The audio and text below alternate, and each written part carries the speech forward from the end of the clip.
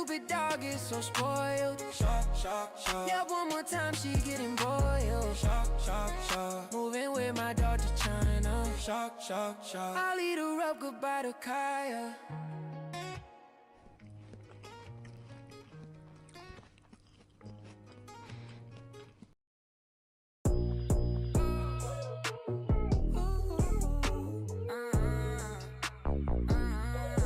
Okay to be hot like it's Arizona. Don't mind my persona, I still got my diploma. If it's 4, then 5, run them over. Can't do mediocre, that be way below us. If I die, at least I know I tried. Yeah. Even if we sleeping on the sofa, don't need no promoters, I still got my diploma. No diploma, but I pay your tuition. No better lesson. All right, everything should be working here. I think we got everything going. Let's find out. How you guys doing? Welcome in.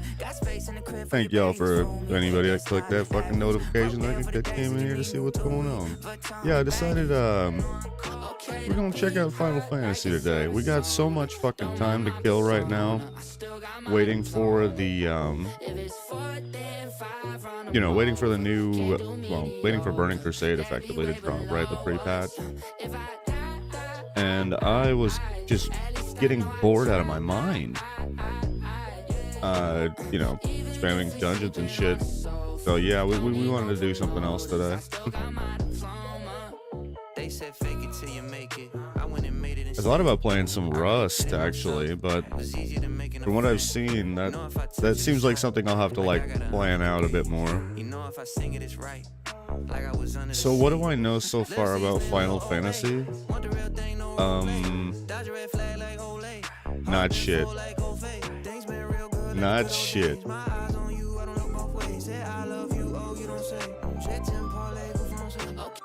Je te parlez-vous français? All right, so yeah, we let me make sure. It looks like the audio looks good. We can actually bring down the music just a scooch. Yeah, just a scooch there. Nice. That way we can hear, the in-game music. Holy shit, it's still cranking. It's like I got the whole band just chilling here, in the office with me. Boom, boom, boom. All right, here it is. Wait, Lich, is that right? I think we're supposed to be here. All right.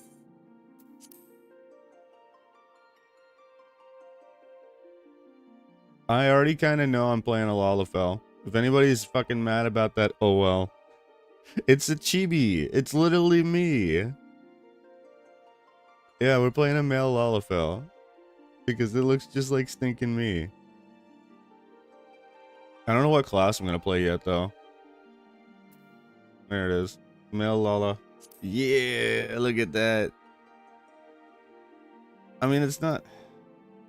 What are the elves? Are these the elves? Yeah, these are like the elves. But they have the pointy ears too. See, like it, and I could actually be a Lalafell in this world, I guess. That sucks though. I don't want to be the midget class, the midget race, right? Gonna be like, really hard to see. You get lost in, overhead compartments.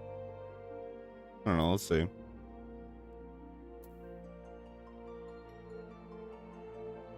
Ooh. So you have to buy the expansion pack to play as the bunny people.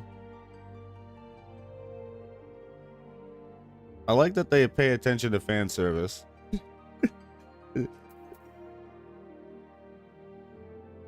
Oh wow. Honestly, the Aura chicks look really cute. That's cool. And they got the tails? What? Bruh. I would totally play one of those too. Let's go. They have tails too? Cool, cool. What about the? Yep. Whoa. Holy.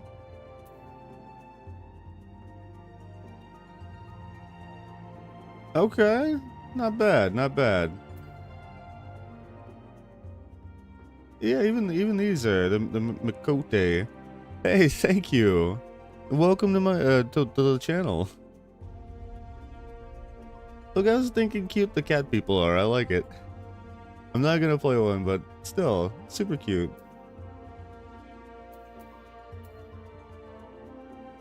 Alright, so far we have the tier list. I'm gonna say it's the Nikos of Final Fantasy. Yeah, I could kind of tell. They're the cat people. I love it. I have to, okay, so my tier list though, we're gonna do a tier list of the cuteness. I'm sorry, but the aura chicks definitely take #1 as far as cuteness. I don't know if it's a combo of the tail and like the ear thingies, but holy cow, they're super cute. Yep. Yep, I'm calling that one. And then,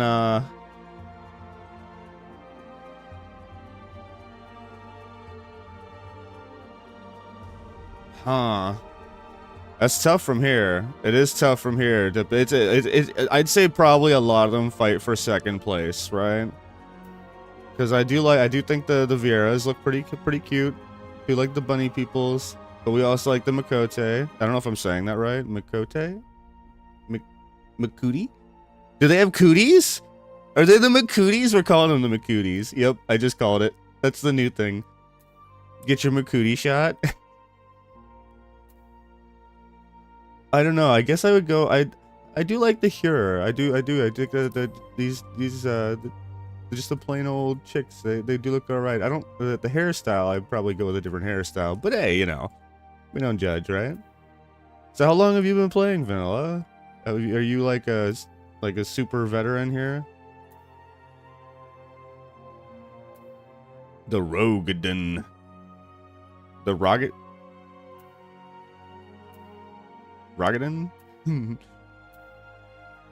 They're kind of cool too. You like that you know, the buff mommy kind of thing, you know?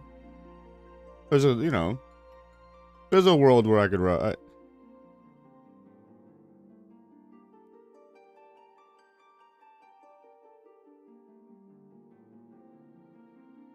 just say how you like, no one's here to judge. Well, that's the fun part, is even when they are here to judge, I just say it anyway, because it makes them mad. Oh man. That's like the new killer in Dead by Daylight. Oh man. Kraus? Yep. Yeah, I love her. Watch people get so triggered over saying her name wrong. It's not Kraus! Oh man. I do want to play a lolly. Yep, we're gonna play a Lalafell. Just because it looks so, it's a chibi. It's literally me. Right? Like, look, how could you, I mean, it's, you know? I'm just saying. As a fellow chibi, I gotta, you know, we gotta rock it. So I think this is what we're gonna do, at least for the first one. All right. Where do I? This one?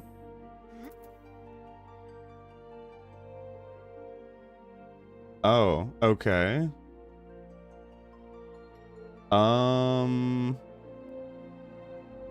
Interesting. So it looks like it just changes the stat split around a little bit. Yeah, very, very slightly. It looks like slightly more dex on planes and slightly more mind on Dune folk. Send his elf on vacation? No.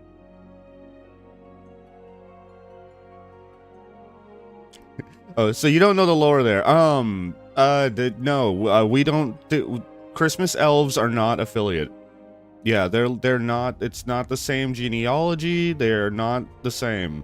They're a whole different kind of elf. Actually, the rest of us kind of like we don't even like consider them to be real elves, if we're being honest.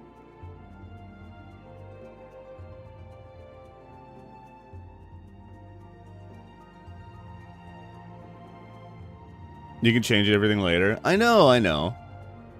But I'm stuck like this for a little bit, so I gotta make sure I like it, right? All right.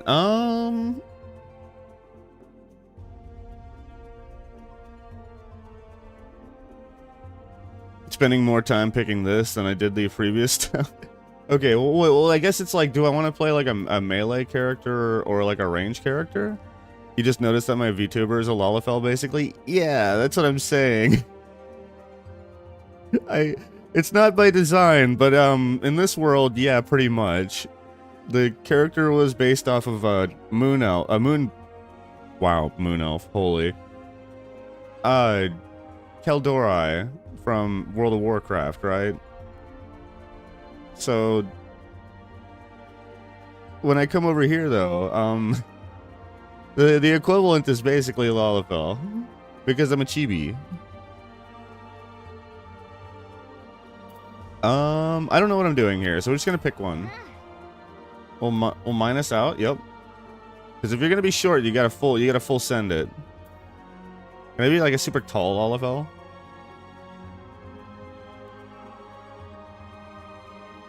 You used to play WoW? Nice. Yeah, we're like, I'm a hardcore classic WoW player for the most part. I played hardcore classic WoW for several years, and then we kind of bounced around and did some other games. Then we took a long break from streaming, and now we're back. And it's like, we're gonna check out, well, we're probably gonna check out the Burning Crusade expansion drop. It's about to drop a fresh Burning Crusade on one of the anniversary servers, so I might look at that, do some raiding over there. But that's still quite a ways out. The pre-patch for that doesn't drop until like the 15th or the 16th or something. Don't skip the main story quests. Yeah, I won't. At least I'll do my best. I was sad because there's actually a video that I already had to skip. Well, I didn't have to skip, but I didn't show it on stream, right? The one that you get to see when you first like start up the game. I was trying to show everything on stream, so that, you know, anybody that wants to watch the new player experience, if I wanted to put any of this on YouTube or something, you know, I could do that. But yeah, there's one video you guys missed, the lore video. I'll have to go back and see it again or something. I'm gonna be honest, the lore stuff, I'm gonna do my damnedest to keep up with the storyline, but it's already kind of going in a lot of directions. And I'm like, oh gosh. Oh no, I need to start keeping notes.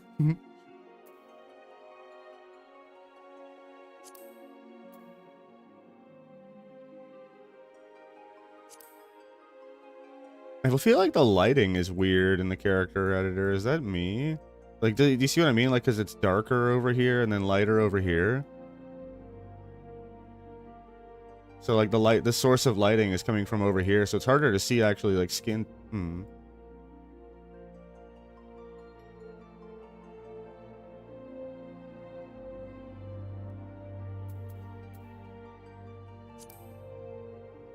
You say keep notes? I'll do my best. Go, like, all white.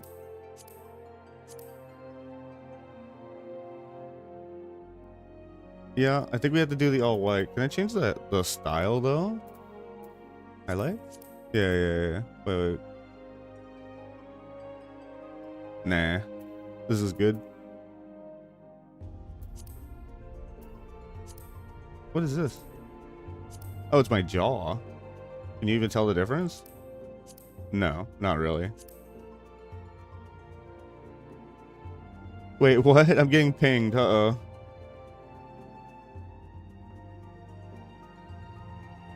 Being a veteran, sometimes you can't keep up with the story. That's reassuring for sure. Because, yeah, I watched the intro video.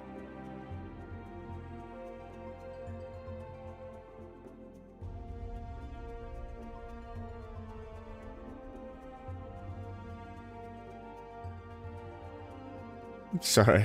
I got a couple friends that are mad that I did this stream today because they're at work. I'm like, well, I gotta, you know, I gotta stream. But yeah, the intro storyline was already kind of a little bewildering. Like I said, I'll have to watch it again. There's a lot of names and things going on and things to keep track of. What do we got here?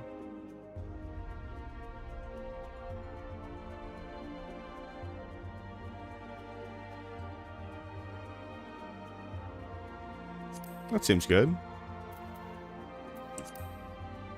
So do you like raid in this game?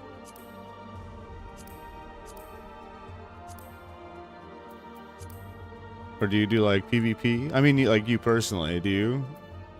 What kind of, how do you usually play? Like what's your preferred way to go? In RP'er? Odd Eyes?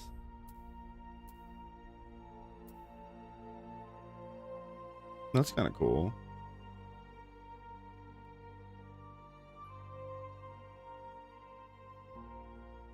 But no, I want to keep it kind of as close to YL as possible. You craft, raid, and hang out with friends. Cool. Yeah, I'm excited to see a lot of the in-game like world building. I've seen a lot of stuff as far as like housing and all that. Though being perfectly honest, I haven't really watched a lot of content for this game. Since I just haven't ever played it, so I've never had I never had like the context. I'll go tiny small nose. Yep. So I'll definitely gain some context today. I think just tiny mouth. What is this? Lip color? Can't even tell the difference. Oh. Do we get some lipstick? You guys would never know if I had lipstick on. Mm-hmm. You could never know. I could have lipstick on right now.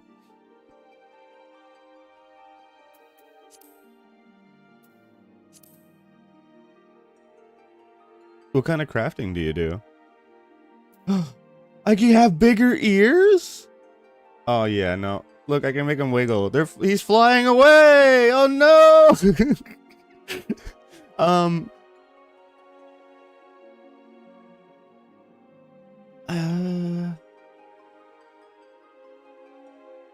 Are 4 the closest? It's 1 or 4.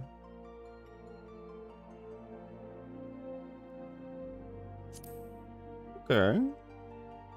I think. I don't. Yeah, kinda. Mostly just stuff to put on the market board or glamour items. Okay.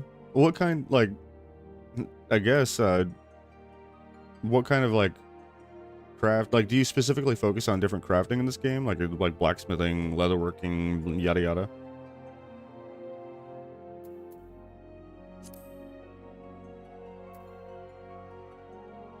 We obviously have to max out the ear size. Duh.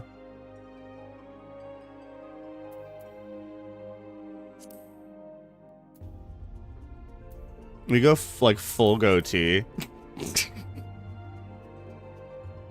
I'm so like, you guys would never know. I could have a beard under here. Wouldn't make sense. You know, given that the character was female. But no, we're not gonna do that either. This is kind of cute though. It is kind of stinking cute, right?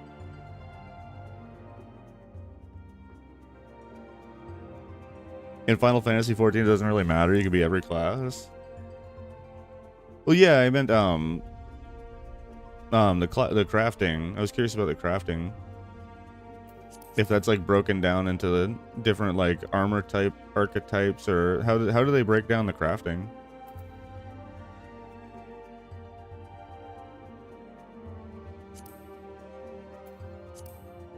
Oh, can I get my tattoo? Probably not, right?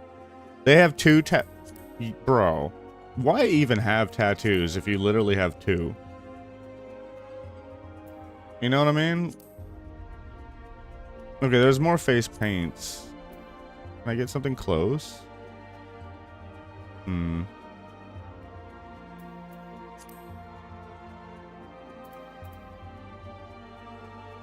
Not really, huh?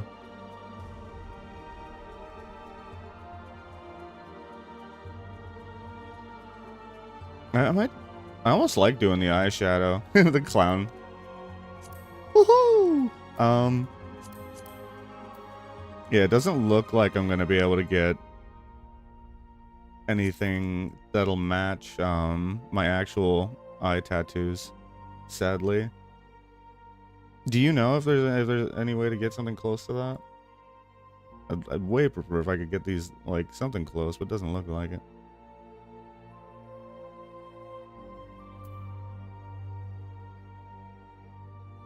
We just might do something stinking cute, like a little heart.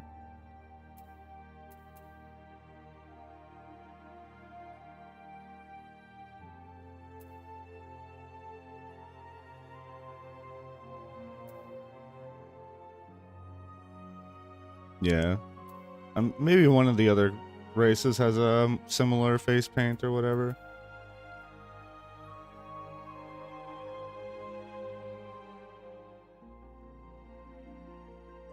I think we just send it like this. What is small clothes? No, no, no, no, no, no. Nope. Did not. Didn't. They have armor, carpenter, leatherworker, blacksmith, goldsmith, weaver, alchemist, and culinarian. Okay. It's interesting. Carpenter is like housing stuff, I'm assuming. What is a goldsmith?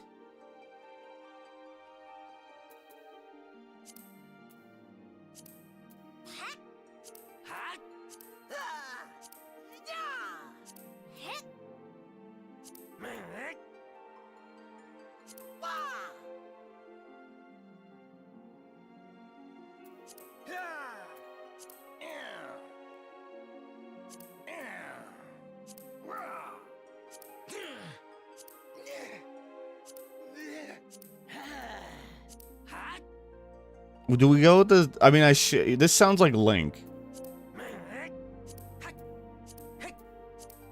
right? This is Link.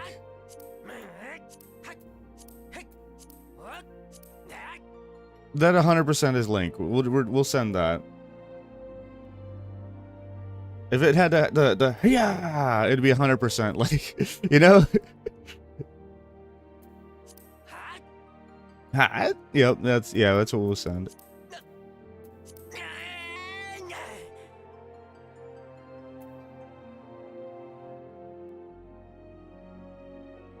That looks good. Where's my name? Wait, did I already pick that? I probably already picked that, right? Comment. OGYL look.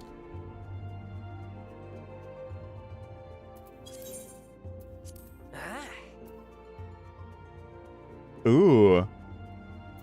Alright, Vanilla, what's my birthday?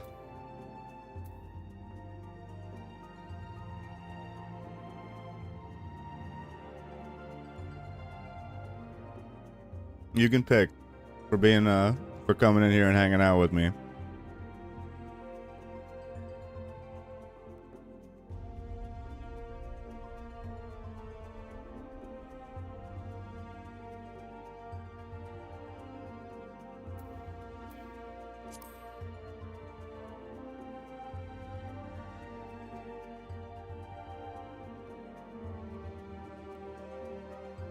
You just picked a random day?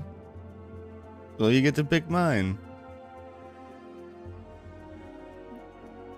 Because that's literally what I would have done. Now you can pick my random day.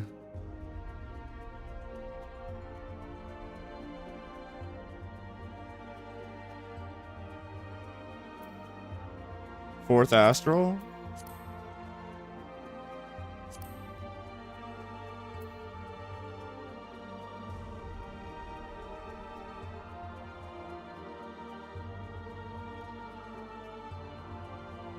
This music goes hard.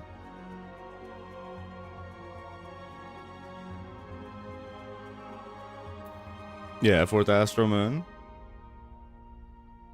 And the 15th. Got it. All right.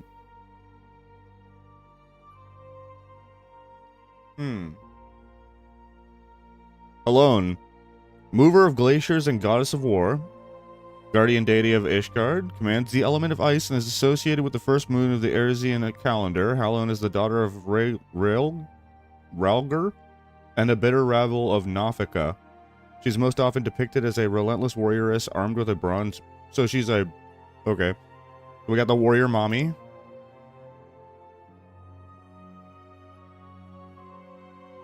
We have the maid mommy. We have the librarian mommy. All right, all right. I see the themes we're going for here.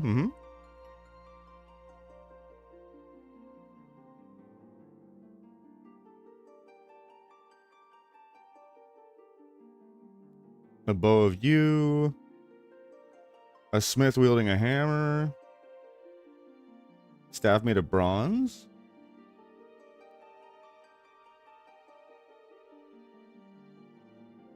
Let's just do this. Why not? Let's just something else that's like way more. Ooh, the hourglass. Yeah, we'll send that. All right. Doesn't matter unless I'm into RP. I doubt we will ever. From what I've seen, RP is not. That's like you have to like specifically curate and build a channel for RP content. Otherwise, it's kind of, it's like very awkward at times, right? All right. We'll get into the meat and taters. What do we have for tank? We have Gladiator and Marauder for tank. Okay. That goes into Warrior and Paladin. We have the Conjurer. We have one option for healer. And then we have a shit ton of options for DPS here. Okay, what do we got? We have the Monk. The Lancer. The Archer.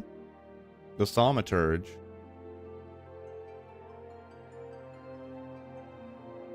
And the Summoner Scholar.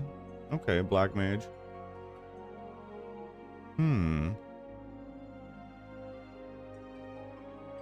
Oh, you're right. It does change where you start in the world. I see that. Okay. Interesting.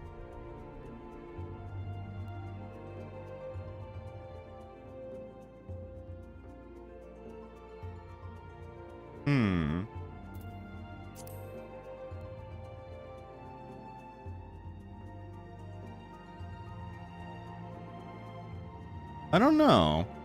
I'm kind of mixed feelings on this. I thought, like, in my head, I was even thinking about maybe starting off and playing a white mage to actually play a healer for one time.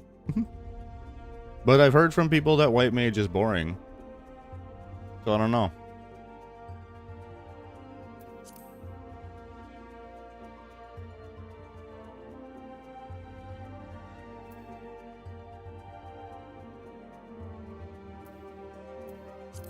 The other way I would end up going would probably be a tank.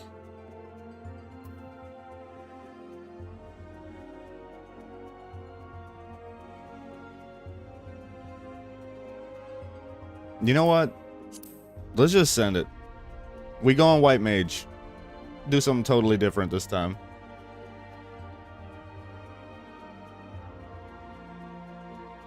Wait, will I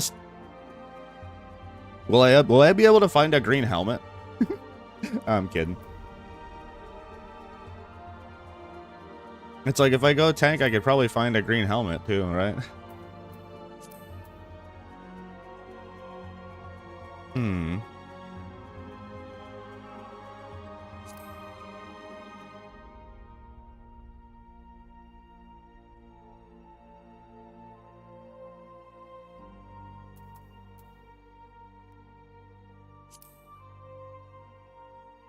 So it's probably down to...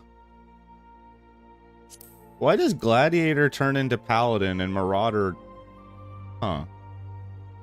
It's just odd that Gladiator turns into Paladin. You wouldn't think that that line of work would lead into a Paladin position, you know what I mean?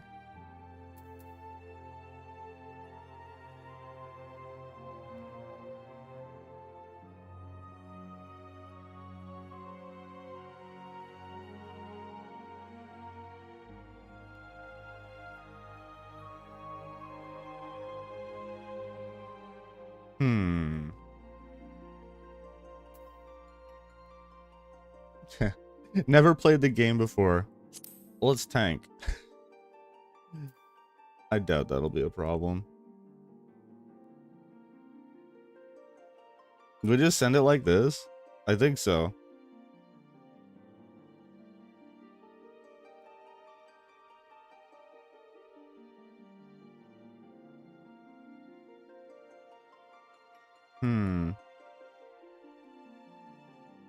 I guess what's in higher demand?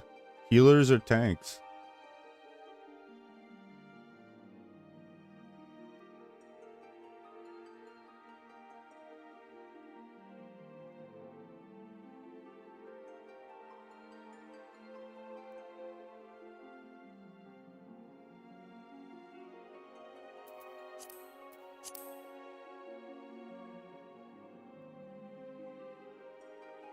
Oh, shit.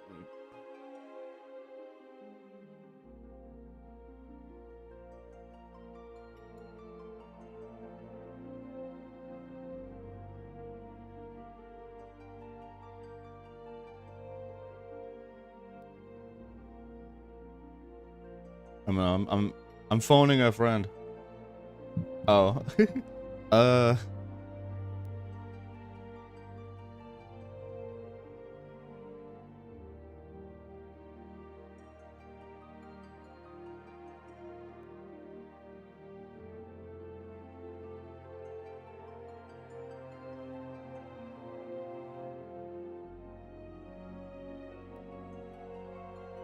Alright, 1 sec here. I gotta set up my phone.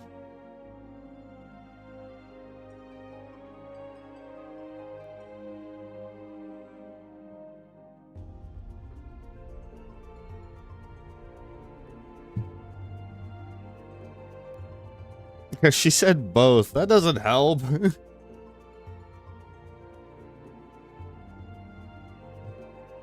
Well, shit. You can play as many jobs as you want. Yeah, I know.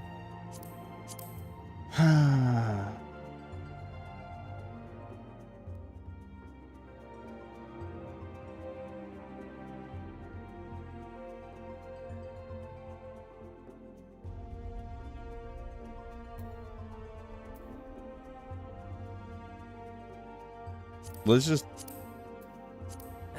Yep, fuck it. Wait. No. Not Lich.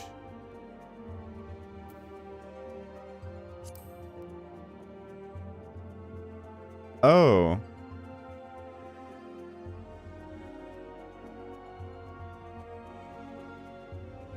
That world's full?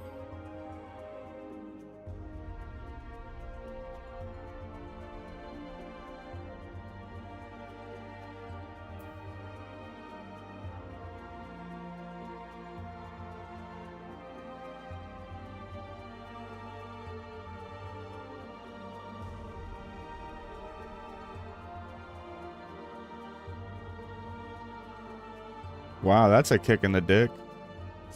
I'm not allowed to make a character.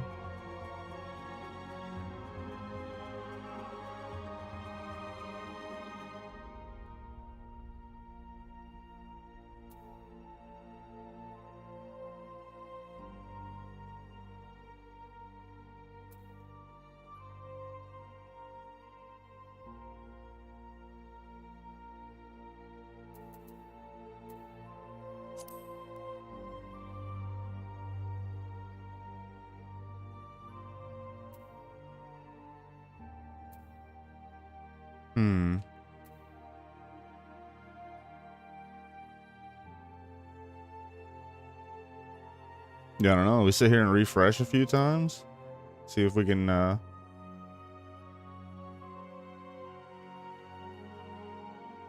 See if we can squeeze a character into this server. I know it says that you can use World Visit to play on this server, but I have to imagine that that's not the same thing.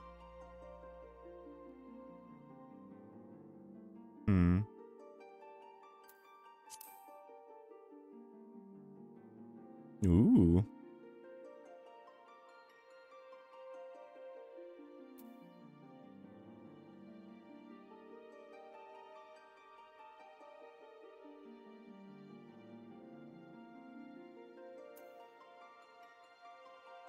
So we will wait out.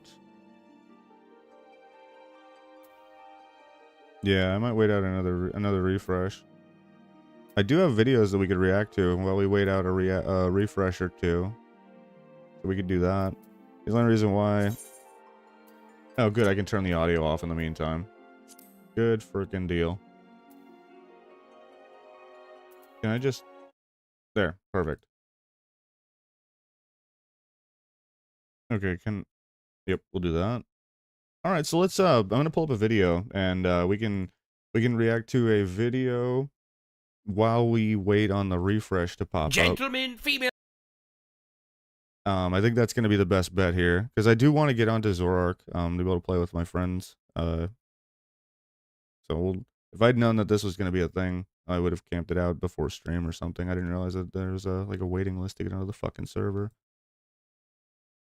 That is annoying. There shouldn't be new, like, I feel like new players shouldn't be restricted like this, right? Because that keeps people from playing with friends. Which that's gonna keep people from wanting to play your game. Like if they came into the game and they see this shit where they just can't play with their friends, you know, that's an immediate like, oh, well, you know. Let me see here. Is it this? It should be. Yes. All right. So we have a new Nuxanor video.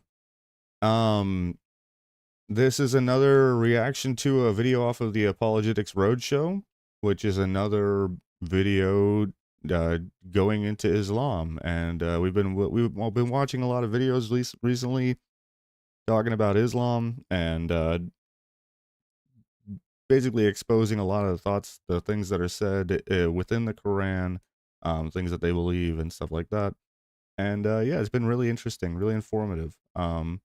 If you guys don't follow Nuxanor, we follow a lot of his content here. Him and I mean, obviously we've got a bit of Rust stuff in the feed right now, but God Logic is up there, David Wood, some Asmongold, and you know, we just bounce around a little bit more Pegasus here and there. But highly recommend you follow this channel. If you don't watch Nuxanor, highly recommend. Good dude. Gentlemen, welcome to today's lore. This was the most requested video. We are doing a lore dive on what... The server doesn't matter? That's not it, though. My friends play on Zorark.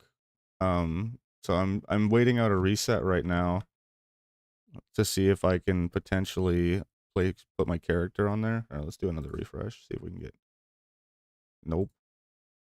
Yeah, it keeps having this, like, it's only letting us play on, like, certain servers. I want to get onto Zodiark, sorry. I feel like if I refresh it a few times, I'll probably get lucky and be able to squeeze a character in. So I figure like if I just do a little thing on the side. No worries. It says that you can do like a world visit or something, but I'm sure that that's not the same as like making a character on the same server as them, right?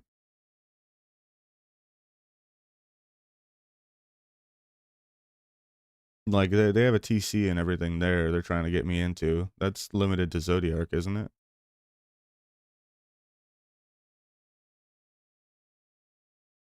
Which I imagine I'm going to be in several. I'm probably going to make, well, I don't know. I don't know how that shit works. Obviously I want to join the, you know, the friends TC, but I'd like to be able to fucking, you know, interact with other people too. So I don't know how that'll all go. Anyhow. It isn't the same, and the FC is limited to servers, and that's what I thought. Yeah, I just really want to play with my friends on Zodiac. So my thought is, I've got a couple of videos that I wanted to react to. Um, we react to a lot of like just random Nux and Or content. If ever you have videos you'd like me to react to, you know, if there's anything about Final Fantasy or anything like that, I'd be happy to. Not only do we have a channel in the Discord that if you post anything in there, it gets put into a playlist that I'll pull up whenever I do reactions.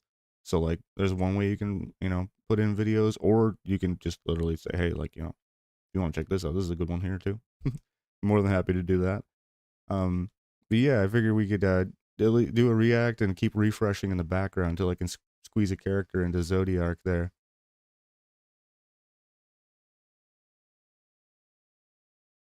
Heaven looks like according to Islam. All right. So the last video we did deep dove the regard towards dogs within within Islam, and we we kind of noticed that it's very normal that Muslims do not like dogs. They just don't.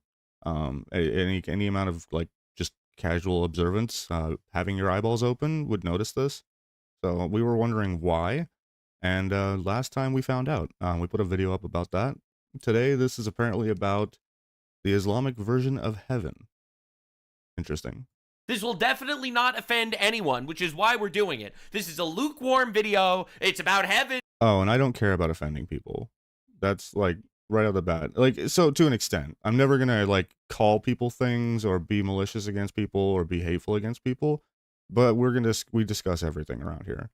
And I do apologize if that's you know, that's bothersome. But yeah, we have very open discussion platform here. Everything is open. I don't like people not feeling like they can talk about things around here. If it's in an honest and open way, anything should be able to be discussed, I feel. All right, and according to the most peaceful religion of all religions, so I'm certain we're gonna have nothing but wholesomeness and nothing at all weird. Now, the title of this video is, if you thought Epstein's Island was bad, welcome to Allah's paradise. But I am certain this is hyperbole, right? Right? Anyway, that's today's lore dive. Every day here on Nuxtaku, we do more lore, the most requested thing. Today's Islam lore. Tomorrow's probably history. We'll see what happens. Epstein Island was like Disney Bad. World for rich and powerful perverts. Right. Because non-rich, non-powerful perverts would just go to Disney World. Damn. Say, you want to come inside my There. clubhouse? Bro! There are only two types of people. I mean, I'll be real here, and I mean this with nothing but love in my heart. There's a major reason why there are a lot of people that, like, you know, that are saying that there are no Muslims on the Epstein list, which is not true because the royals of Qatar were literally on the Epstein list. But there's a lot of people that say that. But the reality is, why would you go to Epstein's Island if you could marry an 8-year-old of your choosing in Yemen or in Syria? Like, I'm just asking the questions that we're all thinking. All right? Literally, the worst flex of all time is saying that there are no Muslims on the Epstein list. But anyway, we're doing lore today. All right? We're not calling anyone out. This is a wholesome video. In America, those who wanted the Epstein files released and those who were in the Epstein files. But why were so many people interested in seeing what's in these files? Arrest the pedophiles, kill them, jail them, crucify them, buy the testicles. That's what I would do. Why was this such an important issue? Well, when we hear about a man offering his influential friends and acquaintances a twisted paradise. Oh my God. That's where we're going. You already see where he's going with this. Oh no. Dude, that's why I always say, like, every time I see someone criticizing Trump for the Epstein files, if it's a right-wing guy criticizing Trump, I agree, the criticism is valid. If it's a left-wing guy criticizing Trump, dog, the Biden administration didn't release the Epstein files for 4 years. Literally, what are you talking about? Shut the fuck up. And no one complained about that. And when it's a Muslim guy complaining about what's in the Epstein files, I'm like, dog, bro, didn't Mohammed marry a 6-year-old? Where they can have their way with young girls. We want to know who was involved. And since Epstein was apparently recording his friends and acquaintances in compromising positions in case he needed to blackmail them, apparently, we want to know who was being extorted and what they may have done to keep Epstein happy. Yeah, for sure. But here's what's interesting. Oh. As sick and depraved as Epstein and his island paradise were, Yeah, pretty awful, pretty they're horrible. an absolute joke compared to Allah and his eternal paradise. Bro, like I know that they say Okay. that like heaven in Islam is like you get 72 virgins. Yeah, the but virgins, right? They're not like children virgins, right? They're like adult virgins, right? Right, guys? Chat, back me up. Allah Oh, is the no. ultimate Epstein, and That is a sentence. That is one of the sentences of all time. you're about to find out why. I'm sure you've heard of the houris Muslims will be given in paradise. Oh, refresh.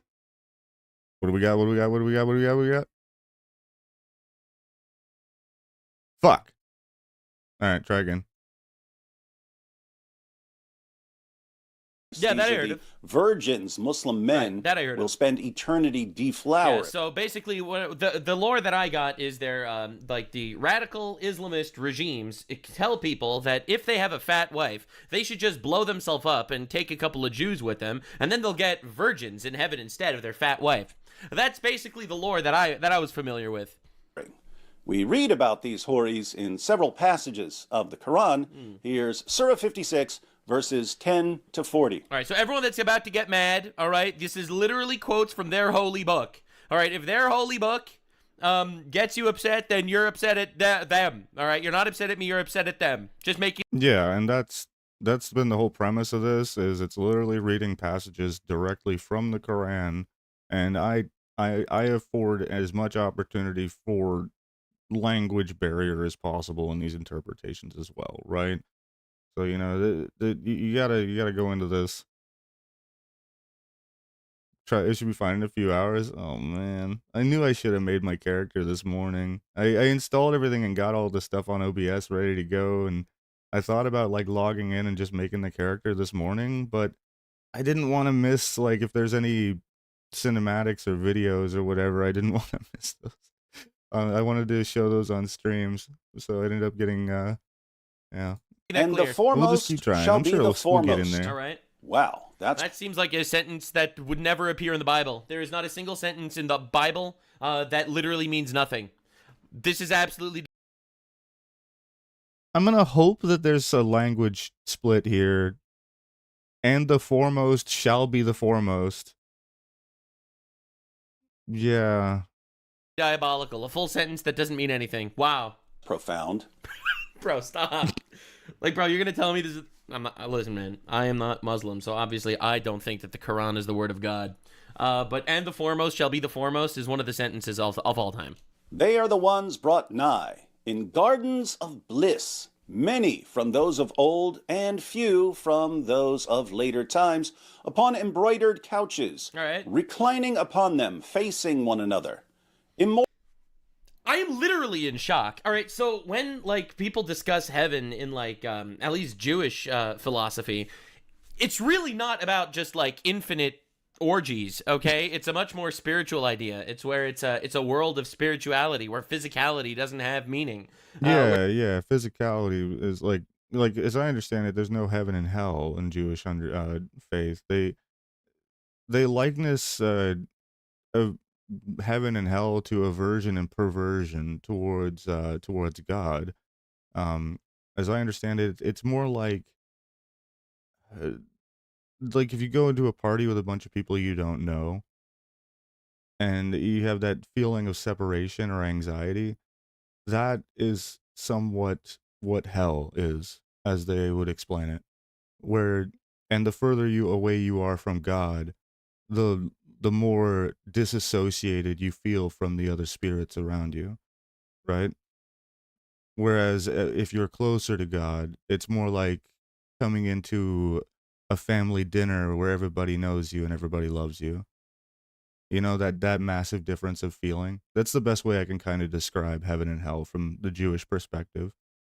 Where you get to be closer to God, spiritually speaking. You understand and recognize his oneness, and that is heaven. You know, a lot more Right. than just just like, yo, I get to... it's some really nice couches and a bunch of virgin pussy. That's big. I get to actually live out all of my depraved fantasies, except this time it's actually cool and not a sin.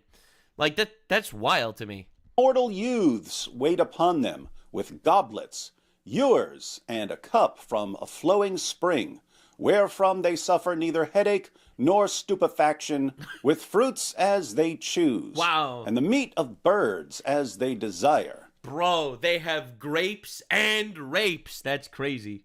And there shall be wide-eyed maidens, All right, the likeness of concealed pearls. It's kind of crazy to me how it's like, I feel like they're just like describing like some Japanese brothel or something.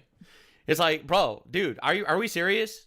This is what God came up with for the afterlife, just like infinite brothel. As a recompense for that which they used to do.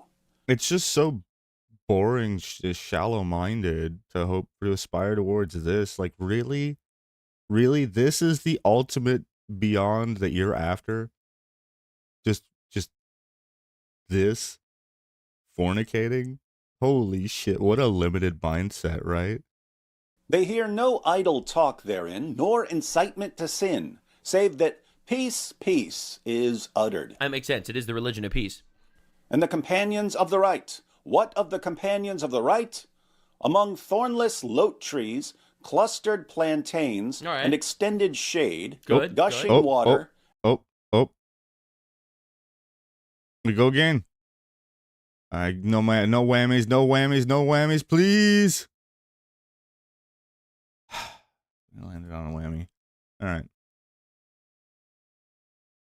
And abundant fruit, neither out of reach nor forbidden, and upon raised beds. Okay. Truly we brought them into being as a new creation, then made for them virgins, amorous peers, for the companions of the right, many from those of old, and many from those of later times. All right. So, we've got the wide-eyed maidens, virgins, who will be virgins. All right. Well, they could be 18-year-old wide-eyed virgin maidens. All right. Have you considered that? In his commentary on this passage, Ibn Kathir quotes Muhammad for more detail. Okay. The guy's name is Anus. That's rough. A messenger of Allah said, in paradise, the believer will be given such and such strength for women. It sounds more like Viking religion than like an Abrahamic religion. You know, you die in battle and you end up with like drinking ale from curved horns in Valhalla. Like, this really doesn't feel like it just doesn't feel like the same God is what I'm trying to say. Again, who am I? I'm just a blue idiot on the internet. Pay no attention to what I have to say. I asked, "Oh, Allah's messenger, will one be able to do that?" He said, "He will be given the strength of 100 men." Let's go. Just don't ask him how you get the strength of 100 men. Am I Look, right? I already did the Al-Zut lore yeah. dive, all right? Definitely subscribe for more Islam lore. We will know everything. Side note, the Al-Zut. So the running commentary is that Muhammad had an evening with 12 men known as the Al-Zut, in which they rode him all night. Yeah, so there's just regular sex jokes about that. You can expect lots of that, as there should be. There is to know about Islam lore. Already the most requested follow-up for Islam is the Black Stone of Mecca, which apparently is just like this pagan rock or something. I don't know the lore. We're gonna do that next time probably on Islam lore. Right? Cool. I've always Someone wondered about else that asked, "Oh, Allah's messenger, will we have sexual intercourse with our wives in paradise?" He said, "The man will be able to have sexual intercourse with 100 virgins in one day." Damn. If you're wondering I thought they were like promised 72 virgins, but they're promised like 100 virgins. how Allah's not going to run out of virgins, keep in mind, he's the best of planners. Here's what he's going to do. Every time you have sex with one of your virgins, Allah will turn her back into a virgin.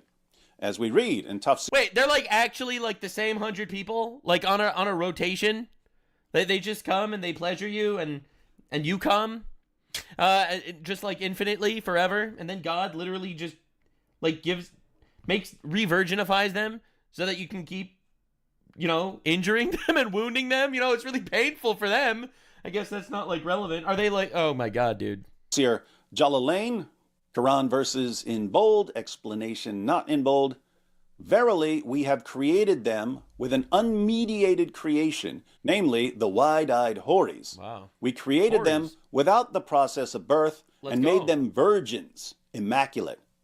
every time their Immaculately conceiving hundreds of virgins. spouses enter them, they find them virgins, nor is there any pain of defloration. Wow, huge. That's I thoughtful. This is Yeah, how That's nice a to the Muslim whoreys. man can have sex with 100 virgins every day. Allah keeps restoring their virginity over and over and over. I mean, for an infinite being, I feel like just creating new virgins all the time would be like just as easy as like, you know, just restoring the virginity of like the already fixed 100 virgins. I don't know. There's just something very like not intimate about this. It seems so like not heavenly. I don't know, man. Forever. But what else do we know about these virgins? Turns out there's an interesting verse of the Quran that talks about their breasts. But the verse gets translated in very different ways. Dude, like, yes. it's mind-blowing. And look, I've read the Bible, okay? Yeah, I know exactly what. Okay. Yeah, he's gonna talk about. All right. Yeah, I'll let him. At least the Old Testament, cover Yeah, to that cover, makes and sense. some parts of the New Testament. None of those guys are like horny writing, talking about how you'll be able to fulfill all of your dark desires that are, you know, Satan's temptations, except you're going to be able to do it in heaven The writer's barely concealed fetish hard at work. now, and it's going to all be a good thing. Like, I feel like that's not a thing. Yes, sure, different people throughout the Bible, you know, they fail at different challenges, of course, and it's regarded as a failure. It's like if you would tell me that Satan was promising these people infinite virgins for them to blow themselves up and kill people, like, that would be more believable.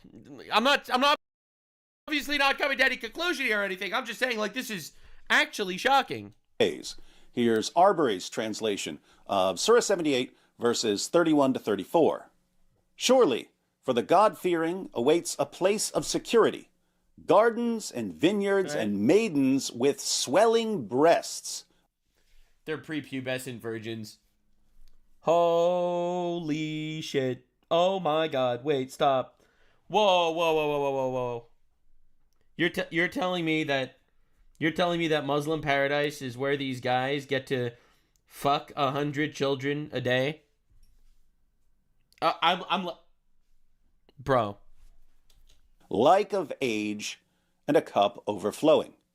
Arbery translates this as maidens with swelling breasts. Bro. There are Muslims who think this verse is about large, fully developed breasts, and they'll say this means that the women are fully grown, somewhere around... Look, maybe, okay, maybe, you know, like, you know, a woman that just gives birth, her breasts swell or something because there's milk, right? Like, maybe that's what we're talking about, like MILFs, right? Maybe it's like infinite MILF virgins as like a twist. Around 33 years of age.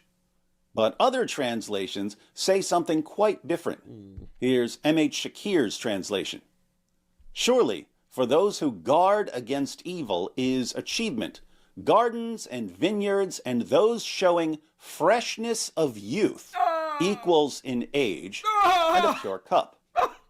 Shakir... You're telling me these people, they die for God and then they become infinite pedophiles? This is the craziest thing I've ever heard. This can't be real. Like, people don't know this, right? Like, this isn't, like, accepted widely, right? Like, this isn't, like, a core tenet of the religion or anything, right? Right? Doesn't even mention breasts. Why is that? Yeah, well, why is that? as Muslim scholars have explained, Surah 78, verse 33, isn't about swelling breasts.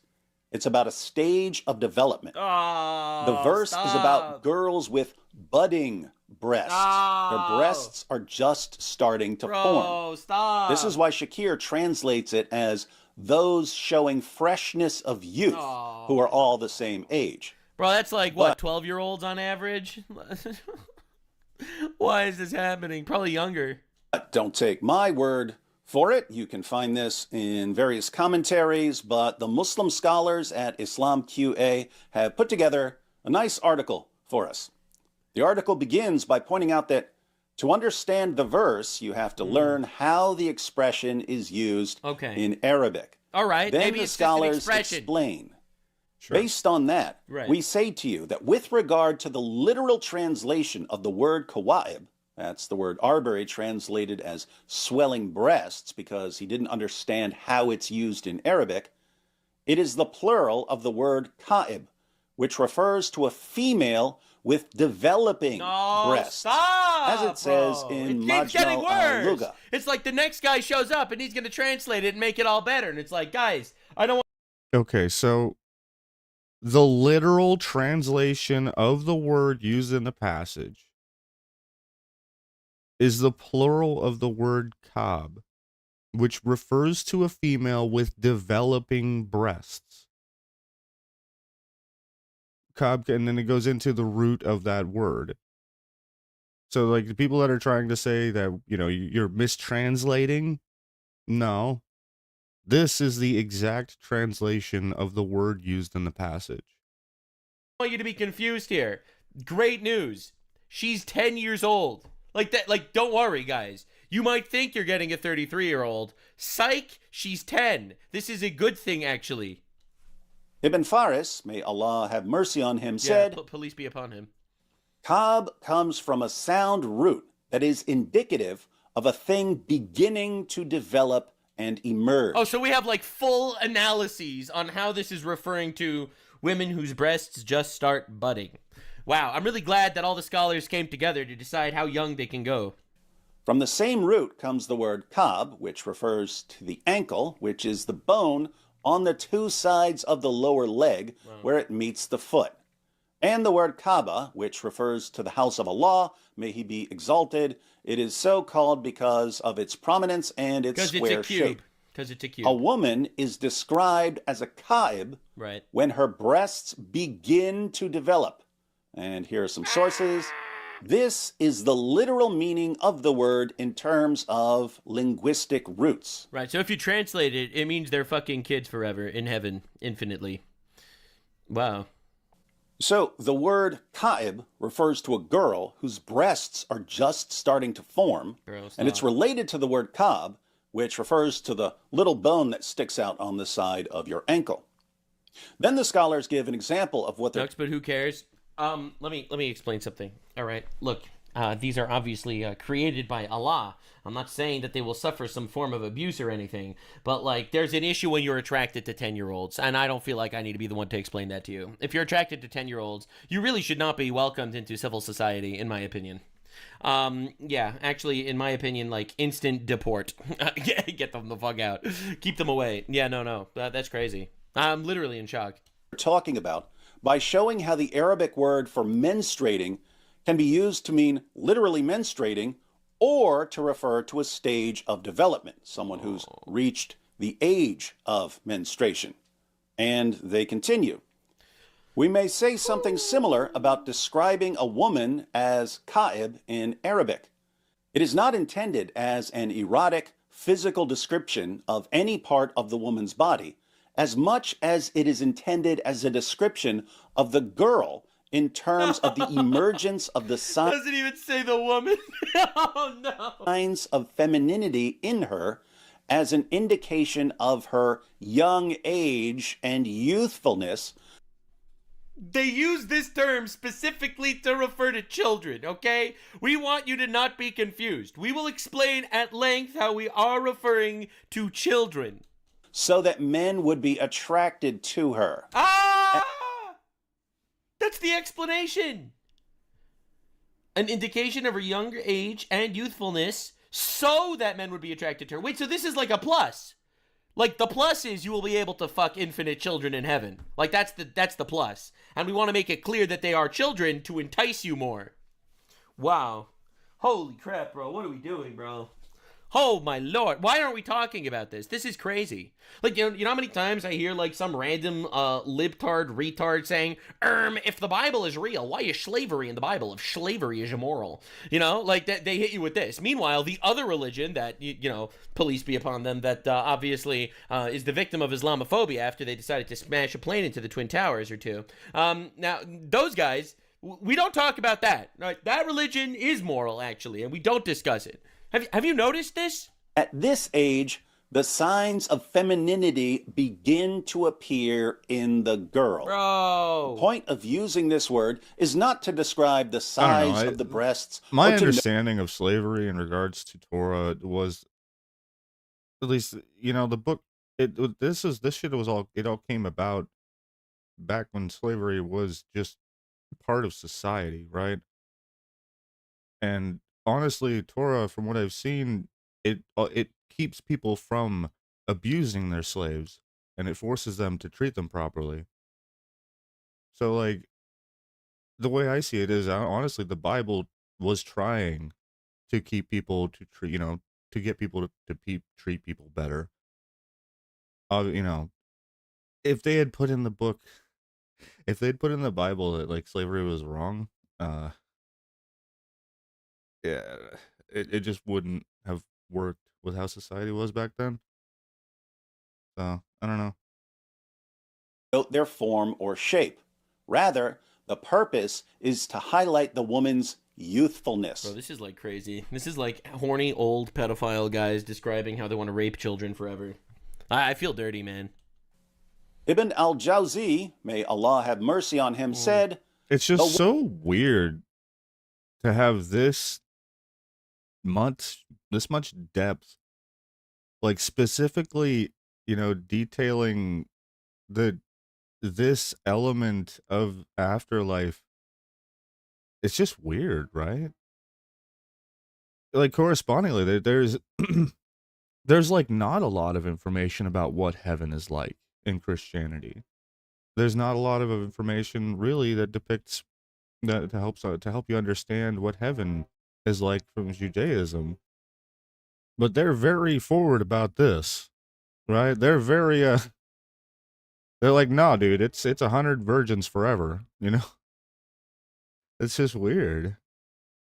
woman is a tifla, little girl, when she is small, walida, when she begins to walk, then a ka'ib, when her breasts begin to appear, then a nahid, when they increase in size, then masr, when she reaches the age of puberty. So it has to be like under 14. It has to. Oh, yuck.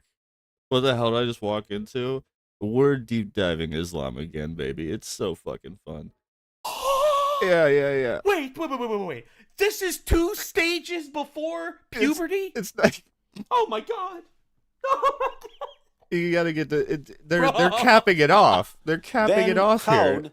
When she reaches the age of a young woman. Bro. Did you catch that? Yeah, I caught that. She's a ka'ib. A ka'ib 2 stages before puberty. When her breasts begin to appear, and that's 2 stages before she reaches the age of puberty. Bro, what are we doing? So for context here, this is describing the virgins that Islam's receive when they go to heaven. This is from the Quran. Consider menstruation as the beginning of puberty. Why is this significant? Well, according to their system, what's the system? Is a prepubescent girl. Yeah. Doctors today treat budding breasts as a sign of early puberty. Breasts begin to form during. Bro, that starts at the same age as pubic hair around penis. Dude, these are kids, man. Like these are children. These are probably like 10-year-olds. Tanner stage 2. Oof. But in Islam, Tanner stage 2 is still prepubescent. What does this mean? Please explain, sir. Hold up. We'll do it again. In the background, we are refreshing the server list over and over again until we can get into Zodiac. We have not yet gotten into Zodiac. We're very sad. I don't understand. Of paradise are all the same age, and they're all Tanner stage 2 forever. Hey, thank you so much. According to Islam, seriously, welcome in. I'm excited to meet a lot of new people here in the Final Fantasy community. You seem really cool. I'm glad to have you on board. Single Muslim man will. And again, as far as React content, please, if y'all want different React content, hop on the Discord, put it in the channel, or I recommend it here. I'm just going through shit that I've put on my list here of stuff that I want to watch. So, If y'all don't want to watch something, well, speak up, guys. You know, I'm more than happy to change things up. I'm just trying to kill some time until we can get onto that server, right? Spend eternity deflowering prepubescent girls. Right. A lot. Oh my Implicitly God, dude. prepubescent. This is crazy, bro. This is crazy, bro. Oh my Lord. Like, why is that so important? It's just so weird, right? That element of it would be dictated. I don't get it myself, but I guess. Deus Vult, bring back the Crusades. I will make sure that all of these prepubescent girls are virgins every time the Muslim men have sex with them. And Muslim women who somehow make it to paradise will spend eternity watching their husbands deflower prepubescent girls. I didn't even think about that. The women are just kind of there watching because, like, I mean, why would this Muslim guy, want to have sex with his, fat 60-year-old wife when he could have infinite child rape instead? I didn't look at it from that perspective, but I'm really glad. So the wife becomes the infinite cuck while the husband becomes a rape factory. This has got to be one of the wildest twists of all time. I didn't realize, like, I knew the 72 virgins thing, it's like or a whatever, rape but conveyor belt. I am literally like, my jaw's on the floor. Allah is therefore the infinite Jeffrey Epstein, and his paradise is the infinite Epstein Island. Actually, now that I think about it, Muhammad was the one who was using these promises of an infinite Epstein Island to gain control over people. So Muhammad, my God, dude. That's right. He convinced people to convert in order to get infinite deflowering of children in heaven or something. Muhammad would be the infinite Jeffrey Epstein. Bro. Ghislaine Maxwell. It's crazy to think about this because if you just, like, go to Google, right? Seriously, try it. Go to Google right now. Who's the best person ever? All right, you literally type it into Google. Oh, yeah, Who's the I saw best that. person ever? Muhammad comes up. The response you get, well, obviously it values different. It's always different. But, like, bro, who is the best person in the world? Obviously, Prophet Muhammad. Obviously. Wow. Was the one who would recruit the girls. Bro. So Allah. Let me see something. And it's like,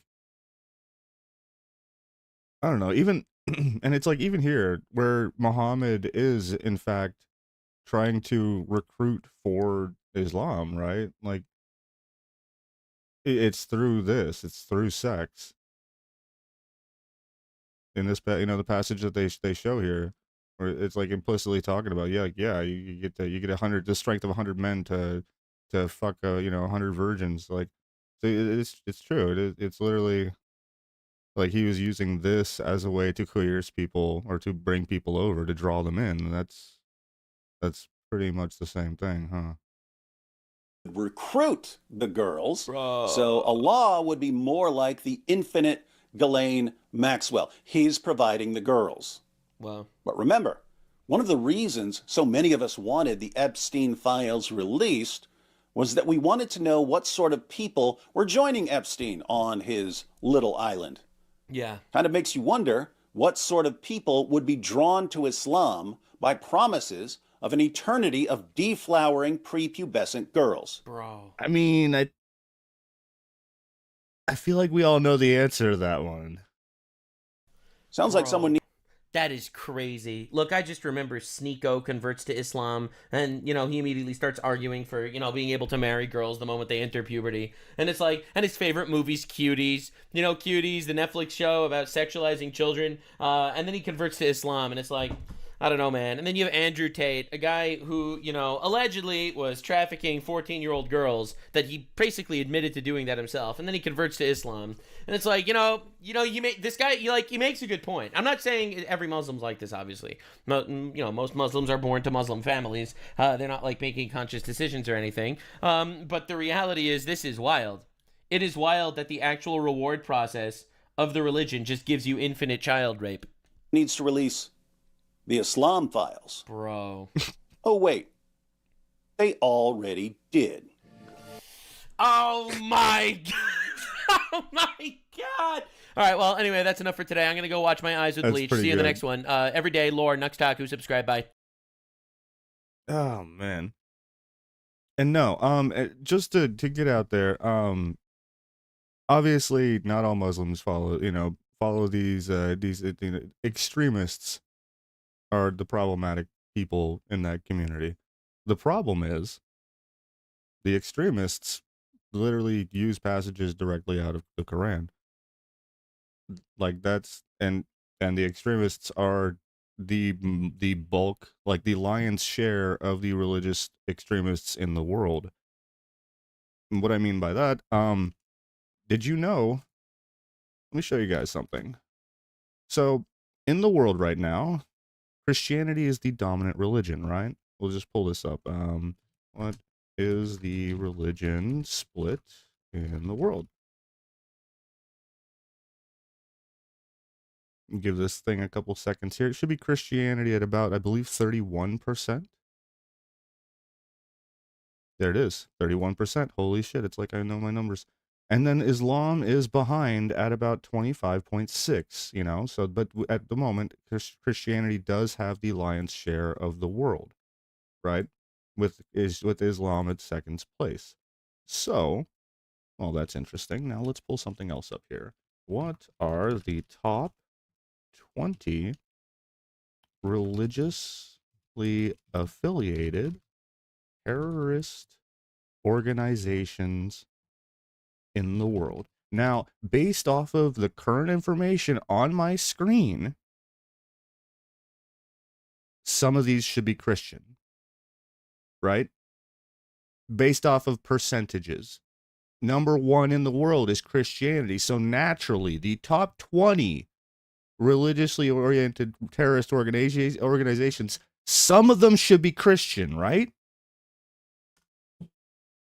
Well, let me get you guys some information that might change your opinion on some things. If Grok can ever pull its head out. Holy shit. A lot of people grokking today.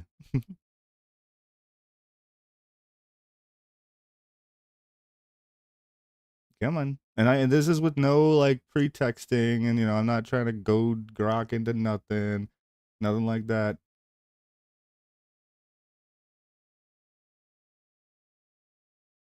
This is like a fresh start, no pretext up here.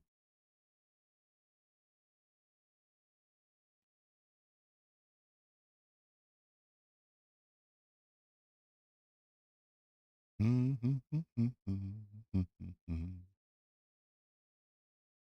on, Grok. This isn't a tough one. It's just double checking, right?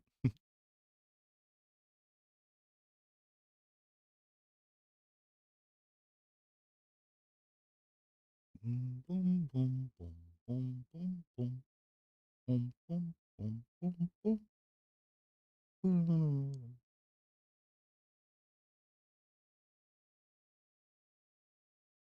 Is it broken? Did I break it?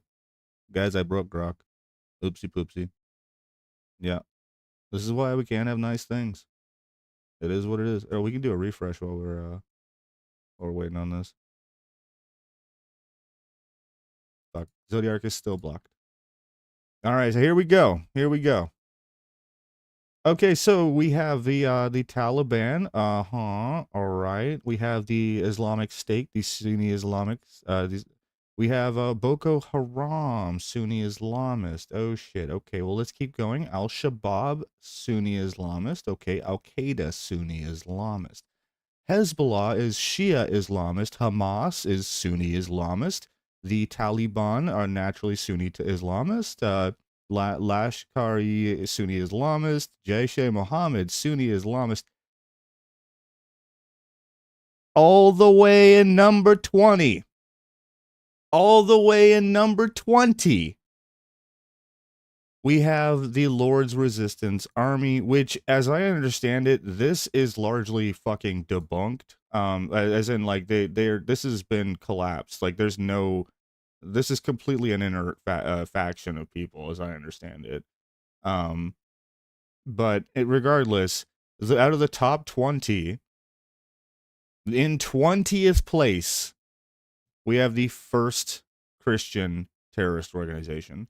So, like, with the largest group of the world being Christianity, yet Islam has a vast disproportionate amount of the worldly, like the terrorism that happens in the world, and it's because the Quran is written in a way that in a lot of manners incites terrorism. There's not differing ways to, to discern these things or to read into these things so much to an extent when it comes to the Quran. It's very, very straightforward about how it and that's why terrorism happens more often from Islamists, because of the way that that the Quran is written. I don't believe that Islamists are evil people. I don't believe that at all. But I do believe the Quran needs reform. It just does. It's an outdated book, and the things that it preaches, the things that it reveres, it's not in line with what I would even believe are today's Islam, Islamic followers. But the problem is, it's in line with the extremists. Many times, they will have to have a mental gymnastics answer about how that passage from the Quran it translates differently, where there's some nuanced reasoning for how it's worded and things. They got to jump through hoops to explain this shit to you, because it's the way that it's written. It's usually very condemning. We get another refresh in? Let me see. Hey.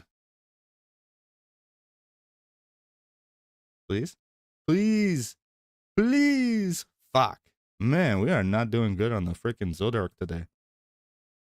It's sad. All right. So that is yeah, that's some stuff about Islam, right? We'll see what else we got on the list here.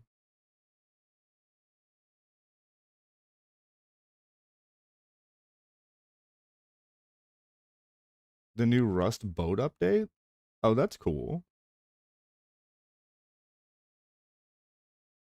Interesting.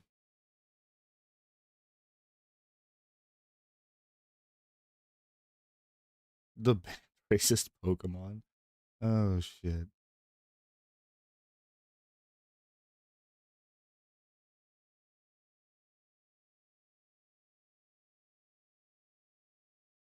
Okay, we got some Rust players here.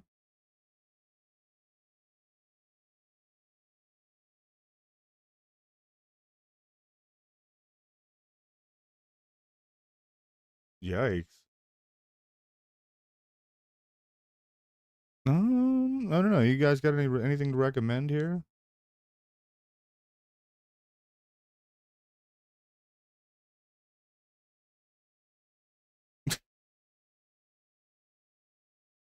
What the fuck? Is this all AI?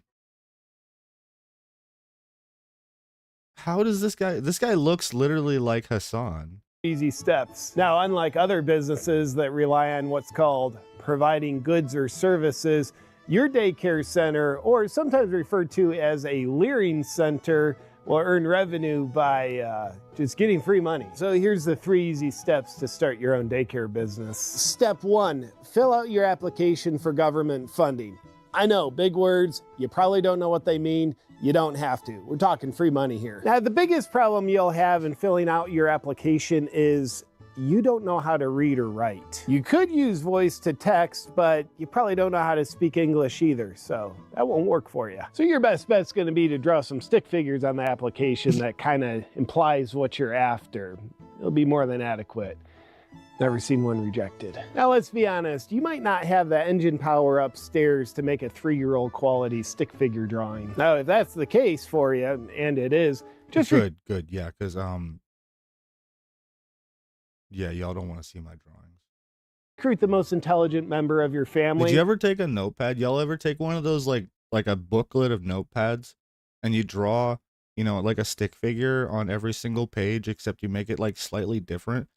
Bro, if anytime I found a teacher's little notepad, like a little pack of notepads, I would so steal that shit, and I would do some little fucking like fight series between 2 stick figures with swords or some shit. Oh man, I love that. It was so fun.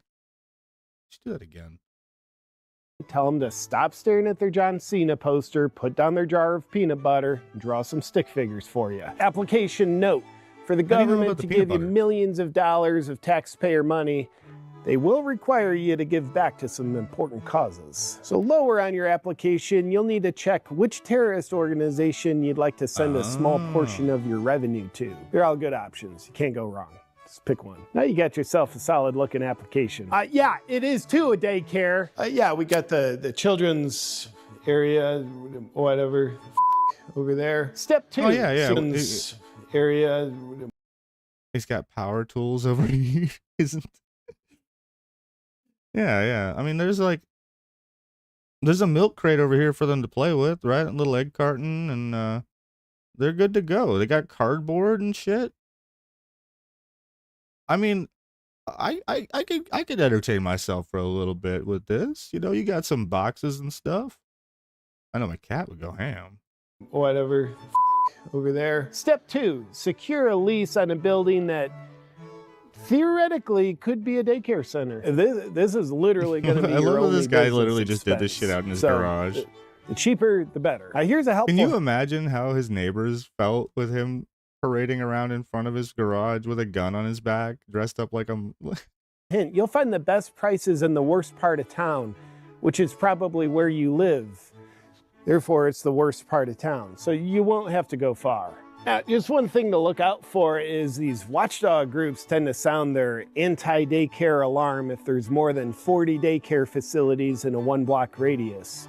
For whatever reason. Weirdos. Whites. So when you're selecting your location, just spread out. And a good rule of thumb is, with your arms stretched out, if you bump into another daycare facility, you're too close. Just like social distancing. Okay, so you get the double arm. Okay, I mean, that's not bad, though. You can still stack them pretty deep, yeah. Daycare science. I just tidy up a little bit. My mom and aunt are coming over later. No, just the one person. Why? Hey, do you know what this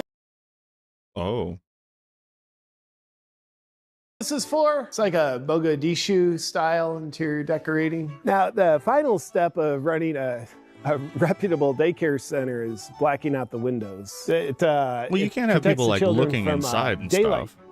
And other harmful things. Harmful daylight. And just like that, now you're open for business. So go inside, lock the door. If you can't figure that out, they usually turn like this. And wait for the checks to roll in. Oh, and occasionally you might need to step outside and defend your business from what in America we call angry taxpayers. Who's there? There's a damn whites outside again. You get out of here. This is a daycare. No, come on. Ugh. Intimidation, threats, maybe a little bit of violence. Those are good American business owner best practices for dealing with those inconveniences. So with those 3 easy steps, you're now the proud owner of a daycare center. And you're a millionaire. It literally couldn't be easier. Congratulations. Let me tell you about a game changer that I'm using. All right, so yeah, hey, maybe we should be opening a daycare center, like an empty one, right? Holy shit, half of this video is an ad. Come on, bro. Let's go. Hit that refresh. Spin the wheel.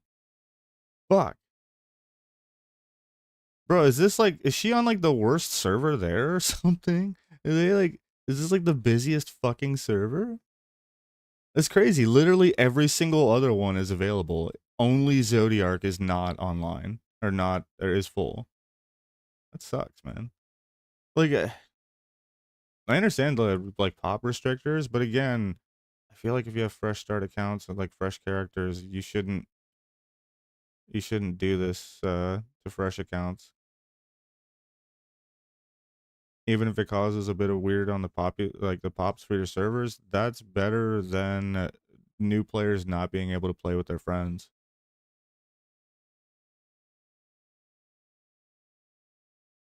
Let's see here. What?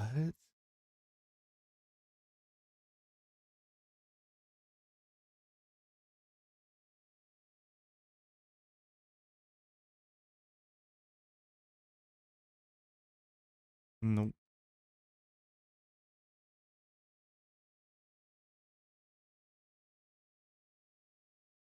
This isn't that long. True.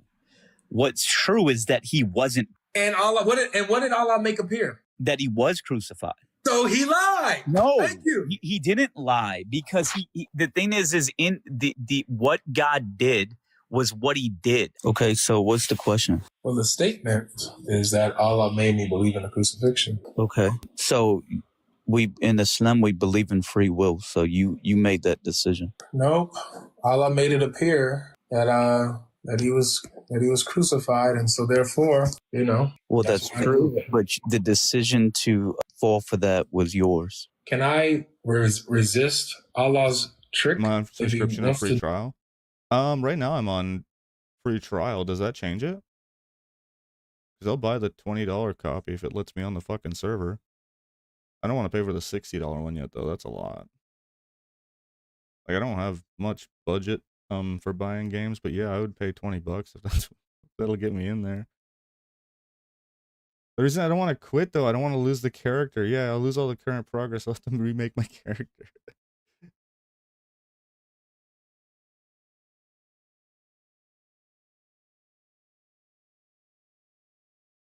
Delude me? Can I resist that? Can you resist it? Yeah, you have free will. You can resist anything.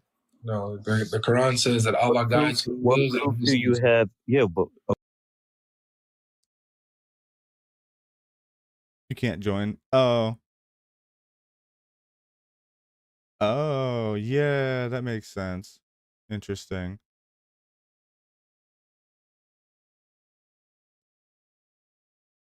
Fuck, I just refreshed again and it's still the only server full. Well, once I get... Man. I really shouldn't spend money. But yeah, once I get onto Zodiac, I'll make the character and then I'll log out and pay for... I guess I'll buy the full copy. okay, that's true. But what proof do you have that you can't you didn't have free choice in that situation? Am I able to resist Allah's delusion? If he wants to delude me, can I resist his delusion? I don't know why you're calling it a delusion. You're just at this point mocking, but the point is that you have free will. In Surah Al-Kahf, chapter 18, verse 29, it says, the truth is from your Lord. So whoever wills, let him believe, and whoever wills, let him disbelieve. Yeah. And chapter 14, verse 4 says, don't trip over those who reject the message, because Allah guides who he wants and he misguides who he wants. Yeah. I mean, but that's when taken in the context, Let me finish, please. And it goes on to say, you cannot guide those who Allah misguided. Is that free will? Yeah, 100% it's free will, because you're taking it out of context. The people who are misguided because they have arrogance in their heart. So they made the initial decision to be misguided, is what you're misunderstanding. This is unanimous amongst all. Why does it say that Muhammad has no capability of guiding them because Allah misguided them? The point of that is that the Prophet Muhammad is a warner. He has no control over who accepts the message and who rejects it. Yeah, but that's not answering the question. No, why does he have no capability of guiding them according to the verse? Sorry? What is the reason why he has no capability of guiding those people? Because he doesn't. He's making it on another server, then transfer it. Don't you have to pay for transfers and all that?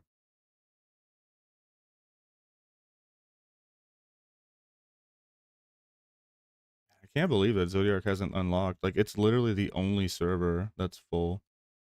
Sad day. Doesn't. Nobody has the ability to... There's a reason. The verse gives a reason. Right. And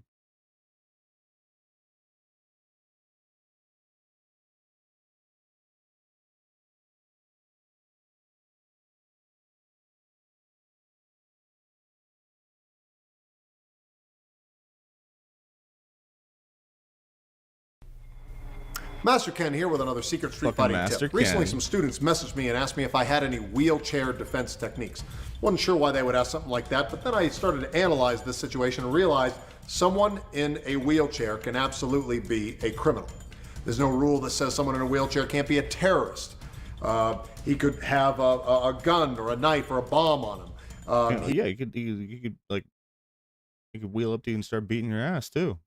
He could be breaking into my house to assault me or my family, or maybe he's just looking for a can of WD-40. But the point is, he's broken the law, he's posed a threat to me, so I need to analyze him, figure out how do I defend myself against a destructive disabled, okay? First thing that he has an advantage of is he is at striking distance with my groin. All the strikes he throws straight, gonna go right to my groin. Gotta watch out for that. Secondly, he can use his body as a weapon. He can throw his limbs at me, and even if I catch one, if I strike it, he's not going to feel it. Okay? Right, because he doesn't feel anything below the waist. Holy shit. Okay? So no advantage there. He is also going to have a very He could sling them suckers around like nunchucks. strong upper body. You know how as people lose their sight, but then their other senses increase. They can hear trains or smell mint from long distances, right? Be able to outrun him, he's gonna run me right over, so I gotta watch out for that too. So what do I do to defend myself in this situation, being attacked by... Man, we just effed.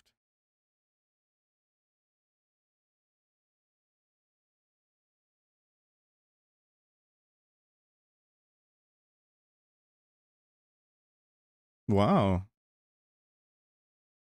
Yeah, we effed here for a second there. All right, we're back. Sorry about that. I don't know, did we... Doesn't say I dropped any frames, but yeah, OBS definitely dropped for a second. Yeah, I saw that. That sucks. Yeah, I don't know if that was just a brief internet outage. I know it is storming here. It's been raining all day, so it could be that. Malin, how do we defend ourselves against a potential, you know, we need to learn some wheelchair defense here. Wheelchair. First thing I'm gonna do, I gotta keep his hands busy, so I'm gonna fake high, which would technically be low in any other fight, right? If we were stand-up fighting, fake high would be up here. But if you're fighting someone that is sitting, that, never mind.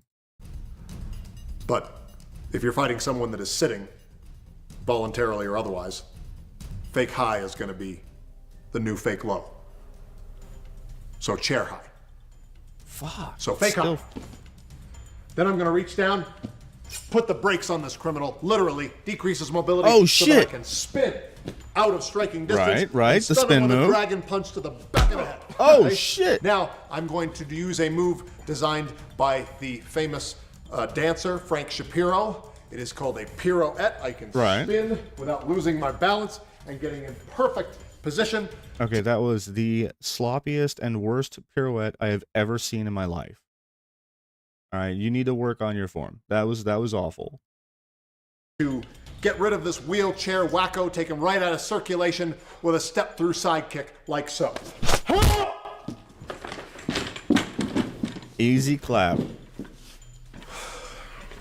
Hold on, I need to see. Okay, so a pirouette, I can right. So you so that I can spin. You start with the hold on. So fake high. Fake high. Then I'm gonna reach down. And you bust the brakes right there. Boom. Okay. Brakes on this criminal, literally decreases mobility so that I can spin. You hit him with the spin out of move. striking distance and stun him with a dragon punch to the back of the head. Boom. Okay? All right. And then you just clock him in the back of the head. All right, we can do it. Yeah, all right, easy. This is duly noted. If ever you are attacked by a wheelchair, you know, pursuer, hit him with the fake high to the brake lock to the punch to the back of the head. Now I'm going to use a move designed by the famous dancer Frank Shapiro. In perfect position to get rid of this wheelchair wacko, take him right out of circulation with a step through side kick like so.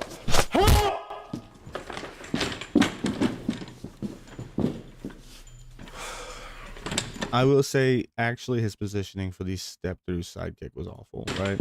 He should have been another full step backwards here. It was like another full step with a backwards. step through side kick like so.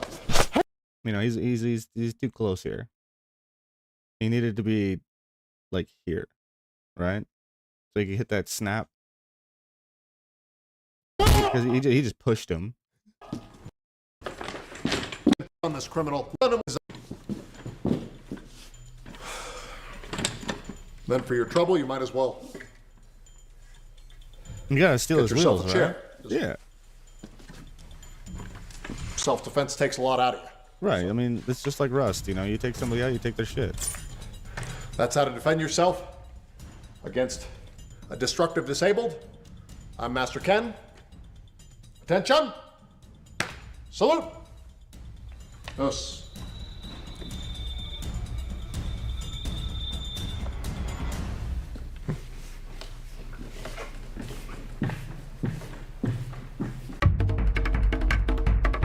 Nice. Still full.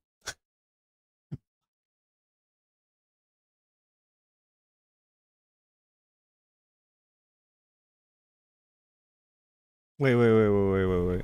Master Ken here with another secret street fighting tip. With everything happening, you know, with ice out and everything, I think this is more useful knowledge, right? If ever you come across an illegal alien. Now, for anyone who watched the news yesterday, NASA announced that there is liquid water on the surface of Mars. You know what that means?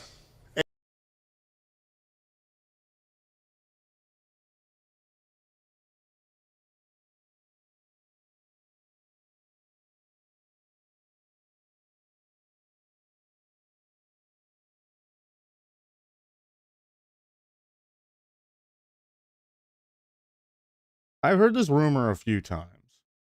Right, no. Okay. That's what I thought. Aliens. A lot of you are very excited about this. Most of you don't care because it doesn't involve a Kardashian. But I've been saying for years that this day would come where we were going to have to incorporate how to fight another species from another planet into our self-defense curriculum.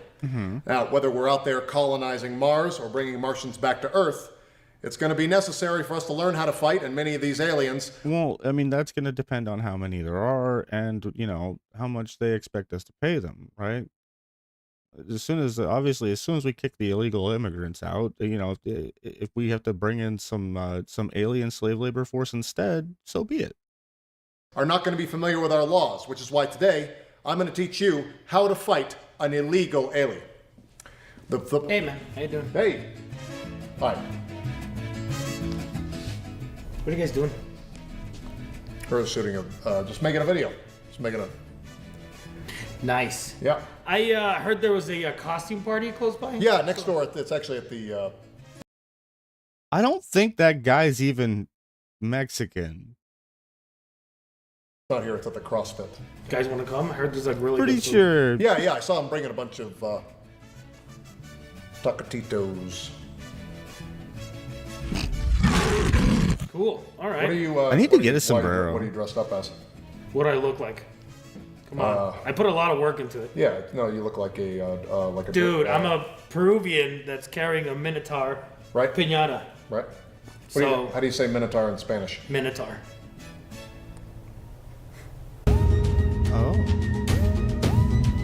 Well, I got that one wrong.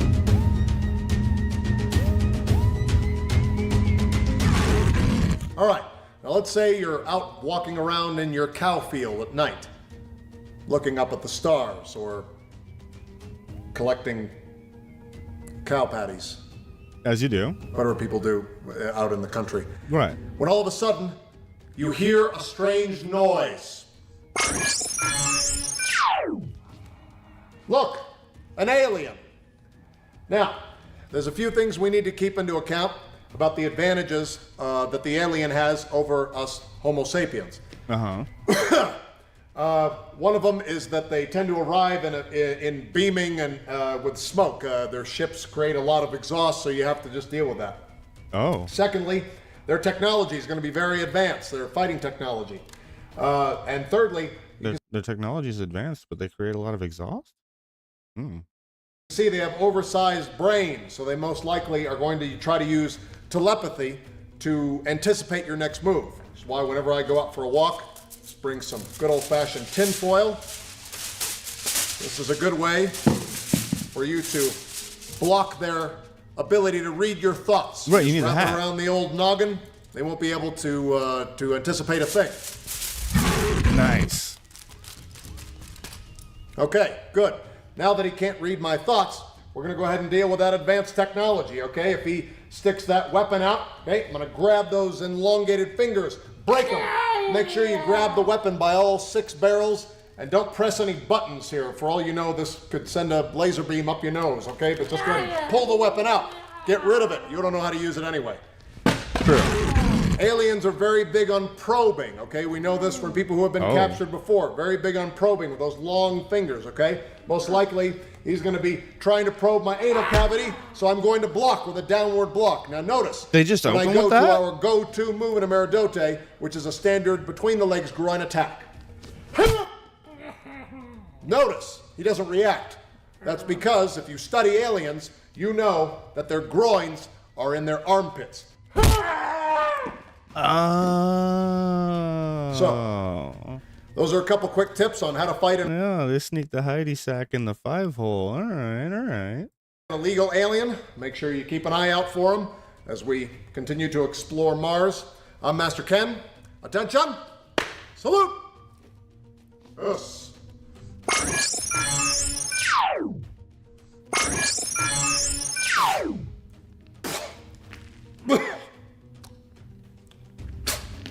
Blah. Oh. Must be from Uranus.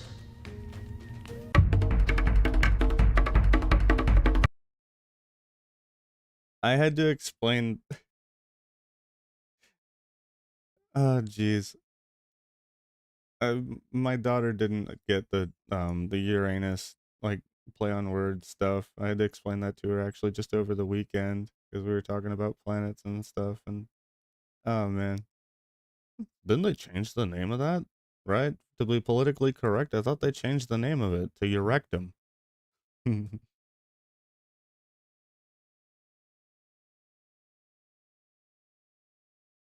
It's still full ripperoonies.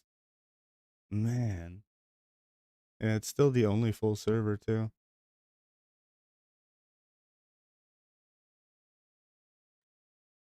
All right. Man.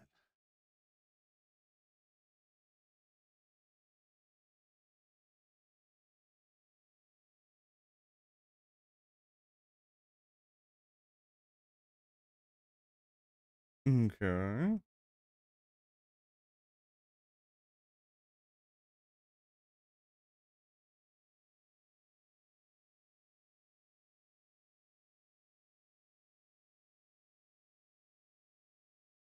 That's interesting. A Kudo expert and more, so you could learn from their good and bad decisions. And to find out who will become the ultimate self-defense champion. So, Welcome to the Ultimate Self-Defense Championship.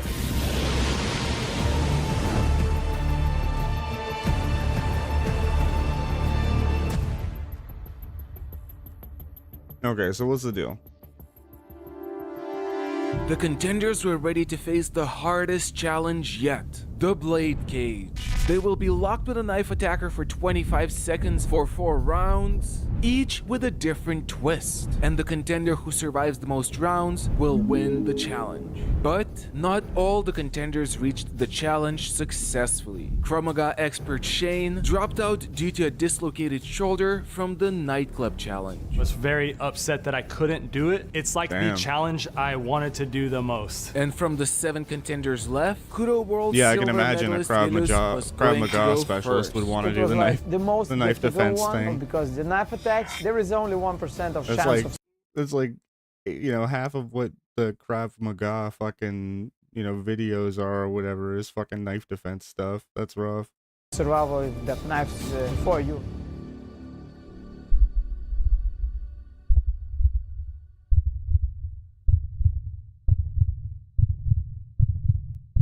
I didn't catch what this guy's what kind of martial arts this guy does. 2, 1, go!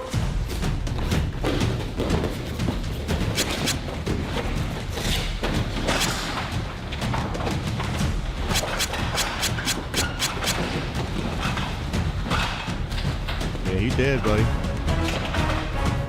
How many do they get?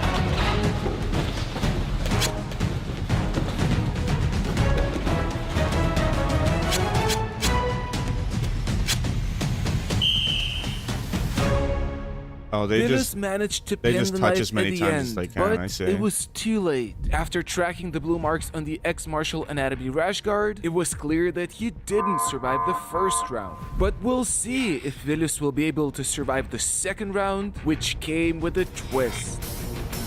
1, go. During the second round, the attacker loses the knife to see how the contender will react. But Vilus didn't care about the knife.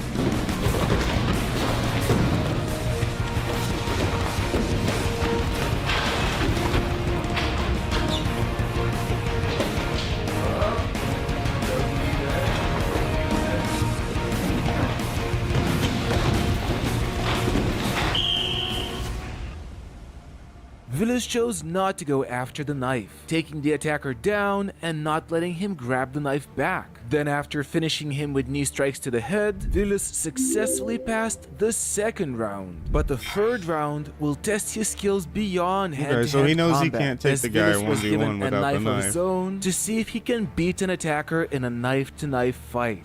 3, 2, 1. No, hold up. Still full.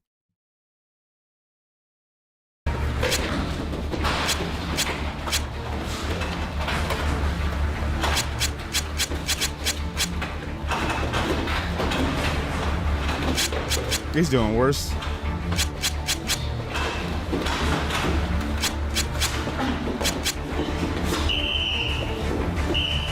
He did worse than he did without the knife. While Vilus managed to cut the attacker, he got injured much more. But he will have one more chance to redeem himself in the final round with yet another twist. This time, Vilus was given a foam wrench to see if he could use an improvised weapon to survive. 3, 2, 1. Come on, come on. Come on. I swing too much and he jumped with the knife. Yup. Yeah, he's already dead right there. He overswung with the fucking wrench and he caught it in the face right off rip. Come on. Look how slow he swings. He does it twice too. So this guy just says, okay, well, if you're gonna stick this out here, I'm just gonna stab you in the face. I swing too much and he jumped with the knife to me.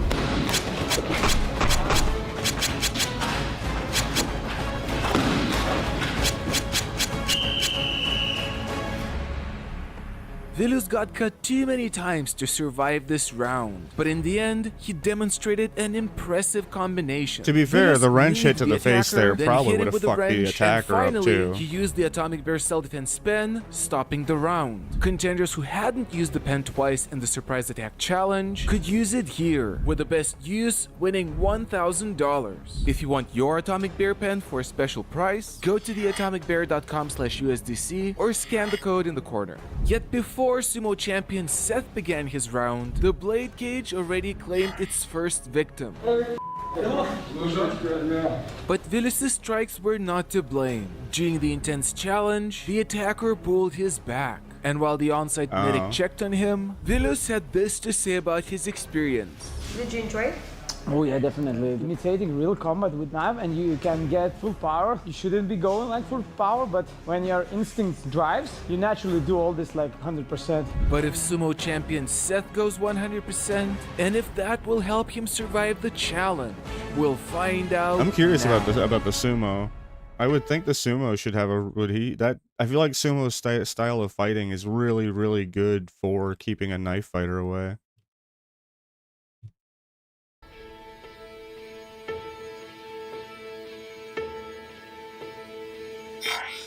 Kind of a nightmare. But I don't know on all accounts. If you take them down, they still have their hands. If you fight their hands, you might get taken down or you might lose position, then you lose the hand. If you knock them out, you're being stabbed while you're throwing punches. I don't really know how this is gonna go. But despite the uncertainty, Seth did have a plan. This whole time, I was practicing left high kicks, because I know that they usually hold the knife with their right hand. And the odds are, if they block it, they're gonna stab themselves in the face. And if they don't block it, they will have a one-way trip to sleepy time. I'm gonna throw a left high kick, and I'm gonna land it, and that's gonna be it. Okay.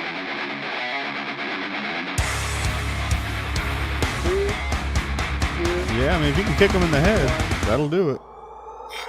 Go. Scrapes the knife along the floor. It was perfect timing. As soon as he did, I was like, buddy, you have no idea what I have planned.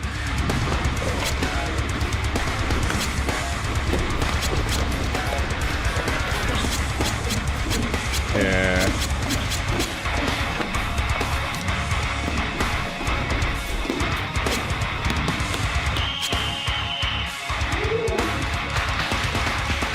I think he needed to keep going for the left highs, the left mediums and left highs, and just try and play kicks and keep him away.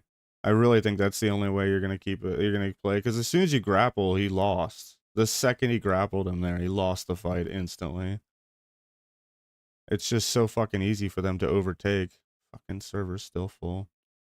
You know, because all they got to do is repeatedly swing at that point. Everything, you know. Even though Seth got everything that stabbed, touches he counts. survived this round. That is because the judge, Mr. X, deemed the kick a knockout shot if Seth hadn't pulled it back. And any damage that happened after was discounted.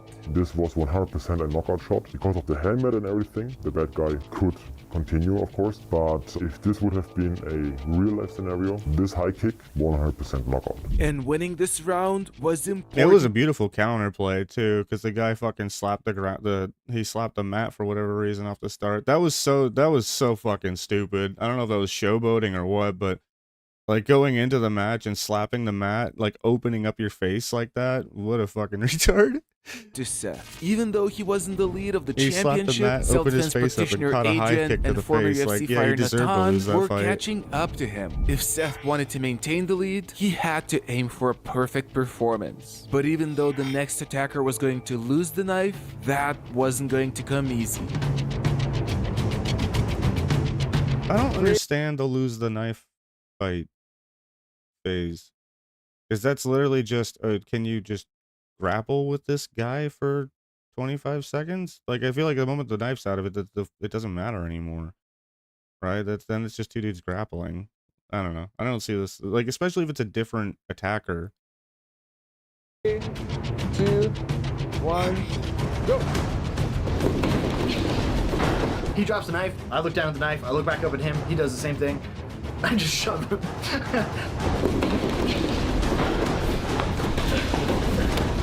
The big sumo shove there. Yeah, he wins this round now, I'd say.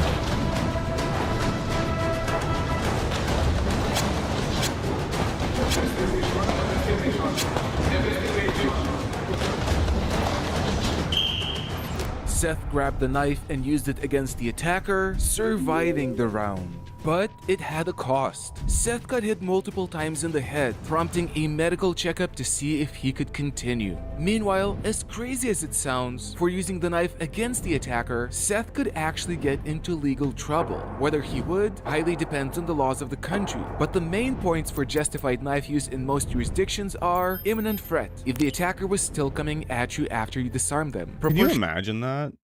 If you disarm, like if somebody was trying to kill you with a knife, and you manage to disarm them and like cut their arm or something like that, they could sue you for it.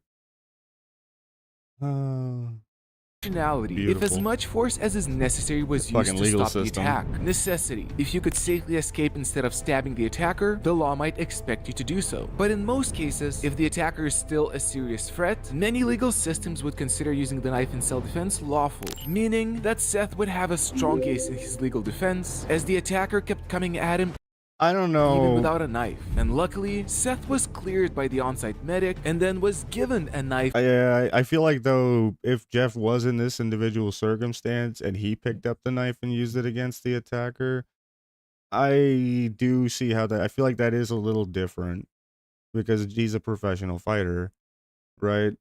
I mean, if he didn't know if the other person is, I don't know. I think it's different. It's a little different when you're a professional fighter.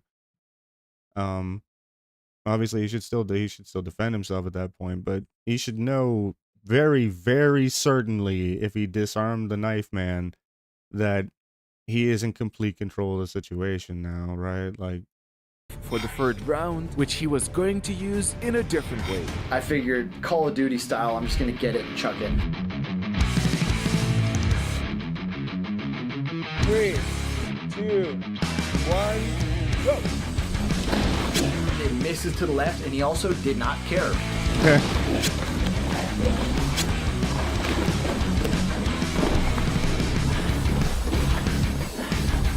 He locked it down though. Since Seth's helmet came off, the round was temporarily stopped. But Seth, I mean, he was doing a great job there. I mean, all things considered, taking two hits from the knife, getting him to the ground. He's still got it locked in here. He does catch some there, but since Seth's helmet came off, the round was temporarily stopped. But Seth used this as an advantage. This is a tactical opportunity. I have an idea of where the knife is, so I start to pick it up with my toes.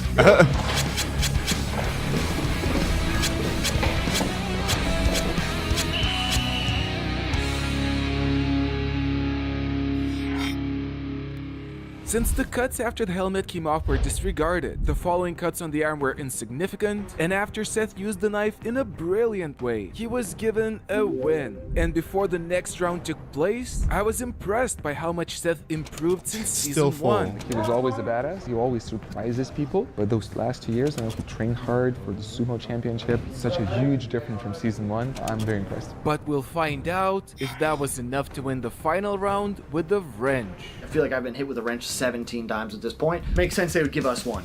Go!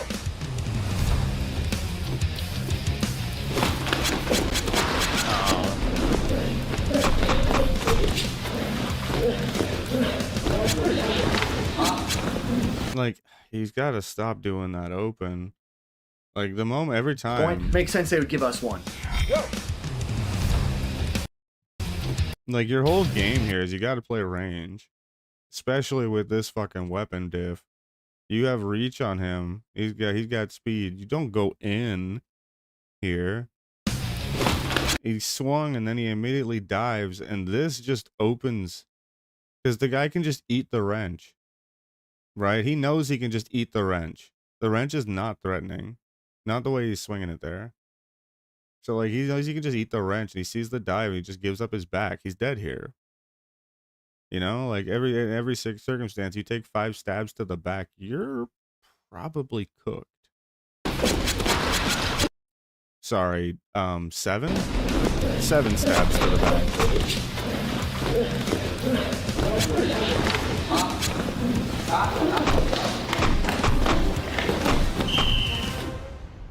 I don't think that.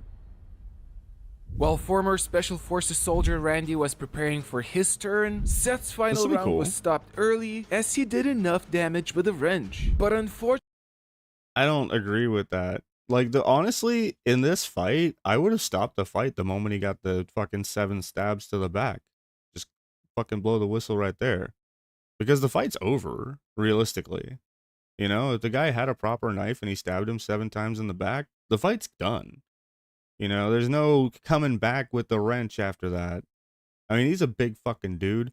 There is a world where he could, you know, keep fighting through being stabbed 7 times, but I don't think that's the way you should view these. before that happened, he got cut too many times. Yeah, exactly. Overall, though, Seth had a great performance, setting a high bar for the other contenders. It was better than last time I did this. I still got stabbed a bunch, but way less. Overall, I think my decision-making was pretty stupid, but I think the outcomes were better than they should have been. Meanwhile, Randy, who was catching up to the leaders in points, was going to try to surpass Seth's performance. I would have tried the monkey fight with the knife around, see if he'll do that. The double knife round, I think the way that you win that round is you monkey fight them. You with monkey fight, you know, where you're sitting like at arm's reach and you're trying to in and out and play a range game, going for slashes on hands and arms and stuff like that, and playing defensively and stepping away as much as and forcing them to engage and disengage a lot. That's monkey fighting. I think that style would waste the most time here, and afford you the most time to wait, like the most opportunities to waste their time. That's what I'd be trying to fish for on the double knife round here.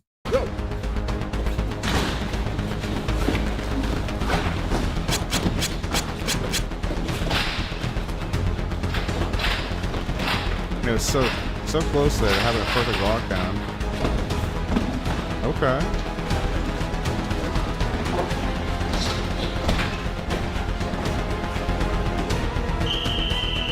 Damn. That was beautiful. That was actually really good. I mean, he did get him a little bit at the start there, but I'd say that's pretty close to a shutout. Impressive arm pinning technique, an important skill for knife defense. And even though he got stabbed 5 times, a doctor determined his wounds were survivable. But Randy didn't see the next twist coming. I was very, very fixated on the blade. So when he dropped the blade, he totally surprised me. Go. Oof. I got fixated on the blade, he dropped it, and then I was getting lit up. Yeah, he caught a fucking knee to the chin there. That's rough, man.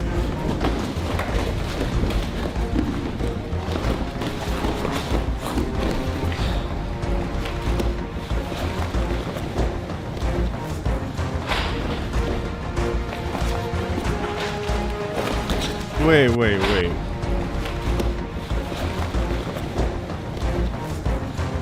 Holy shit.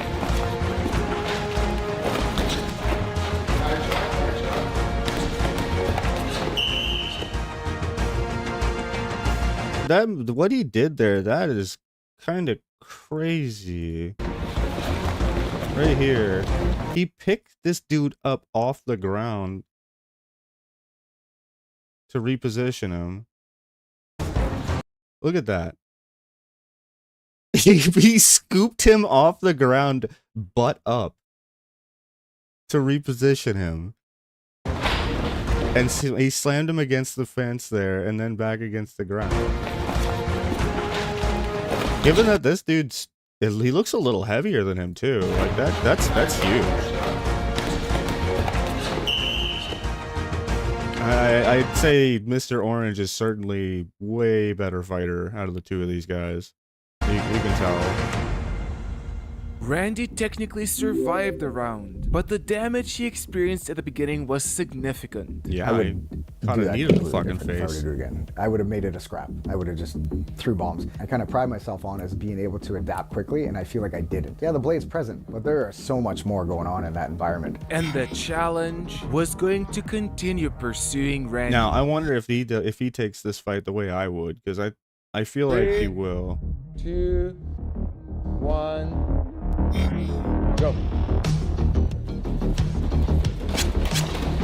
Backgrounds?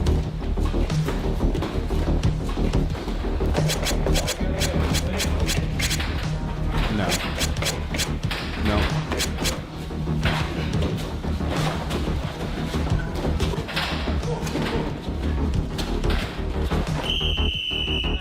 While Randy stabbed the attacker in the neck early on, just right before that, he was struck with a fatal blow himself. But Randy discovered before— Let me see this. While Randy stabbed the attacker in the neck early on, just right before that, he was— Yeah, to be fair. While Randy stabbed the attacker— That probably would have killed him. So I don't know, like that's like, yeah, a knife strike to the neck like that probably would have. I don't think he keeps going anyway after that hit. Attacker in the neck early on, just And right before that, he was in... struck with a fatal blow himself. Was it though? The neck early on, just right before that, he was struck with a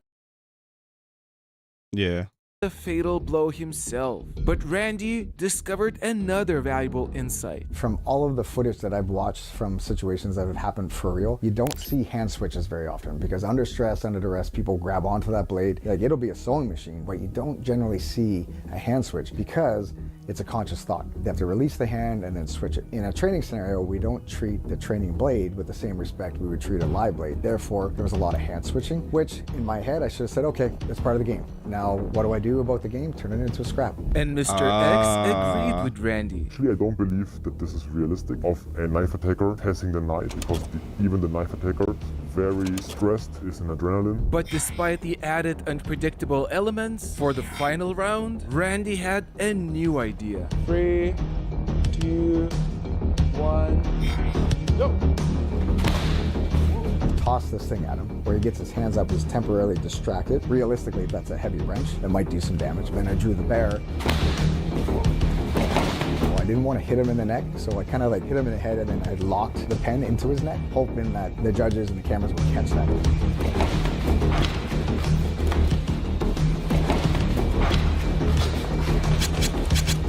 I think he's big dead already. The knife attacker. Honestly, I think he shut him down here. Like, that open was clean. You gotta figure, getting hit in the gut with a wrench like that? Nah, bro. That was like either his gut or his balls. And either one of those, you take a fucking wrench to it, you're not gonna keep fighting. So, that open, I feel like in real life,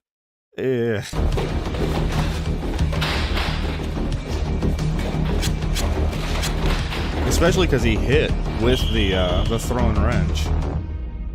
I think that was a shutout. Randy was cut multiple times. After reviewing the footage, the judge Mr. X assessed that the thrown wrench and stab. Yeah, exactly. Look where the wrench hits.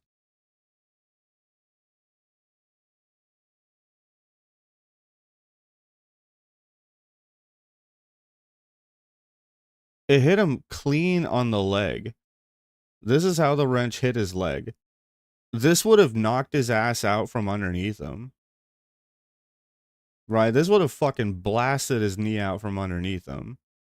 So, I feel like that open... and stab in the neck with the atomic bear pen with full weight behind would have ended the fight before further injuries happened. But before jiu-jitsu competitor Josh tried out an even more unusual strategy... I should say I copied a strategy from a previous contestant called the Jordan. Randy was not easy on himself. 1 being poor, 5 being awesome. I was like, 3.5, I guess. I know I can do a lot more, it's just... He did really well in the round, in that last round. I think that last round was a shutout. Honestly, this guy's probably been the strongest performance so far. Although he dropped the ball with the double knife fight round. I think that, but to be fair, I do agree that the knife attacker switching hands in the middle of the attack is a little weird, but that's part of the game, yeah. Whatever. I would have liked it if the rounds were maybe a minute each, but it was awesome. Really well done, well thought out. It's fun. I would do it again in a heartbeat. And now it's time to find out if Josh's secret plan will be successful, even though he had some doubts about it. I was a little bit worried because Jordans and my body dimensions are very different. On Tinder, I'm 6'2", but in real life, I'm 5'8". 3, 2, 1. All right, what you got? Go.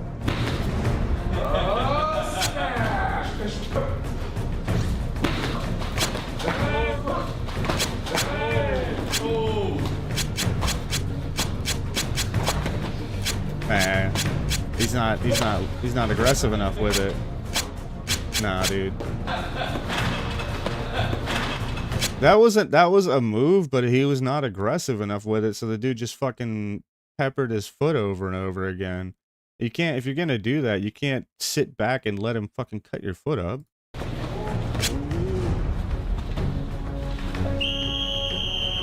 Josh's unconventional strategy worked better than expected. First, he feinted knee strikes, blows that could incapacitate an attacker. Which in real life, I would have kicked much harder. In the scenario, I didn't want to blow out his knees by kicking them really hard. He also managed to kick the knife from the attacker and then turn it against him. But despite all the effort, Josh's femoral artery got cut, which would result in a quick bleed out. Yet that didn't stop him from giving the strategy a second attempt. Okay. 2, 1. Turtle up. This is the turtle up strat right here. Go.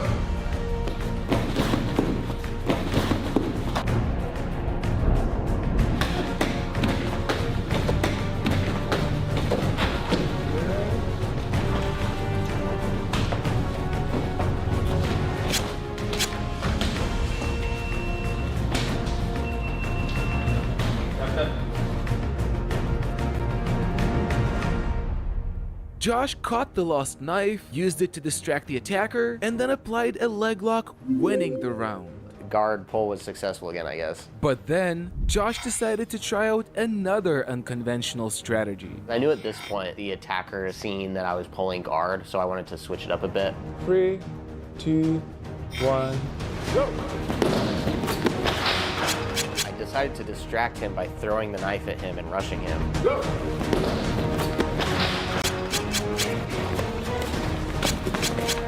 Yeah, he's already big dead. I'm controlling his arm, thinking that I'm controlling the knife arm. I thought he was just like punching me in the back of the head, not knowing that he had switched knife hands and just was like stabbing me in the back of the head over and over and over and over and over.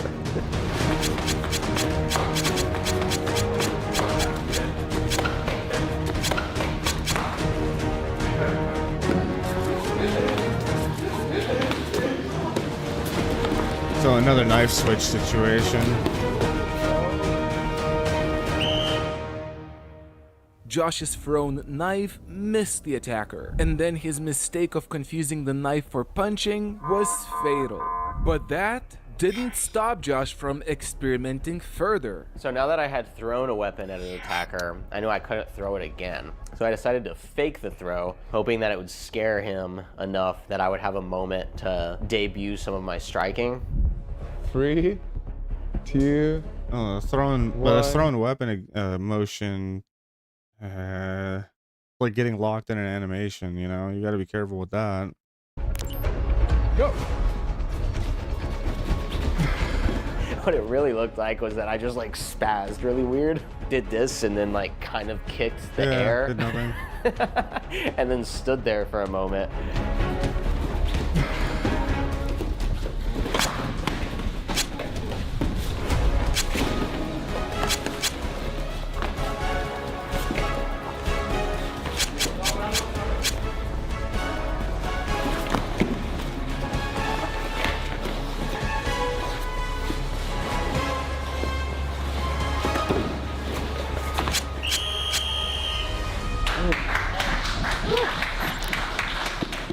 While former UFC fighter Nathan Levy was I'm preparing... gonna say, most of the time, these guys should just drop the wrench and just do what they were doing before.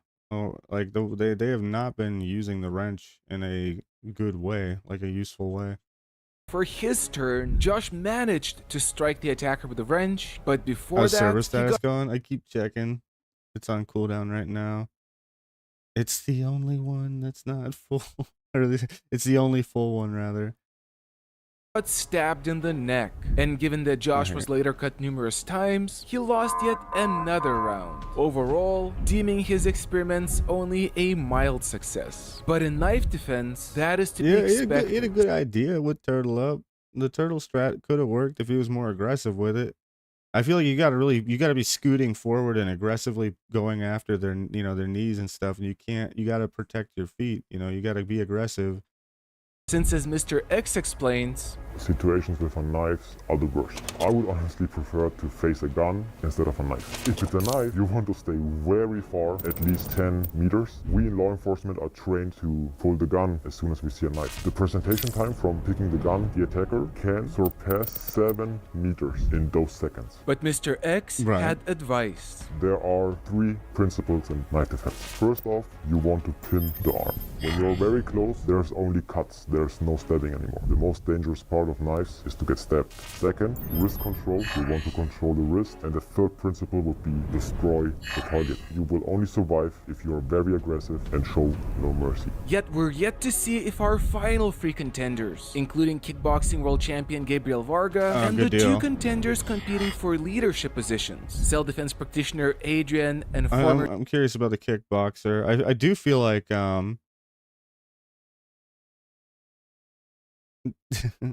yeah, as I said, as soon as I get on the server, I'm gonna buy the $20 copy so I can join the FC. I just don't see, yeah,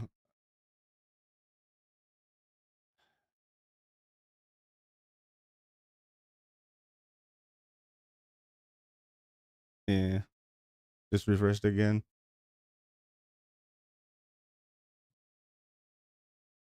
UFC fighter I can't Natan believe it's, will be able to survive just that more one freaking rounds server than the that's full others. too. However, Obnoxious. before Gabriel could step into the blade cage, something unexpected came up. You have a stiff neck? Straight after the first contest, it locked up. This morning, I was having Oh, trouble lifting my head off the bed. Gabriel What? wanted to do the challenge, but once the doctor checked on him, it was decided that he shouldn't, which was not an easy decision for the medic as well. The experience for me is pretty tough. I need to navigate between the competitor ego. Sometimes I need to let them That decide what to do, sucks. but sometimes I need The to be kickboxer's the one I sharp. really need to wanted to be see like because you I are. feel like aggressively like keeping them at range and kicking, like that's one of the ways you do this.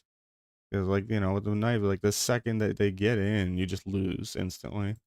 Finished. Yet even though 2 contenders dropped out, all the contenders were cared for in the best possible way. They received regular medical checkups, ate nutritious daily meals, and were given AG1 every day. Because the championship was so intense, it was very important to me that all the contenders would get their daily vitamins, minerals, and probiotics. That's why I contacted AG1 to become a sponsor of the Ultimate Self-Defense ingredients each day for Special Force. I use it pretty regularly. My daughter, I say, force anything on her, but clean as I would like to be. Interested to try out AG1 yourself? Save $20 plus K2 drop. But to beat sumo champion Seth, who is leading the challenge, Adrian will need to give his very best. On top of that, former UFC fighter Natan, who was going to go after Adrian, was another big threat. In Season 2, Natan won the knife defense challenge in an impressive way, and Adrian wasn't very optimistic. Doesn't matter how many times you do it, it is one of, if not the Adrian Wait, what does he do? wasn't very optimistic. Doesn't matter how many times you do it, it is Oh, one it's- of, it's if not just the self-defense. hardest scenario to deal with. Just as a self-defense 3, specialist. 2, 1, go.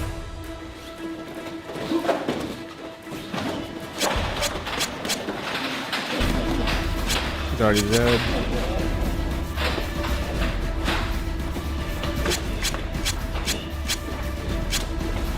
I mean, this is also like the worst of all situations, right? Because it's not just like you're being attacked by a knife man. It's also you're being attacked by a fucking UFC fighter with a knife. Right? Like this is the perfect world of awful situations. Like, because normally, you know, if you against a man, most people, you like, if you send a couple fucking kicks like that towards their waist, you get some fucking some snap kicks out there and shit. They're probably not gonna keep coming at you. Not nearly as much as this guy that's literally been eating those kicks for like the last 3 years, like nonstop. You know, so it is a different world of. But at the same time, it's still a good experiment to see what works in a vacuum, right?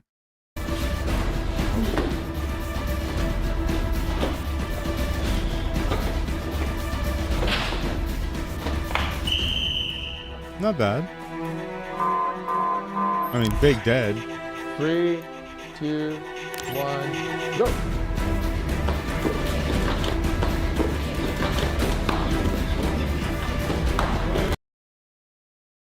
I'm sorry, but there's never been a world. 3, 2, 1, go. Like, I've just never seen this shit work. It's the most broadcasted fucking telegraphed move in the world, dude. You know, when you step around like this, what do you think he's doing? I wonder. Right? There's only one thing in the world he could be doing from right here, for the most part, with the way his weight is distributed right now. Right? Because all of his weight is on his foot. So there's only one thing really that could be happening right now. And of course he goes for it. And this guy has all day to step backwards and just make him look kind of goofy. And he was trying to think, like, how do I punish? Like, I've got all day to pick how I punish this ridiculous move, and he just goes for the kick. He could have kicked him in the head right here. You could tell he wanted to, but he holds back the kick because he could have just fucking blasted him in the melon. And he still got him a bit, but he held the kick back. Like, I feel like that's a way you open a fight and lose. You go for some fancy fucking spin kick like that. He almost got blasted. Probably in a real fight, I think he lost right there. I do. I think that the snap kick to the fucking face that he ate right there probably lost the fight. Or there.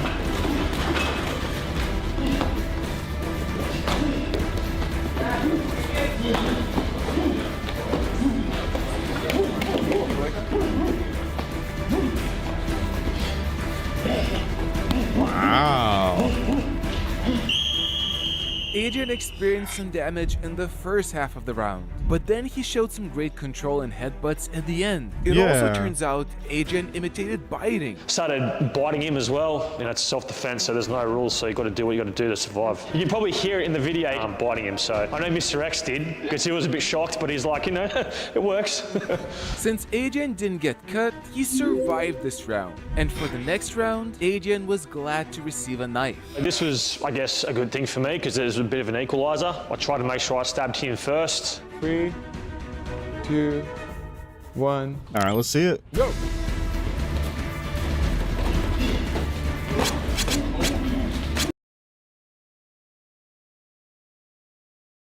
Bro, you gotta stop. You gotta stop.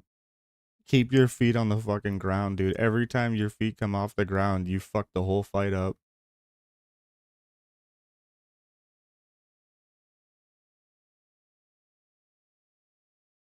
And again, why is it? Because he steps backwards with the kick, so he moves his weight. And he already knew it was coming. He's not even looking. His eyes are up here. He already knows this kick is coming and is moving his hands to catch the foot because he saw the way he redistributed his weight there. So he catches the one fucking foot, throws him off balance, but then he eats a knife to the face. I'll say that's probably the fight there. You get hit in the knife of the face here, you're probably dead. So I do think he won this round.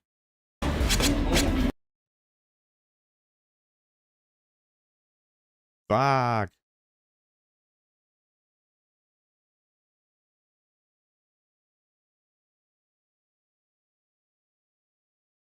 Bro, this is so cooked.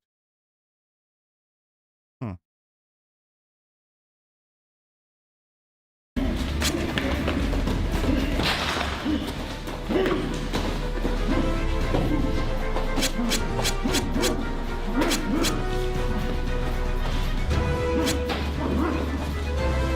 I'm actually blown away that I haven't been able to get on that server. I keep, like, I guess gaslighting myself about it because it's like, it's the only server that is not lit up. Like all the other ones have gone through being full at times and they've become available. So I keep thinking like, oh yeah, you know, eventually this one will too, right? It should. The other ones have,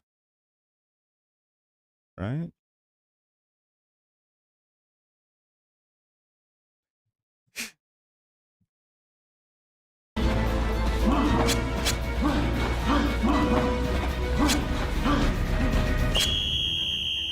Adrian got stabbed numerous times during the round, including a stab in the neck at the beginning. No, how you gonna skip over him stabbing him in the face first? The first land of the fight was a stab to the face. He stabbed him directly in the face right here. Boom. And then the guy got him in the neck. I don't know, man. Wait, let me go back. Adrian got stabbed numerous times during the round, including a stab in the... See, right there. He got him in the face. On the open, because he pulled his foot up. And he got him right there in the fucking face. Right here.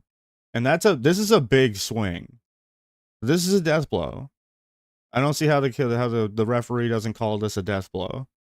If you get stabbed like this, boom, in your face, you're dead. Or you're not fighting anymore, at the very fucking least. A stab in the neck at the beginning, but before that, he managed to get the attacker in the face. And since this could have potentially stopped the attacker before he reached him, Adrian's round was counted as a win. But to good. Catch up to Seth, good deal. I'd have been a little upsetty spaghetti if he hadn't got the win on that one. Because yeah, like the judge does seem to be at least being like realistic about these fight situations for the most part. Final round. And the reality is, most knife fights are over in 3 seconds. You know, that's what, like, the first contact of mostly is that's usually it. 3, 2, 1, go! Does he?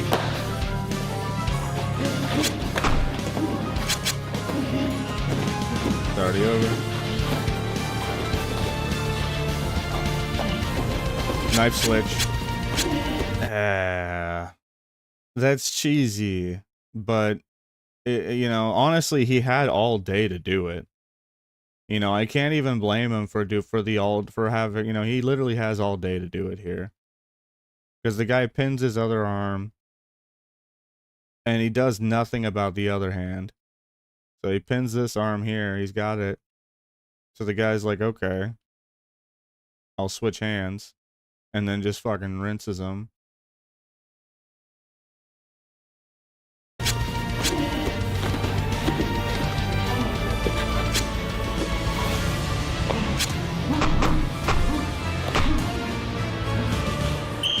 You're not really doing damage like that. Although Agent... Like the way he's... Although Agent managed to strike the attacker at the end... I don't think... Honestly, I don't even think you're doing much with this. You know, like he has that arm pinned. So all he has is like just the motion of his wrist to throw behind this. And I don't even think these are even close to solid connects. Attacker at the end, the cuts he sustained earlier cost him the round, and the blade cage took a toll on him. How do you feel? Exhausted, and I knew I would be. It doesn't matter how many times you train it, you're always going to get stabbed. Overall, it was enjoyable.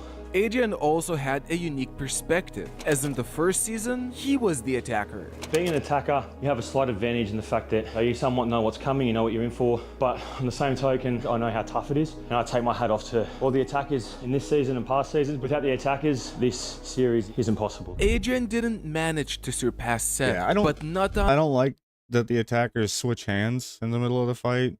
I do think that's...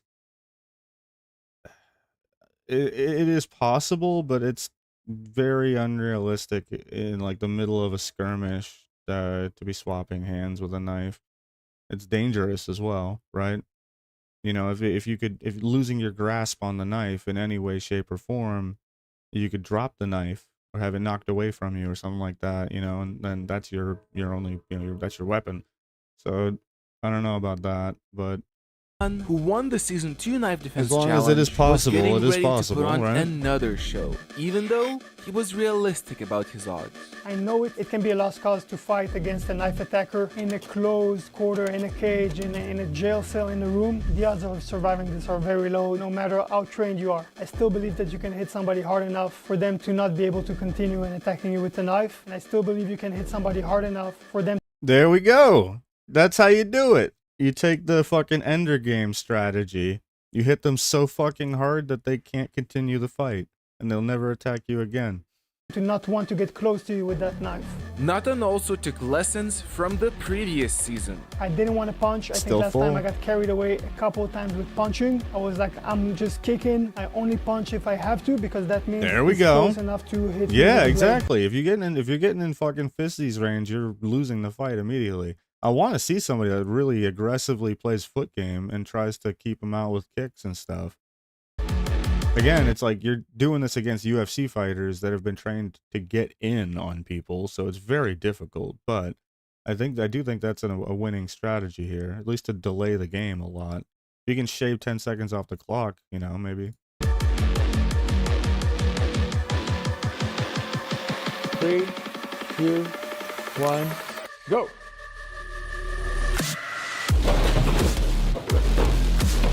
Good. Yep, big swing and then dip. Okay, good. Nice. He's got it unlocked. We got a shutout right here? Is this a shutout? Oh, you got one stab. I think it's a shutout. Holy shit. Oh, he got the knife back up. Whoa. He picked the knife back up off the mat. Holy shit. That's crazy.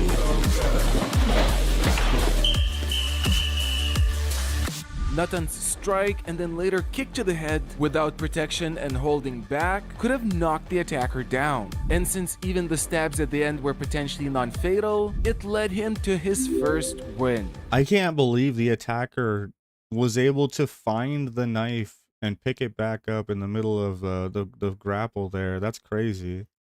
But the blade cage had only begun.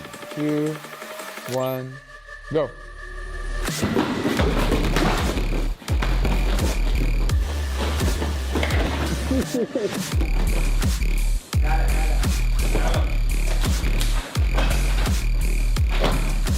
Got the knife. Cut his feet. Cut his feet. Win the round.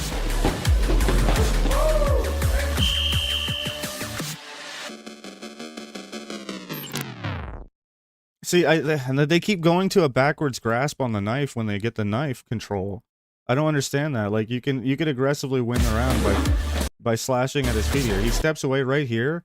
If he had the knife in an upward stance instead, he could just be making quick hacks at his feet. Just fucking rank up the points real quick. Just dink, dink, dink, dink, you know? Like that's how the other guy won so quickly against the other guy that turtled up. He just started cutting the shit out of his feet because it's so easy to dink points when he can't move from this spot, right? So if you just start slashing at his feet, you just rack up points and win. Whew. Did that connect? Or was that a threat?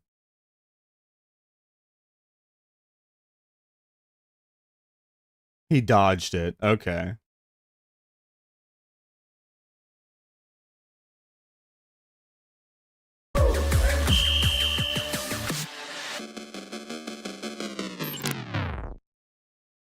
Nathan's kick at the end looked brutal, but it was pulled. Yeah, he dodged it though. He did pull the kick though, to be fair.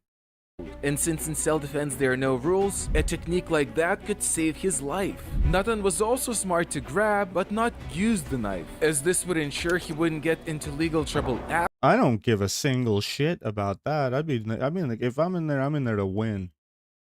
If I get control, you get control of the knife, you win the fight. You fucking cut their feet or whatever. You rack some points real quick. Because as soon as you touch them a couple times with the knife, you win. After, all in all, winning the second round in a row. But then, he was ready to test his knife fighting skills. That sound good? 3, 2, 1, go!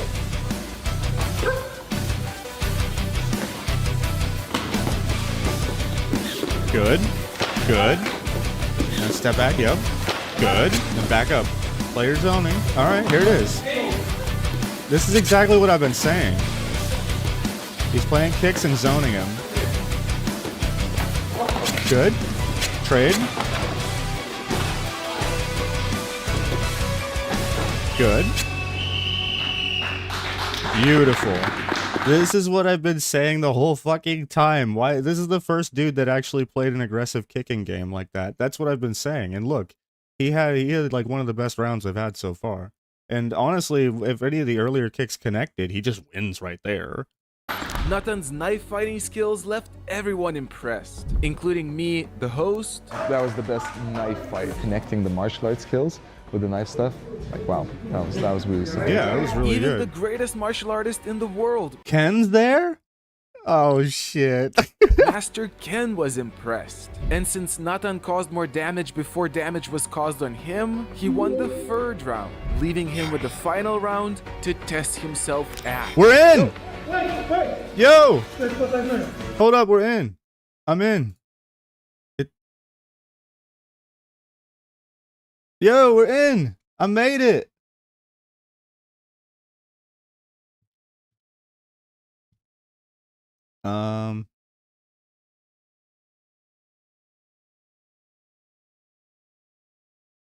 What is my character name? I'm debating if I should have it like be YL. Can I have a 2-character name?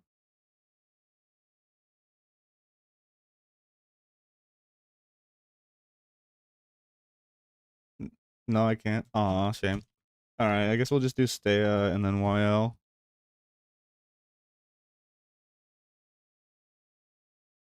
Boom. Huh? There we go.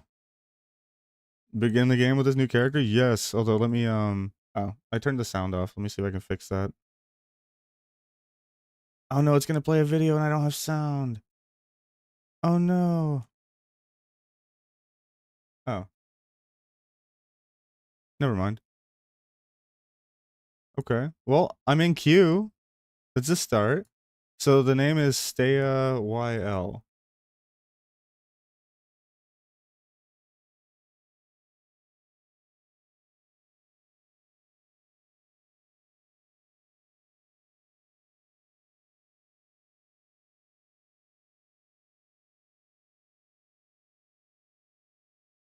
Alright, cool beans. White Mage only have stone as a DPS? Yeah. Yeah, I'm kind of expecting the starting experience to be a little bland for a white mage starting out. I forgot to actually push the white mage button. Yeah, that's cool. This will be fun. Going into an MMO from a healer perspective, I don't usually heal. I usually tank. I imagine I'll eventually also like class up as paladin or warrior. I don't know. We'll take a look at them and see which one we like more.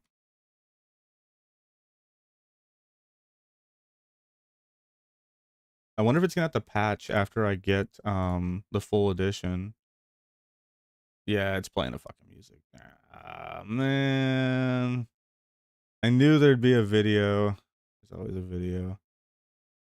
Fuck. And there's no way I can like access my options while I'm in the cutscene.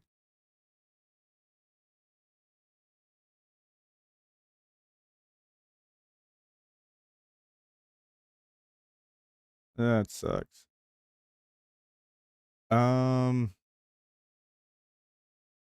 wonder if I could like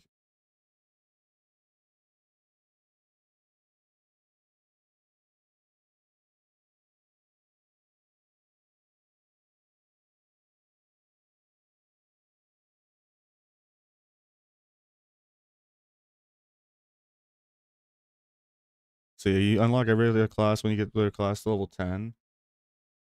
Oh yeah, that makes sense. I'm trying to freaking I was trying to find a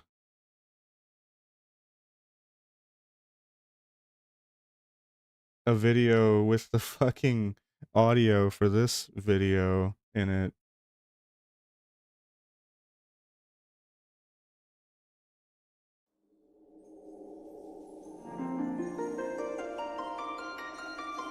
Wait.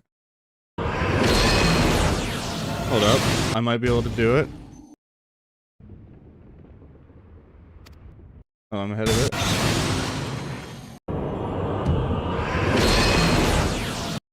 Wait there. Alright, I'm kinda doing it.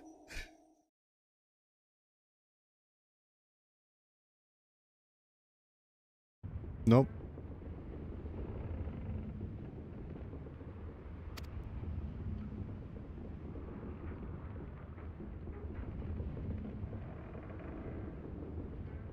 Yeah, it's the game audio. I swear.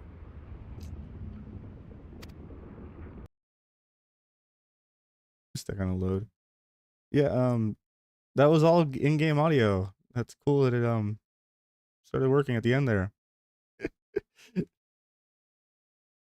All right, cool. I'm gonna play the in-game audio here, so we have like a thing. You all right, lad? Moaning in my sleep. Uh-oh. It's not. Is it voice acted and I just don't have it turned on?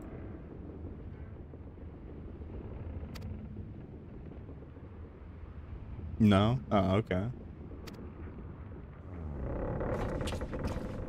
I look so stinking cute already, though. And we got the Moogles?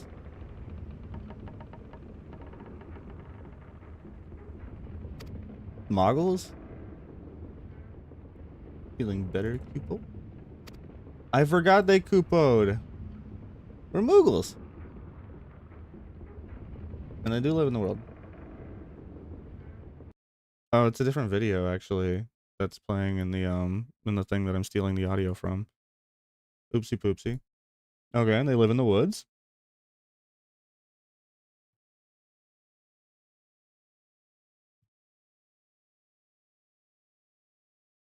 Normal folks can't see or hear you, which makes them special. What? Oh, so this isn't even the same video. That's weird. Fuck. Like now, can I? I'd have to skip the cutscene, wouldn't I?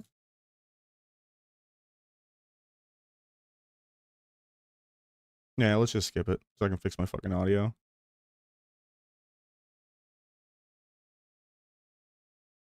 Yeah, I just disabled it because it was running in background, right? Keyboard, yada yada. Turn character, jump, do backflips. Got it. Bob your uncle. Got it. Oh, we gotta work on that. Oh, I see. They have Q and yeah. Where do I change that? Okay, so system config. We'll turn this back on. We'll just turn it down just a scooch. Perfect. 60 FPS, not bad. Okay, we need to rebind.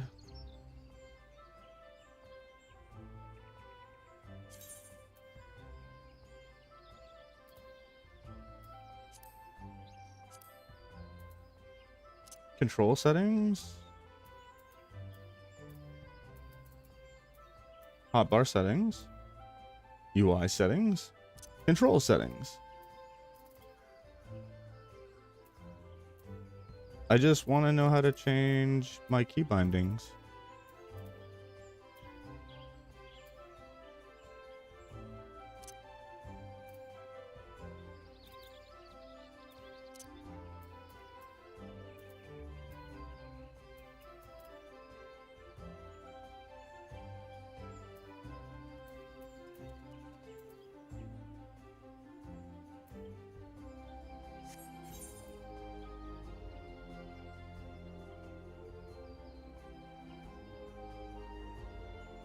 Oh, I see. Okay, here we go. What do we have? They have Q and E as strafe left and strafe right. Yeah, we're gonna change.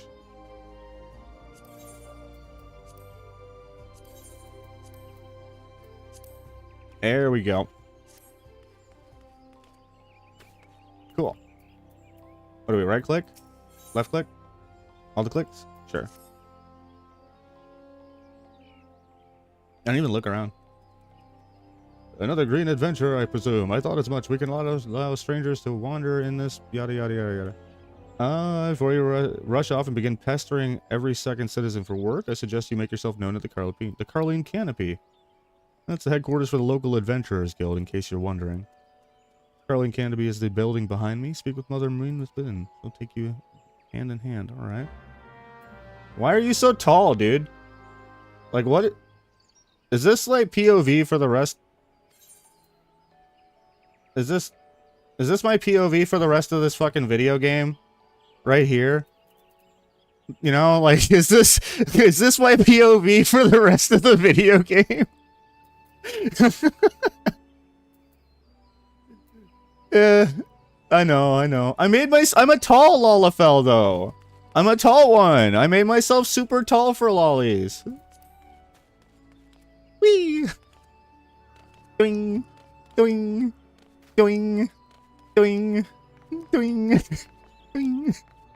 I don't know why I love the jump animation. That's great. It's like a little spring. Ding, ding. Okay, is this the chick? Ding. Hold on. Ding. Let's go here. Oh, I thought this was the final or the Lord of the Rings fucking Hobbiton theme.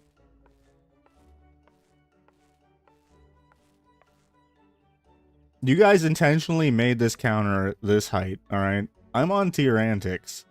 They obviously, this is some Lalafell racism here. They put the counter right at head height for lollies. Come on. Come on. We know what's up. Yep. I'm calling in, I'm reporting this to the union. Put my name down in the guild? Okay, so this is Tall Mommy. Honestly, you might not like me anymore for this one, but this chick, Mother Muan, she... Okay, did you ever watch Star Trek? Was it Voyager? You know who I'm talking about? You know the guy that's the shapeshifter in Star Trek Voyager or whatever? I think it's Voyager. Odo? Mother Muan looks just like Odo from Star Trek. It's really, really weird, actually. Hold on, dude. I swear, I'm not making this up. Hold on.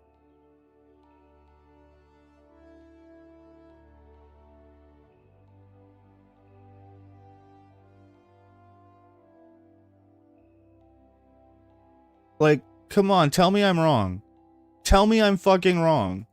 This is Odo from Star Trek. This is Mother Muan. Whatever. It's the same person! It's...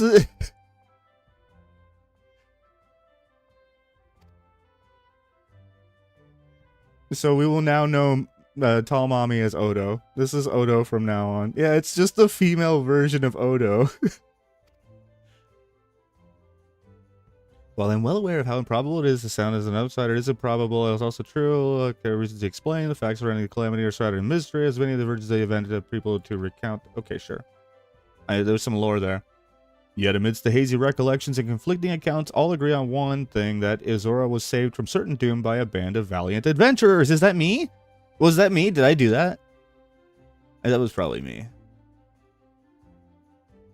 Whatever else we've misremembered, none of us have forgotten the heroes who risked life and limb for the sake of the realm. And yet, whenever we try to say their names, the words die upon our lips. And whenever we try to call the faces to mind, we see naught but silhouettes amidst a blinding glare. That's so romantic. Thus, they have been known as the Warriors of Light. The players who play the 1.0? What about Final Fantasies 1 through 13 or whatever? Those people don't like do those people don't matter anymore? I thought this was version 15 or some shit. Every contribution counts. You will do your part. Was that a tall joke? Is she making fucking height jokes? She said no matter how big or small your contribution will help. Yeah, this is fucking racist. This is Lalafell racism. I'm calling it like it's the first it started with the counter height, which is very intentional, obvious. And now she's just being overt with it, just throwing it out there. They don't matter in FF14. There's no what do you mean the previous Final Fantasy's storyline and lore is completely inconsequential to the current Final Fantasy I'm playing? That doesn't make any sense. Wait, this is Hobbiton! What the fuck?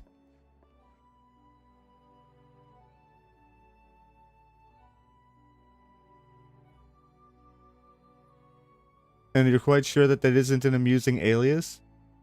I mean, it's... Okay, well, there's layers to this. Never mind. From this moment forward, we'll be a registered adventurer of Gridania. Any relation to Britannia? Nation blessed by the elementals and the bounty of the 12's wood. The guild expects great things from me. Oh, shit. Another... Yo, can we not take the, you know, we do be taking the Lord's name in vain, lady? It's kind of offensive.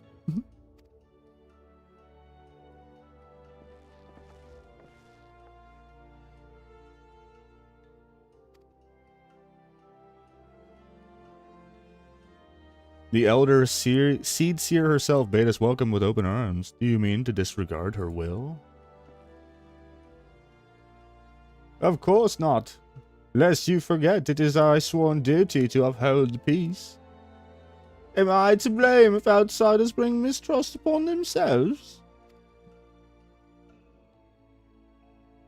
I thought he'd have like a yo-yo or something. Like, check this sick trick out. Just, I'm walking the dog. I'm walking the dog. Yeah, get shit on, kid. Just busts out the fucking cat's cradle on a yo-yo in the middle of this thing. Could you imagine?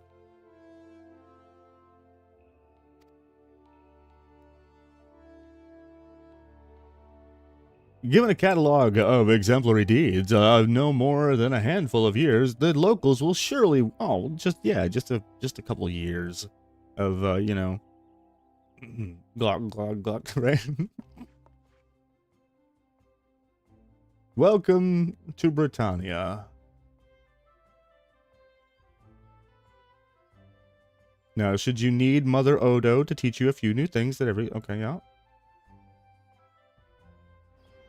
Mother Odo doesn't sound right. Do we call her Odo Mommy?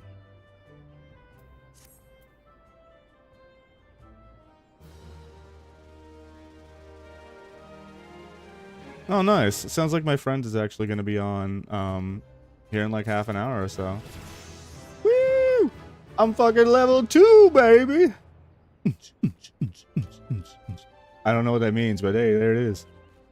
What is this? Oh, I'm supposed to be clicking these? Oh, I hate thinking stuff. Sure, that thing. Okay, scenario. Yep, sure. Uh-huh. Exclamation marks. Holy shit, that's new tech. They just added that. Alright, alright. Can I dance? These are the important questions to ask in these. Yo, there it is. Oh, I fucked it up.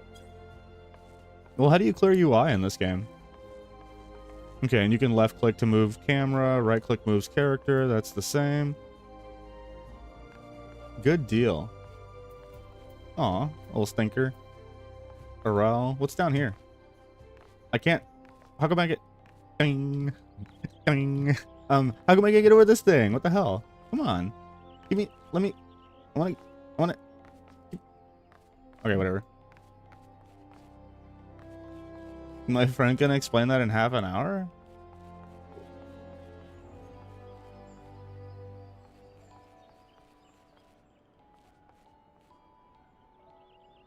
I don't even remember what I asked, if I'm being honest. Ooh.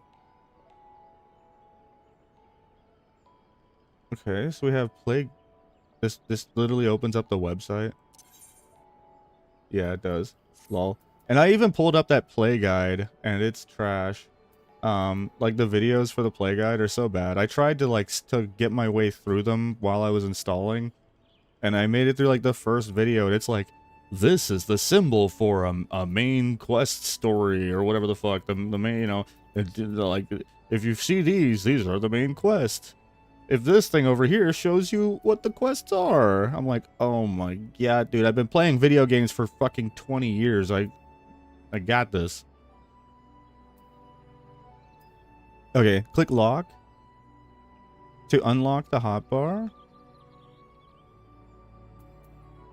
It should be unlocked right now, yeah? Oopsie poopsie.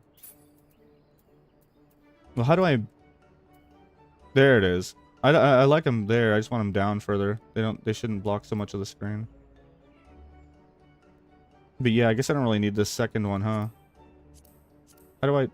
Uh-oh. What did... Uh-oh. Oh, it's down here now. Well, where do I... No, come back over here. Hey. What? Hey. No, come back. Fucking... Okay, wait. If I... We'll just... I'll put that right here. Okay. Alright. So, I'm exiting the game. My character is saved, right? We're good? I'm good to go? Because I'm gonna pay for the thingy.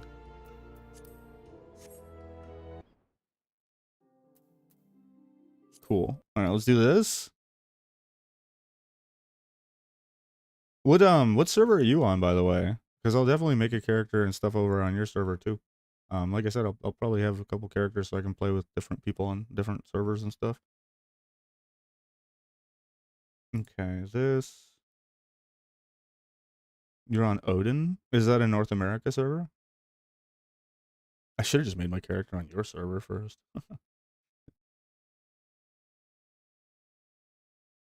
I don't need to? Oh, it's also on light? Okay.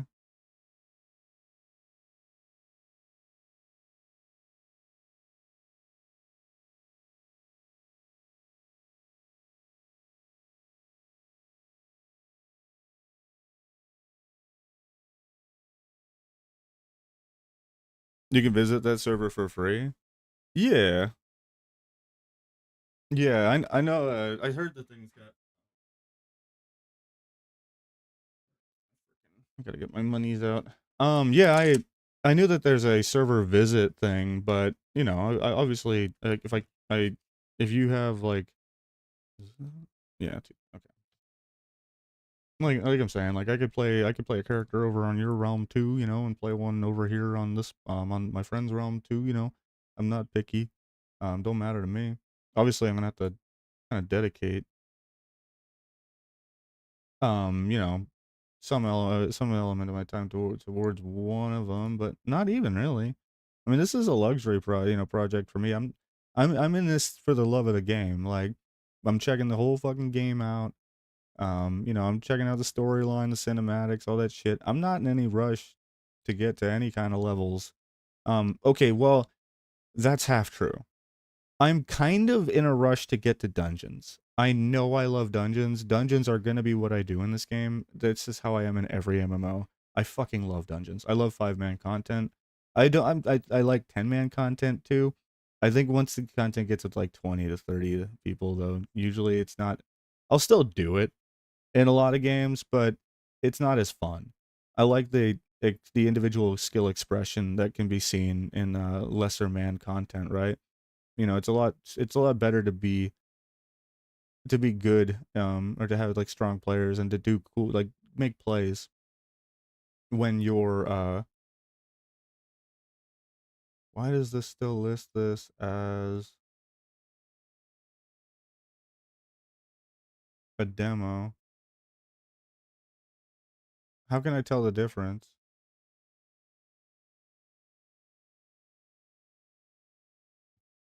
Is it a different install?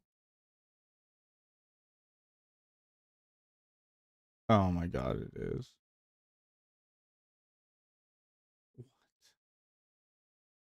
Why is it a different install? I'm gonna have to reinstall the fucking game to play the main account, right?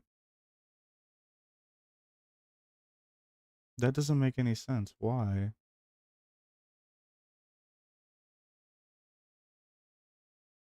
Hold on. I'm gonna load into the game. I have... Like, I bought the starter edition.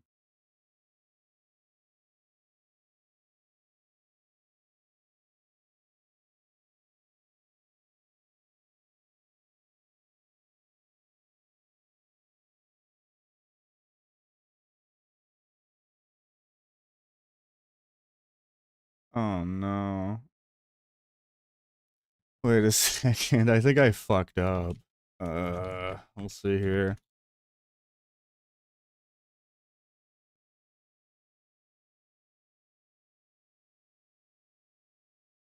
Because I installed it onto my Steam. Hopefully it's like it'll figure it out retroactively here, but I installed it onto my Steam.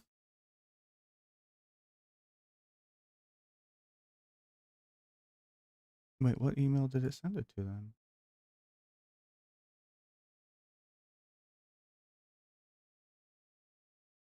Interesting. Not that one.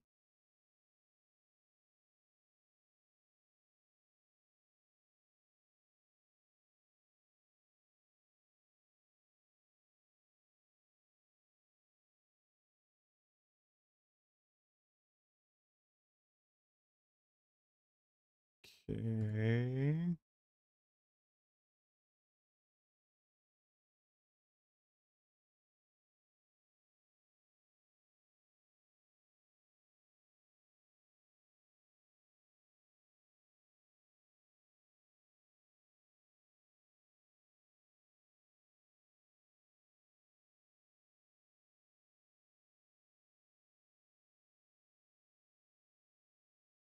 Okay.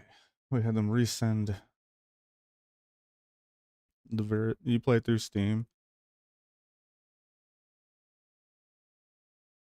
The Steam version isn't the same as... Oh. Well, like...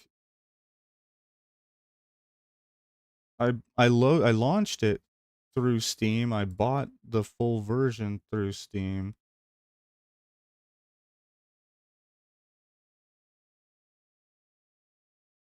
Interesting.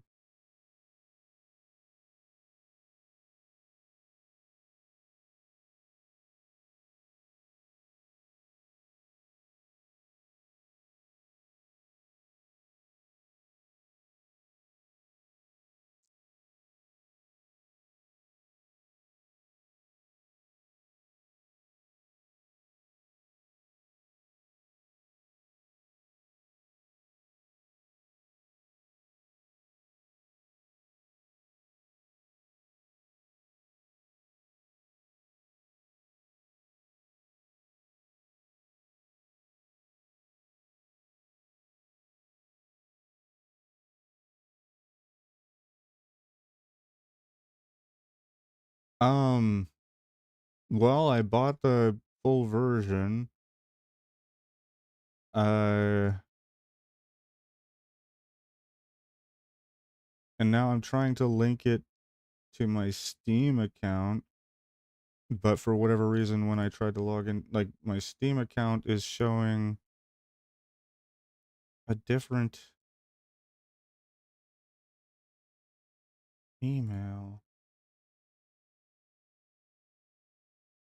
Just give me a quick second here. I'm sorry. Yeah, that's what I put in.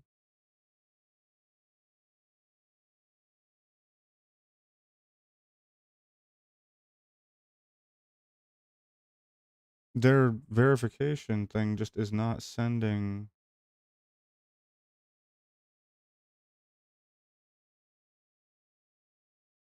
So I had to like sign into my Steam.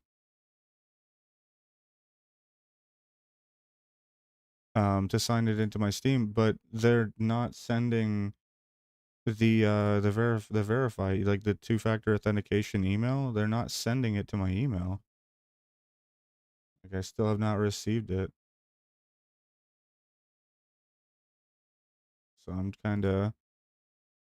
hoping that I'll get the email. I'll be able to link my account, my Steam account, to my freaking copy of the game, and hopefully that'll let me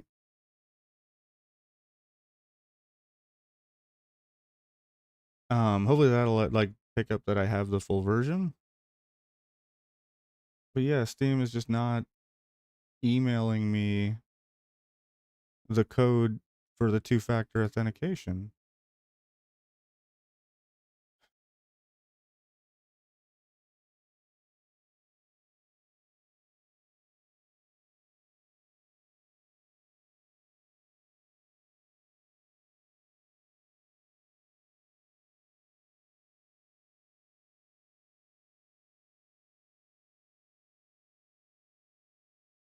I checked all the other folders here. It's not in like promotions or any other weird shit that it can sometimes get dropped into.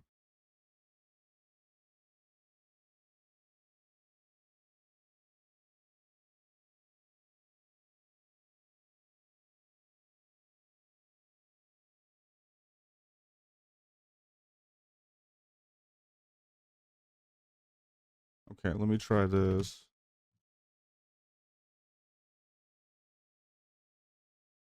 I know. You can't help. Oh.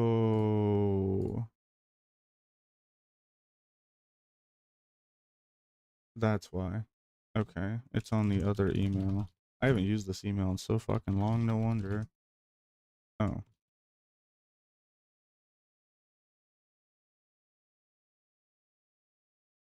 There we go. There we go. Okay, we're cooking with gas now. Hold up. Okay, so now I can get into here. I can verify this, which will sign me into here. Go to here. We can do this. I'll at least show you what I'm doing here. I don't think there's gonna be any other times where it should show anything.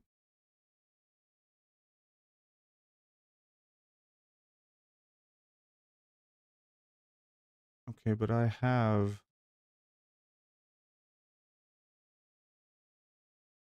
Where is this? Upgrade the full version? Oh, that doesn't. Do I just have to fucking install it through the new link? Is that what this is gonna come down to? I just have to fucking install it and run it through the new link. That kind of sucks. Go to my library in Steam. Yeah, I have the two different here. I think I can even show my Steam. Yeah, here. Yeah, so when I bought the new one, it had put this in. Oh. Shit, I probably shouldn't have shown that on stream, huh? Fuck.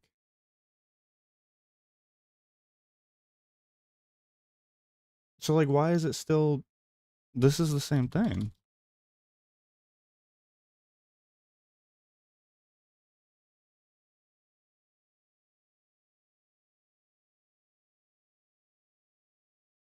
Wait, I do?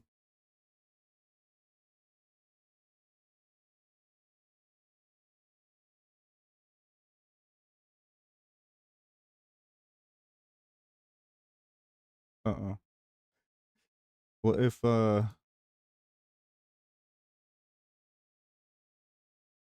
what if um what if I don't remember what that was? No, hold on. Hold on. I got this. I got this. We'll pull up the VOD. Yeah, it'll be on the VOD. We got this.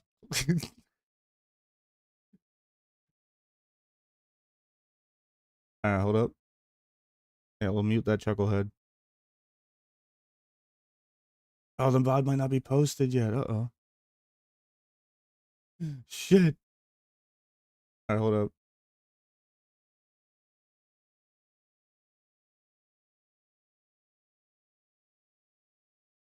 Okay, hold on. So it'll be like right here.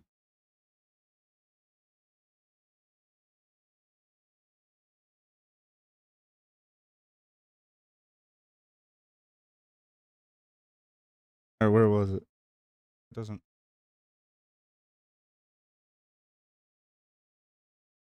Boom. Oh. Yeah, here. Yeah, so when I bought the new one, it had put this in. Oh. Okay. So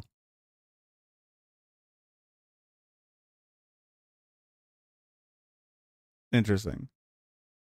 I should probably yeah. All right, cool.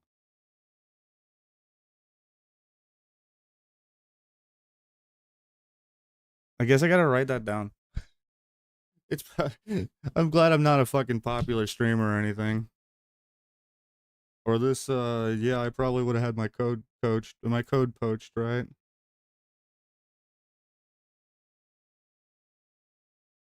Still could actually. We do have some haters on here. At the end of the day though, it's whatever.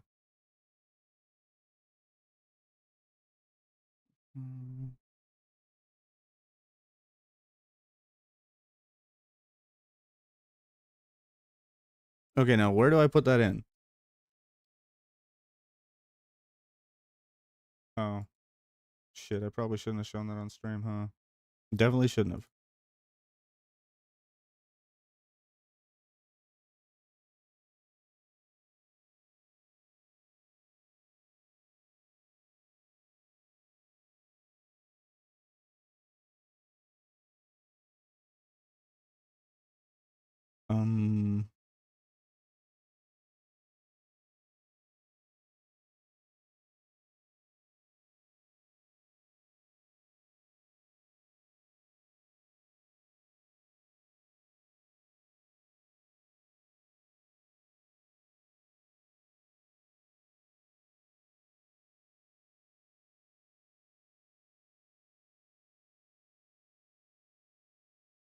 Do you like? Is it in game once it's launched? Okay. Yeah, because I'm scooting around the launcher right now. I was looking around inside the launcher here. I don't see anywhere to put it in there.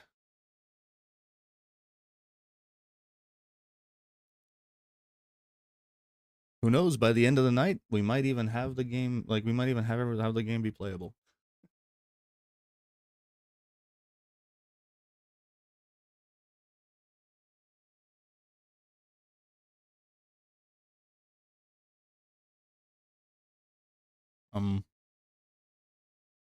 Video game? Oh, is it gonna play the videos again? Yeah, I guess it would, right? It's like a fresh.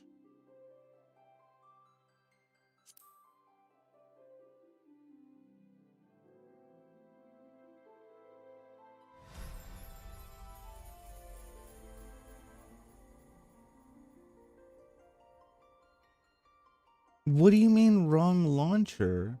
I only have one launcher. When I click launch in Steam, but I clicked launch from the full version.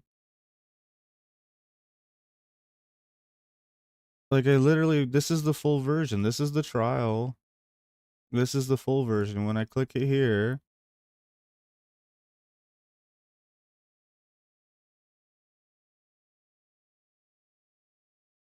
this is the freaking launcher that I get.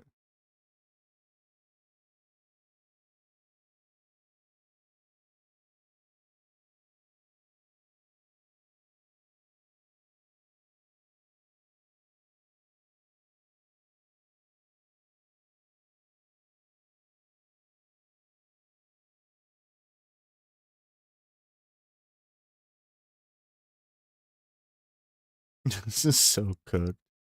Yeah, I don't know. I can't even. Like, can I pull up the? Is this window record mode? Is this window record mode? No. Do I not have a split set up for that? That sucks.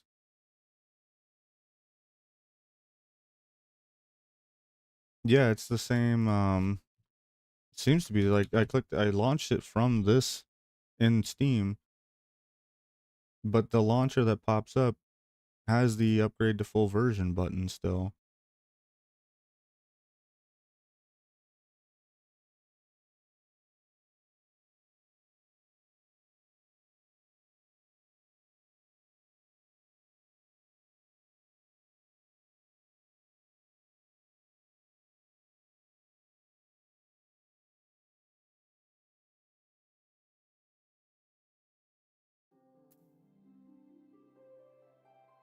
Yeah, and this is still the free trial version.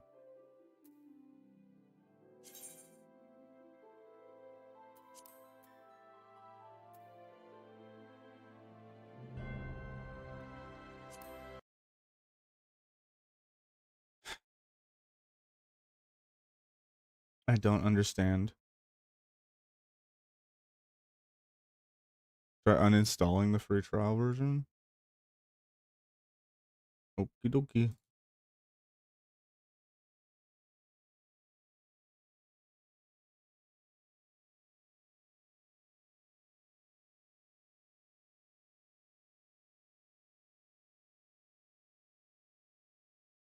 It had to update when I did that. Maybe that did the trick.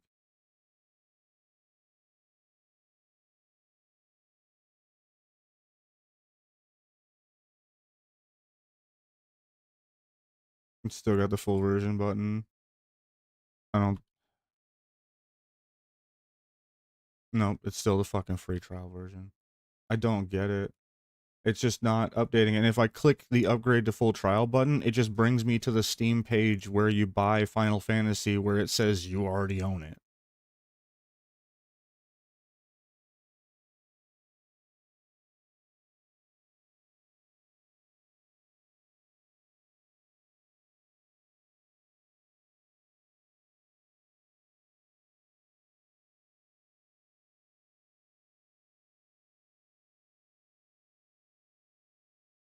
Yeah, I don't know. I guess I'll try. I'm gonna try uninstalling, fully uninstalling both of them.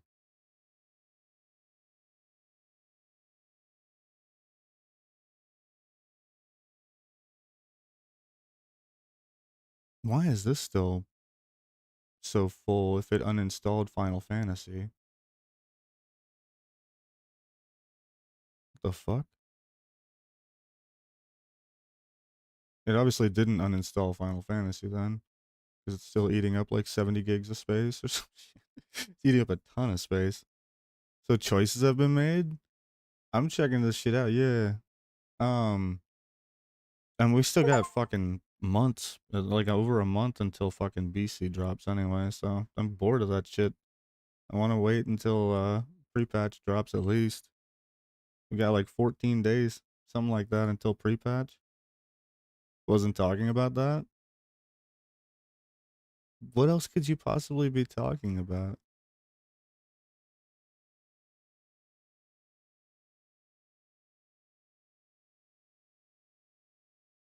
Unless you guys just moved choices you have made, completely unrelated to Steam.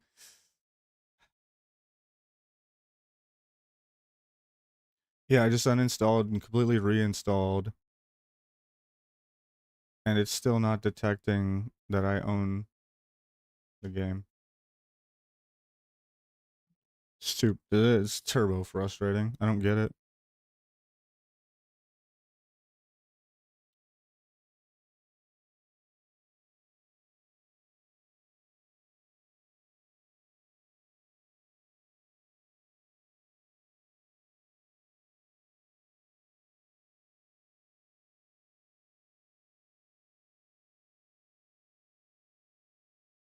Yeah, I don't even know what to do.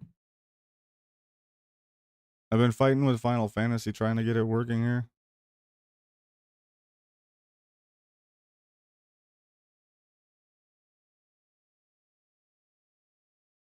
But now my whole fucking install is cooked, so I can't even play on the other character that I was playing on. Man, what a fucking mess.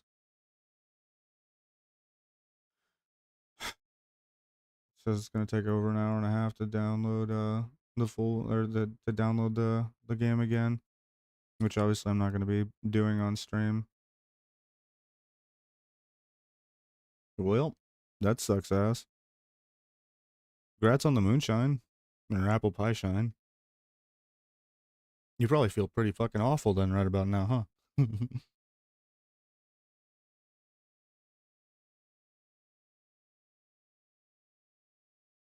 All right, so the assessment of the introduction to Final Fantasy XIV.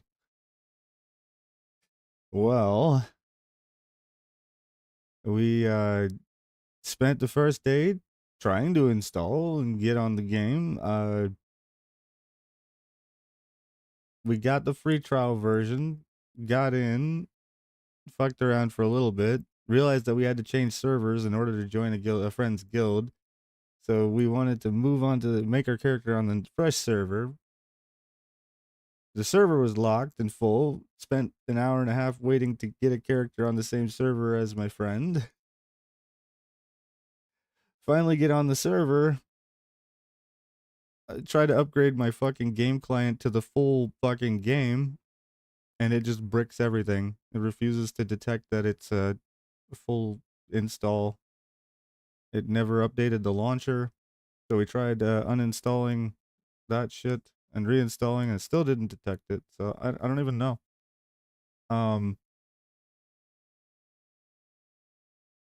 Like obviously I own the game. This is the bought version of Final Fantasy Online. It's not the free trial version in their library.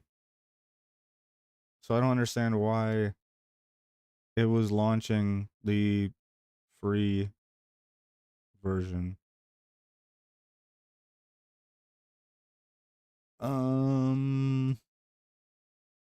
Is there a thing like you link? Do you like link a Square Enix account?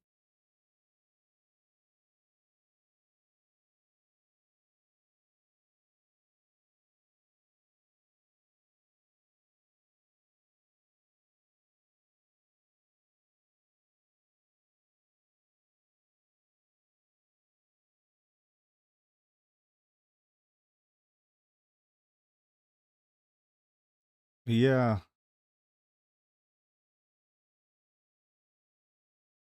It just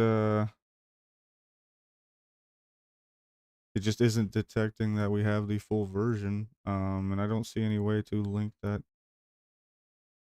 You try to log into Mog Station. What's that?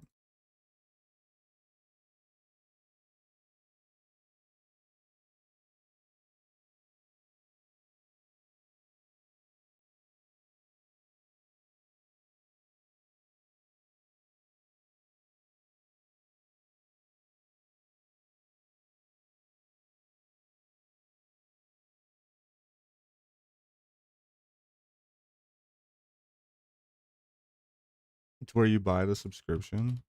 Interesting.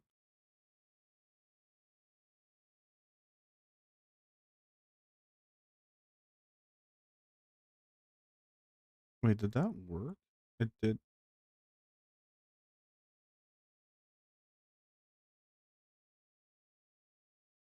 Oh my god, I think I know what's going on. I think I know what's going on. I think it's because... no, that doesn't make any sense. I was gonna say, I thought it was because this Steam account is connected to the other email, but that shouldn't matter.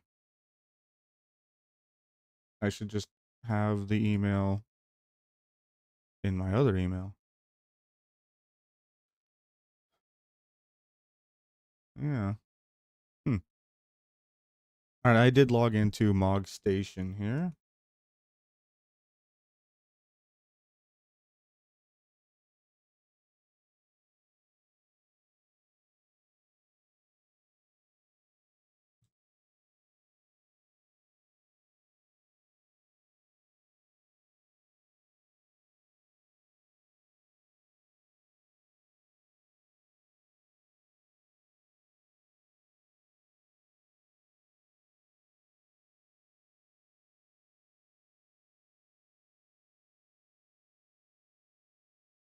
Wait.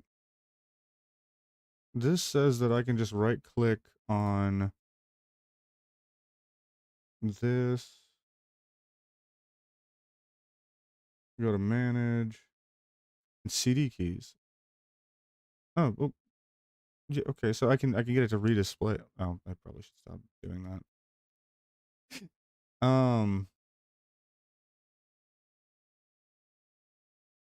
So it even shows that it has the fucking CD key. What the hell? What the actual fuck? Yeah. Okay, I need to create one. This is a blah blah blah. Register the code after that. After the prompts.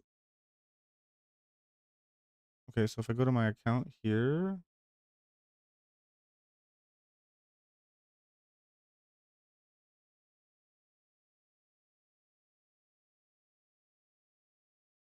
We're in the thing right now. I'm crawling around this website trying to find it.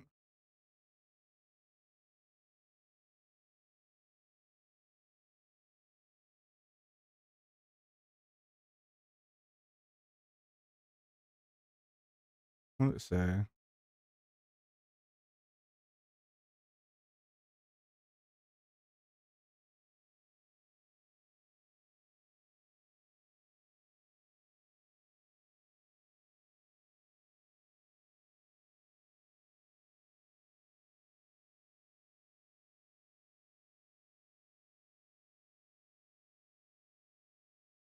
Maybe this.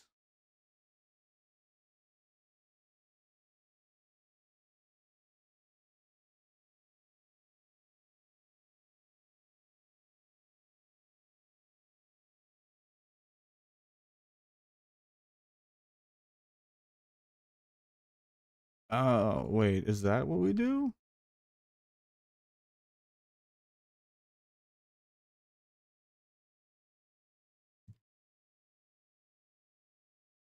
Nope.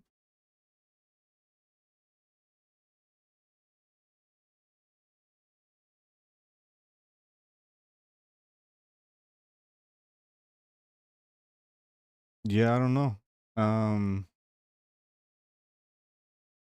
Yeah, it's not that. Tried that.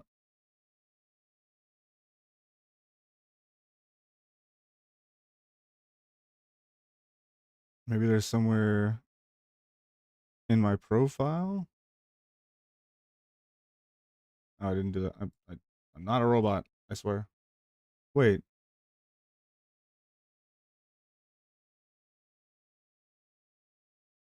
Huh?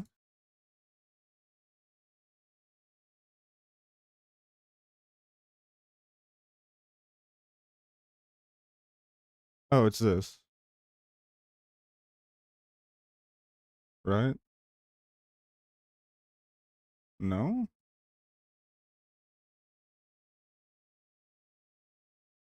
Do I not? Wait, but I just logged in. I was just logged in right here.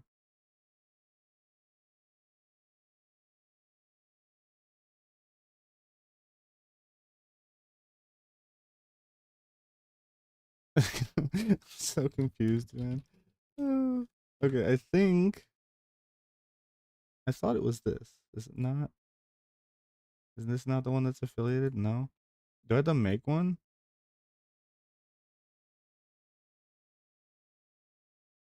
Oh my goodness. I feel like I already have this though. Alright, hold on.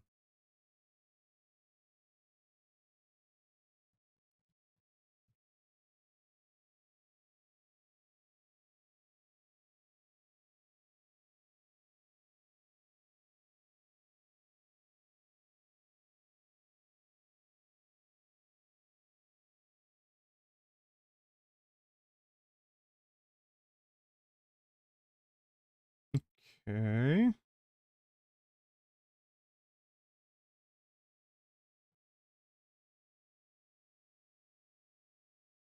I didn't have to make one if I'm already logged in. Yet here we are.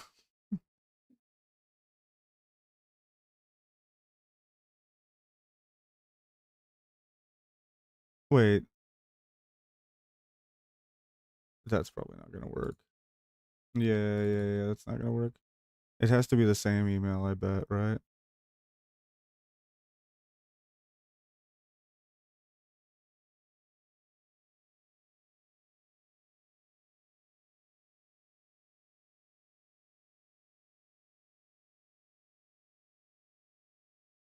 Yeah, it's so weird. Like it showed kind of that I was logged in, but then if you click on it, it says it shows a login button. So yeah, I'm gonna have to make this the Square Enix, and I'll make it for the same email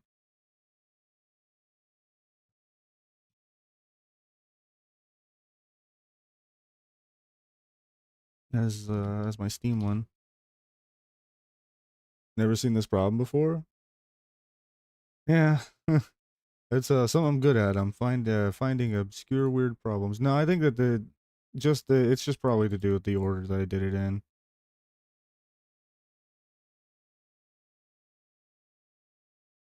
I knew I was probably gonna end up buying the $20 version. I should have just fucking done that first. I really appreciate the help, genuinely.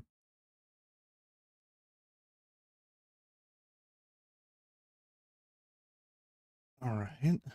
Now we go to our email.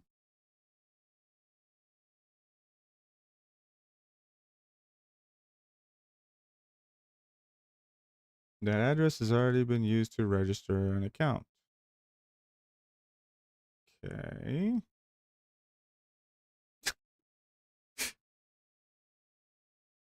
Okay, then what?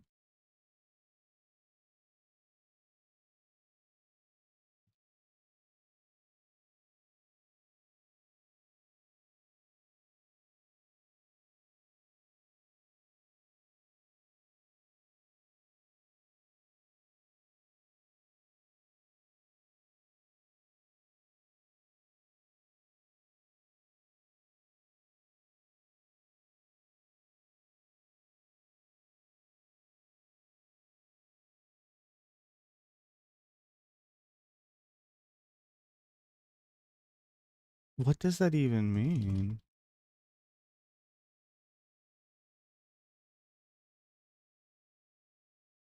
Oh, what the fuck? Oh, wow. That is so stupid. You have to solve the CAPTCHA thing, but if you don't, like, specifically click on this one thing here, it doesn't treat it as if you solve... Oh, my goodness. I had no idea.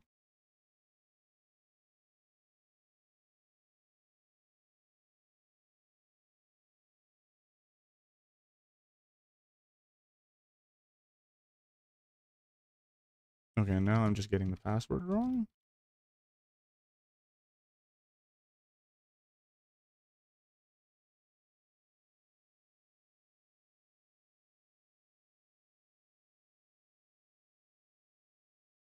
Okay. I'm gonna reset the password, apparently.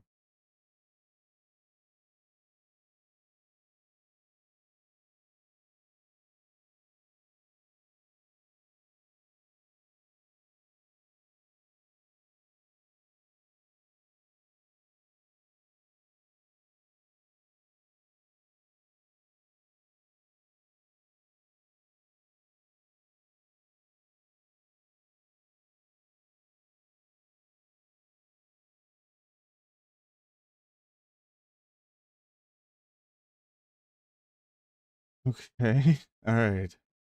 We got the apparently I gotta reset the fucking password on it, even though I'm 99.9% on what I used. All right.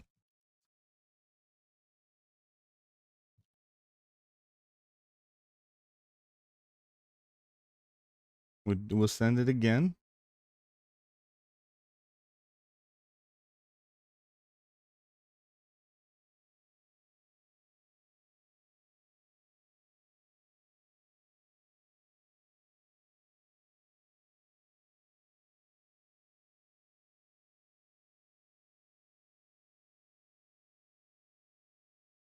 What?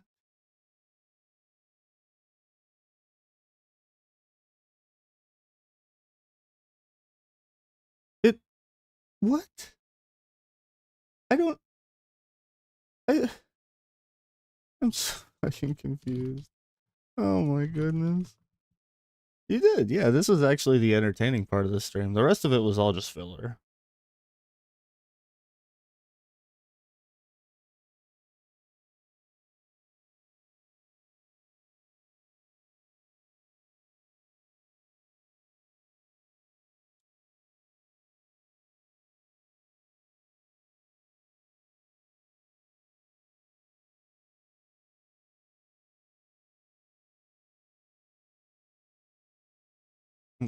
Okay.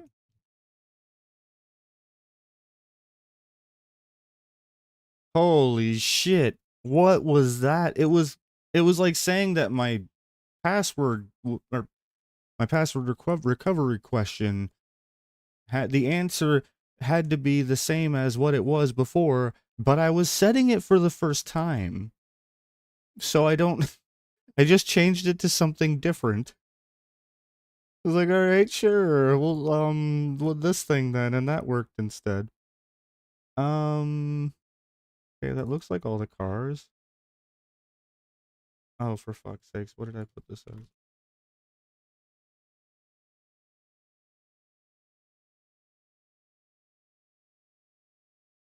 as? Okay, crosswalks. What? Oh, okay, traffic lights. We're not a robot. Why did it changed what email was punched into the box up top? I didn't do that. It did, but all right. I gotta redo the CAPTCHA again.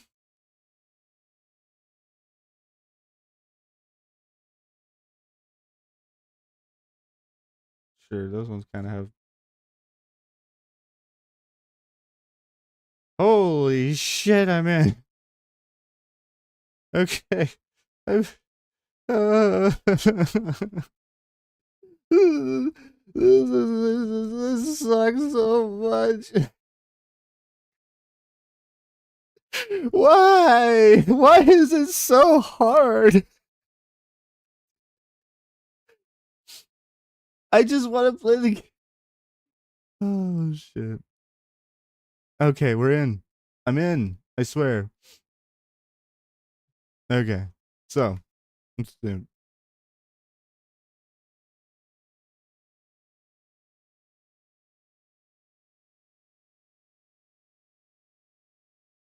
Okay.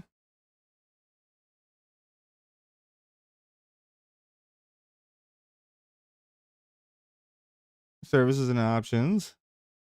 Confirm account status.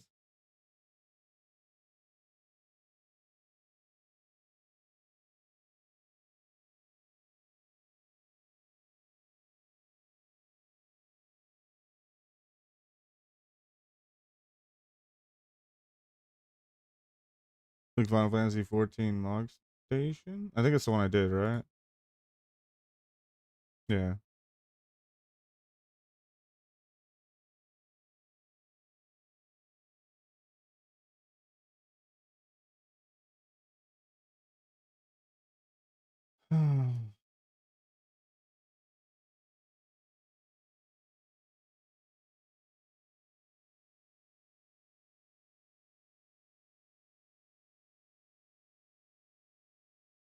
Hmm.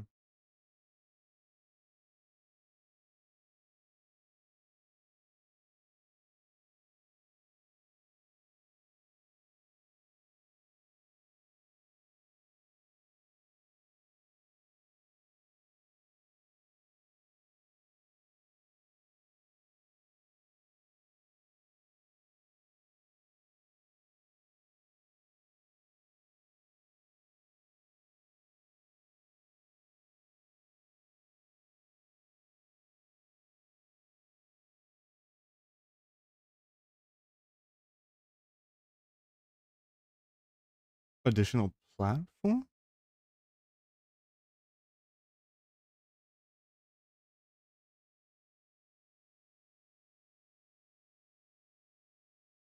Where do you see that?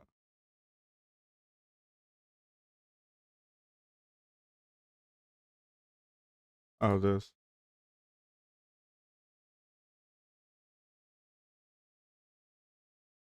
Okay, so it's not linked to Steam. And it's not a clickable button. Is this? Nope. Oh, that's right. I gotta do the thing. Alright, hold up. If this is the code that I have, then just give me a sec.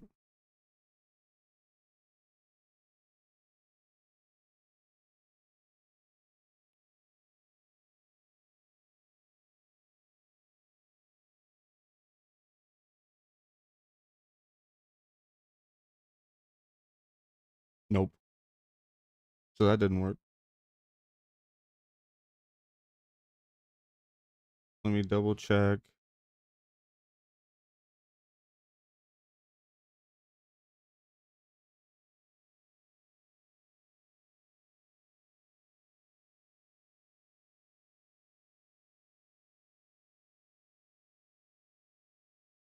Oh. Nope. The hell? Oh my goodness.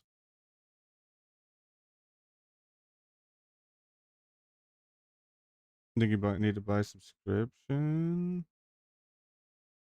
Hmm. Maybe. Where is this? Okay, this. We'll do this for a second.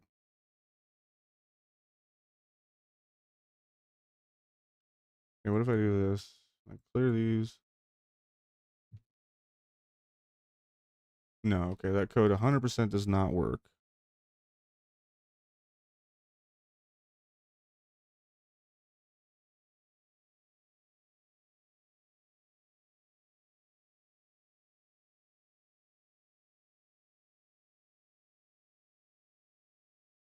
Try that, like the month. Alright.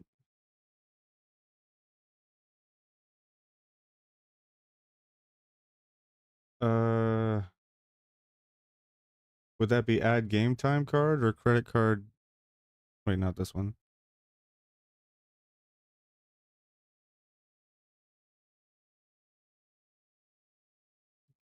Is that credit card instant payment? We do this one? You can use Steam.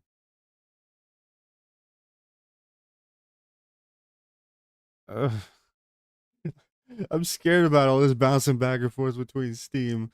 Oh shit. Alright, give me a second here. I gotta pee. I'm gonna pee. Let me put the freaking music on and yeah, I'm gonna pee. I'm sorry. I gotta I've been delaying it. I'll be right back.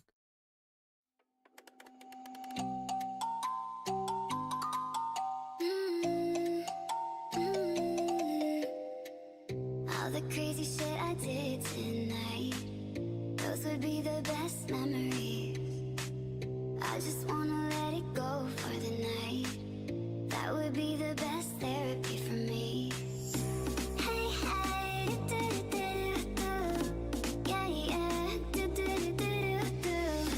Hey, hey, do-do-do-do-do. Yeah, yeah, do-do-do-do-do. All the crazy shit I did tonight, those would be the best memories. I just wanna let it go for the night. That would be the best therapy for me. Hey, hey, do-do-do-do-do. Yeah, yeah, do-do-do-do-do. Hey, hey, do-do-do-do-do. Yeah,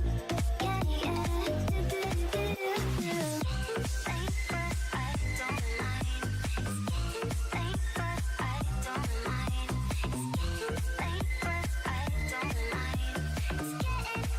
do-do-do-do-do.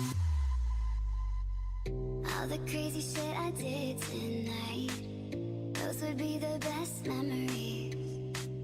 I just wanna let it go for the night. That would be the best therapy for me.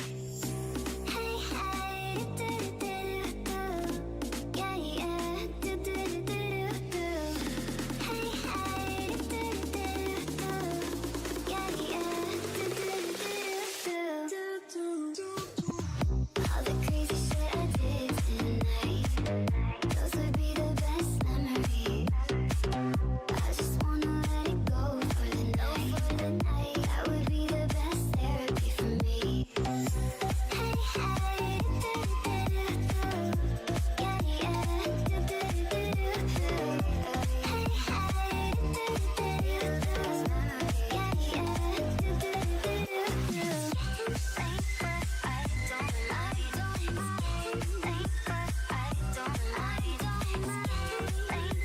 yeah, do-do-do-do-do.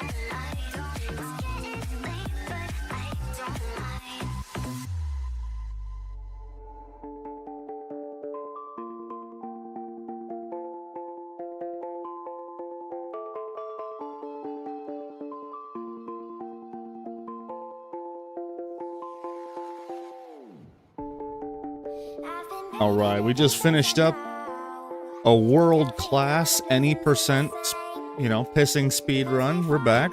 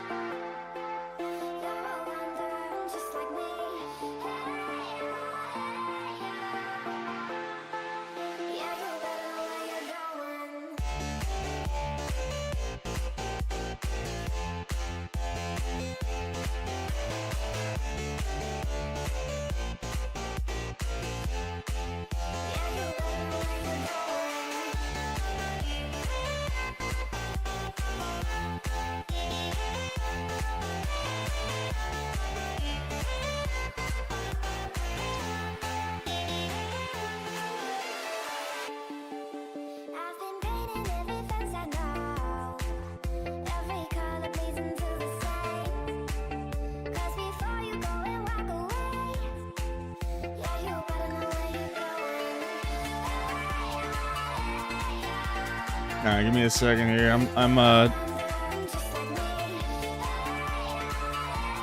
We're giving them more of my monies. Oh, actually, maybe not.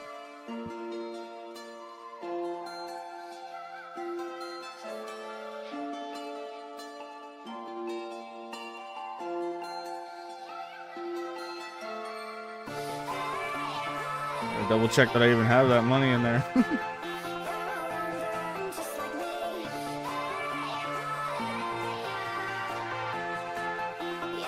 Yeah.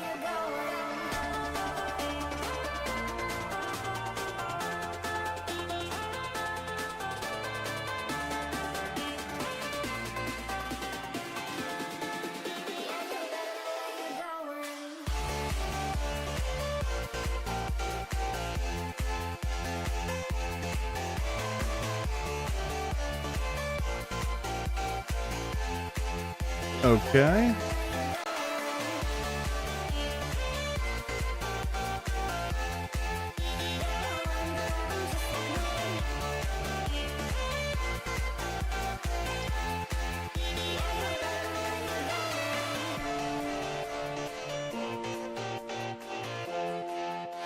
All right, there it is.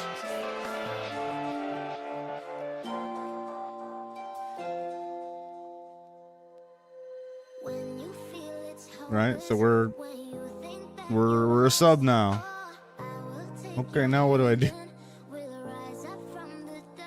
How it should work? Oh jeez.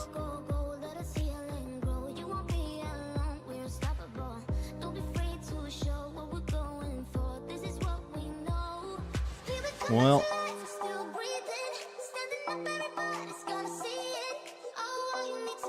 it's still got what does the game say? All I've got's a launcher, right? But it does still say that it's the free trial launcher. I don't know. Can I just do a fucking window?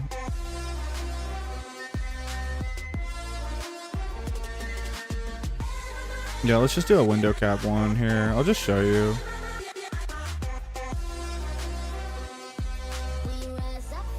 Right, like this is the launcher I still get.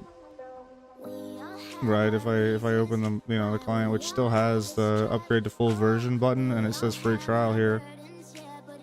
And then if I click upgrade to full, it literally pops open this fucking page that shows that I already own it.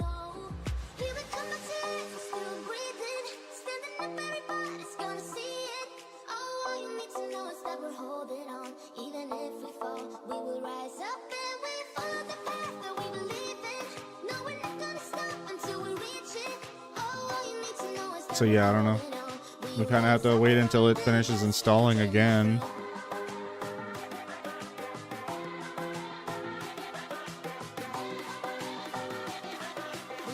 I'm just worried because, yeah, it still says fucking free trial.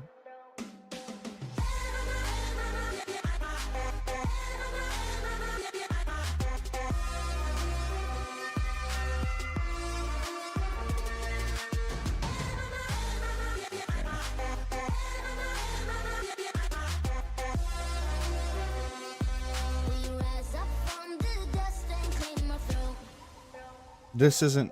See, this isn't logged into my account. I'm gonna... You know what's gonna fucking happen? And I thought about this. I'm gonna end up getting in. It'll finally end up giving me my proper account. But it's gonna be a different account than the one that I made my character on.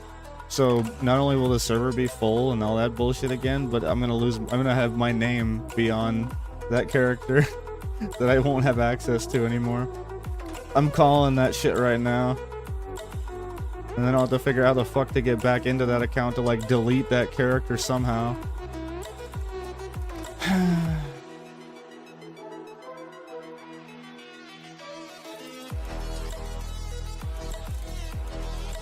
That's my theory, because I don't even see how to log out in here. If I click this, it brings me to this account.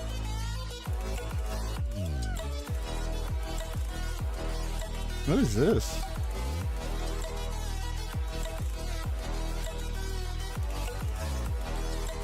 Did I play this game before?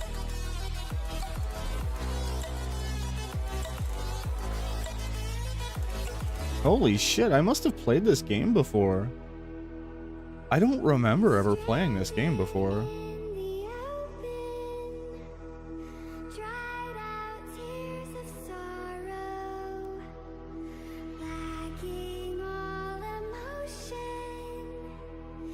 Okay, so we'll log out.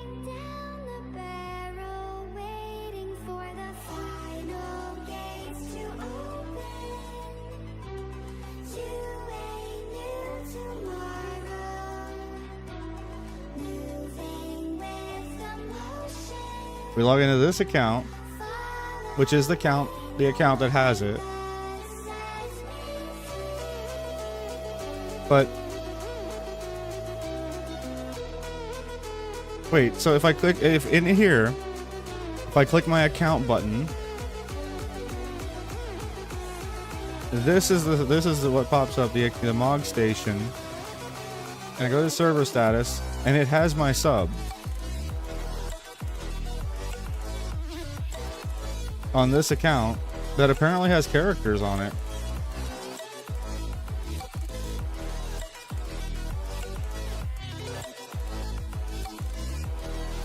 So this is trying to log into my account that is subscribed.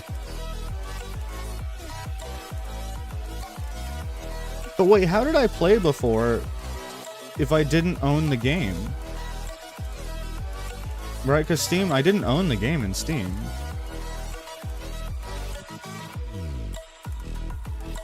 Huh.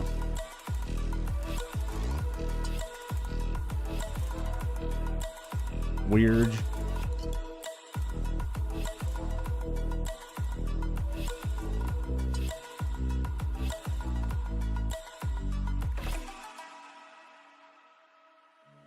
Well, what level am I? I got a 34 warrior?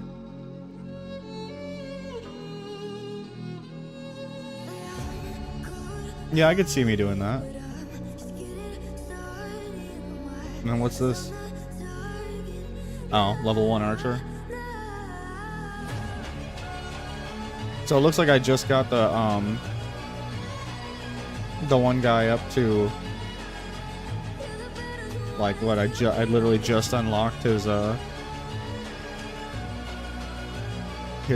second class or whatever. Yeah, I don't remember playing. Genuinely, I do not remember playing. This must have been a long fucking time. Yeah, I'm not gonna play this character. I have to relearn how to play and stuff.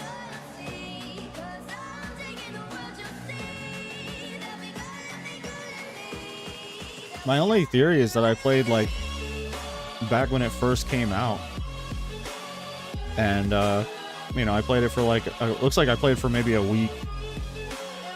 You know, like played pretty hardcore for like a week or something.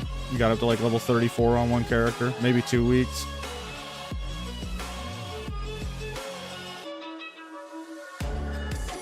It's weird and creepy. I don't know about creepy. I mean, the reality is this game came out, what,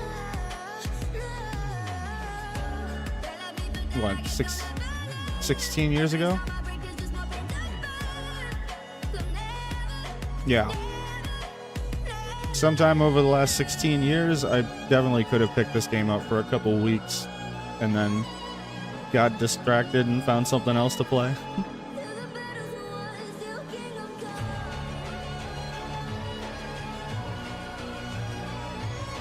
We might actually get to, or finish the install before we have to end stream, so that's a plus.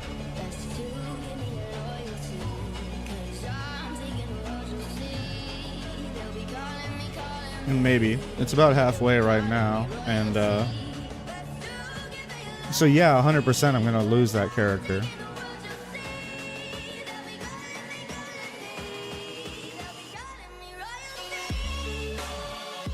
That's annoying. Can you delete them from in here?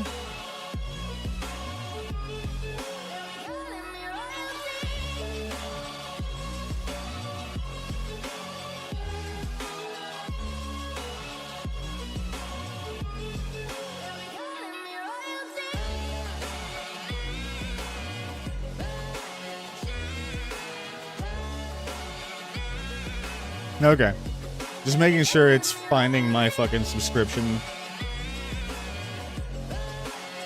The rest I can figure out. Where does it show if I own, like, the game or not? Shouldn't that also be in here?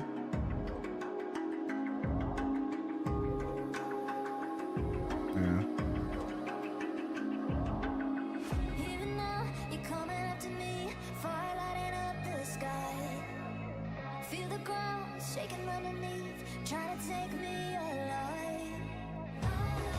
It does say I have a standard account type now. Which I think this is like, it's not free trial anymore. I don't know.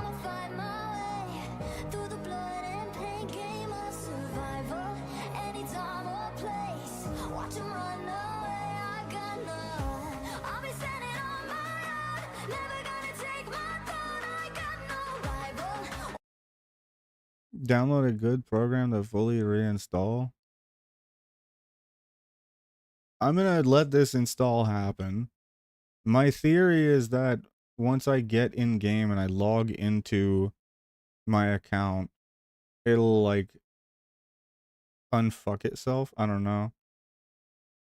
Because it's the same install from what I'm figuring.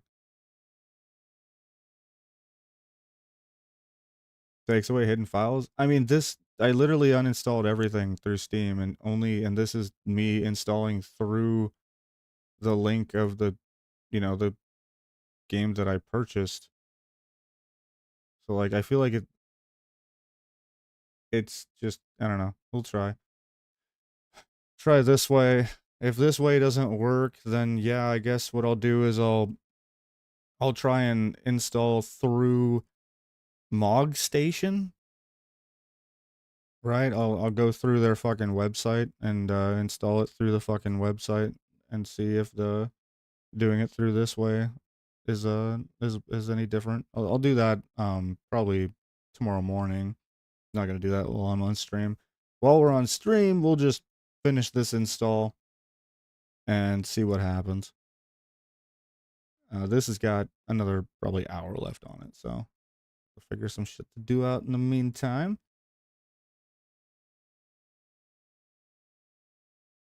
Yeah, well, I stream Monday through Thursday, usually like 3 p.m. to 9 p.m., 9:30 p.m., somewhere around there.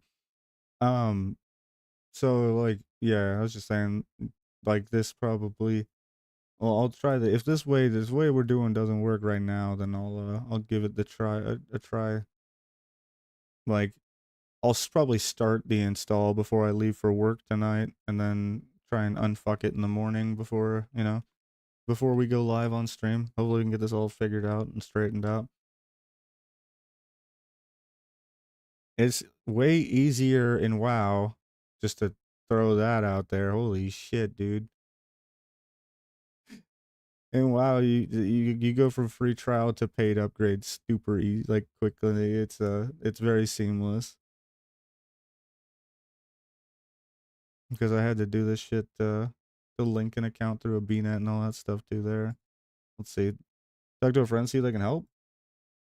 Yeah, she should be on. Actually, she's probably already home. But she might have even popped in and saw that I'm not actually in the game yet.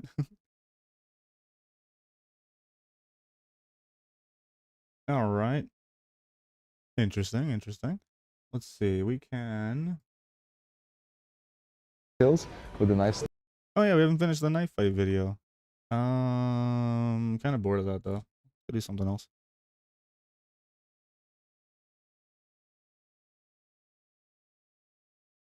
Wow. Jeez Louise. Yeah, that would scare the shit out of him.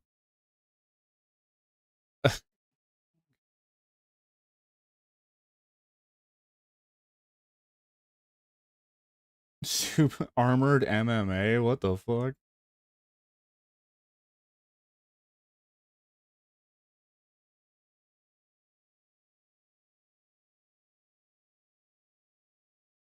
Interesting.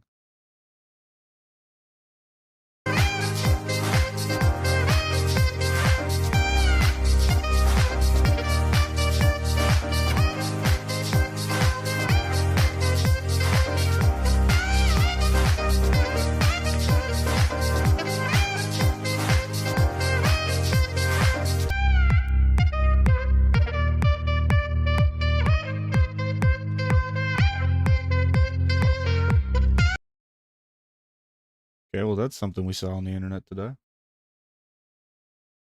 Huh.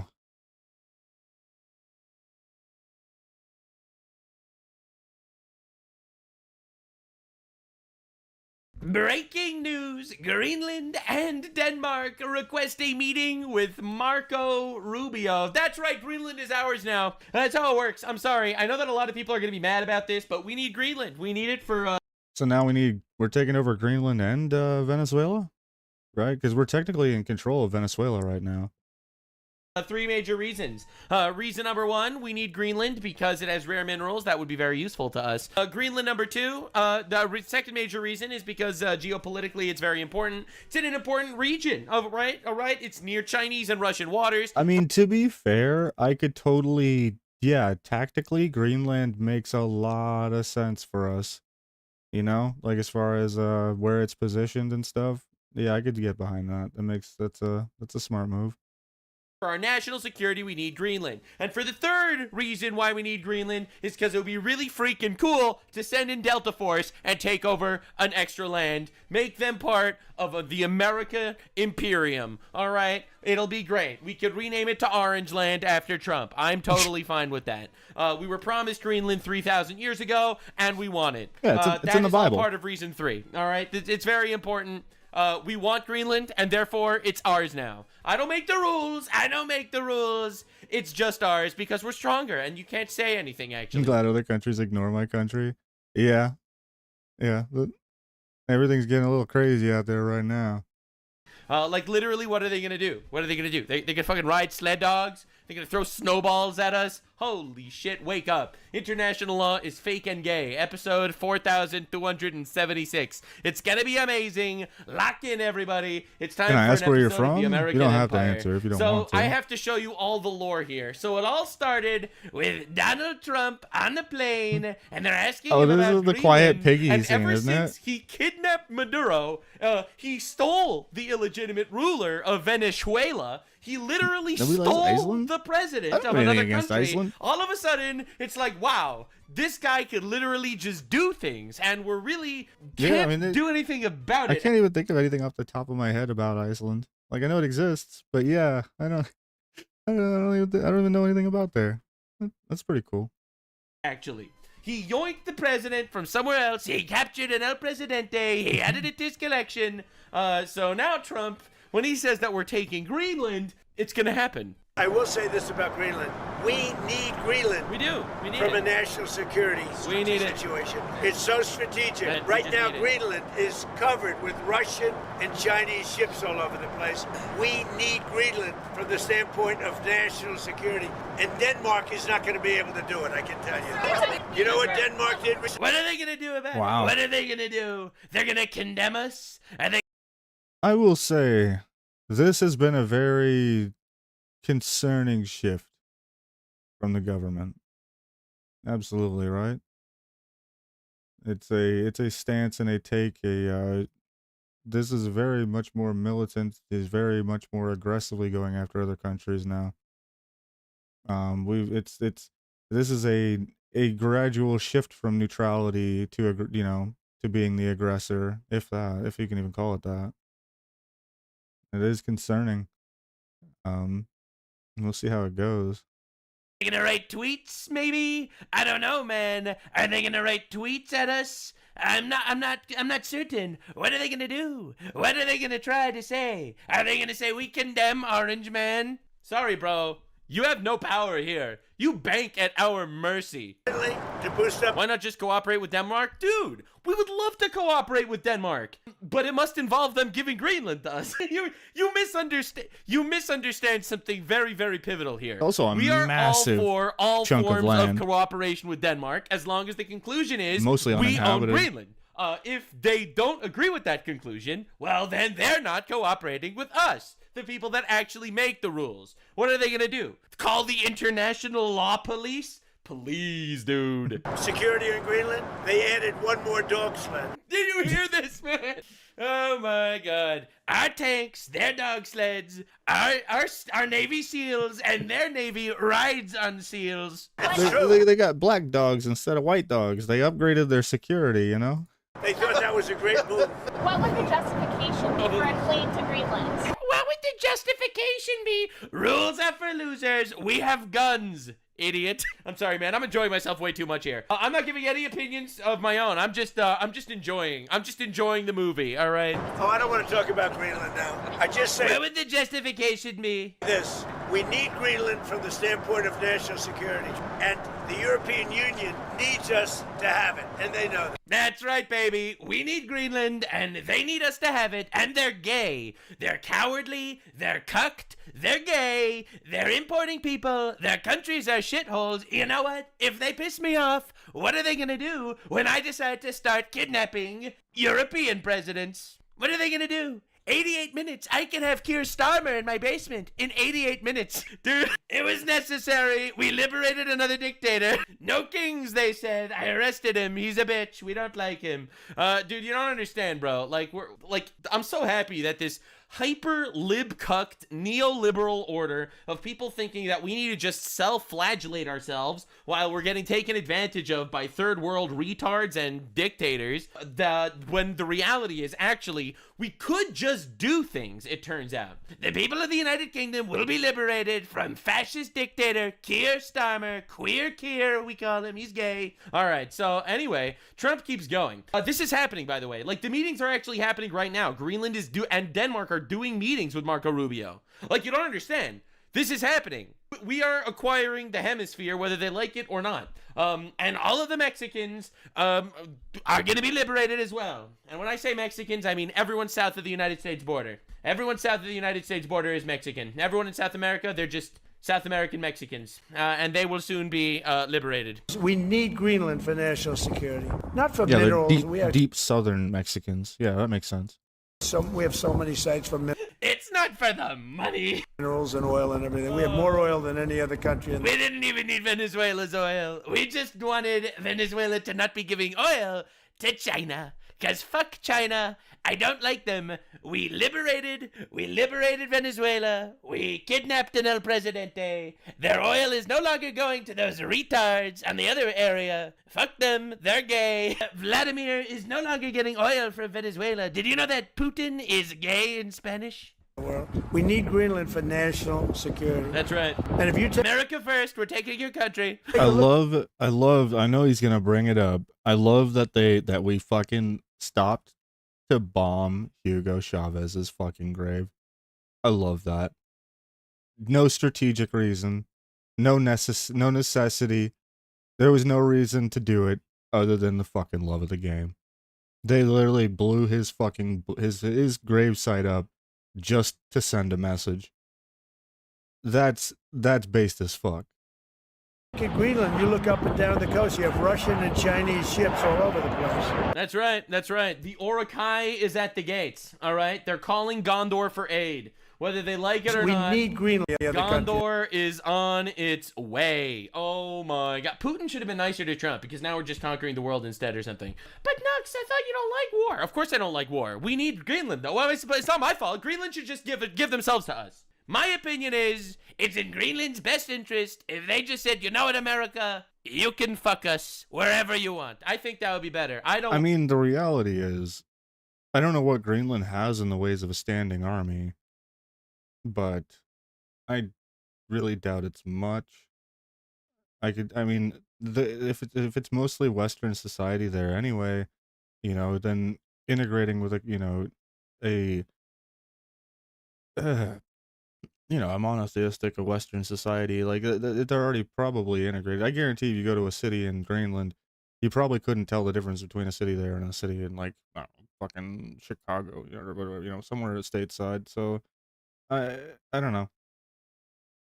There's gonna come a point, right, where a lot of these wealthier countries that don't have standing armies, like the neutrality across the world has been a boon in certain areas, particularly in the Western Hemisphere.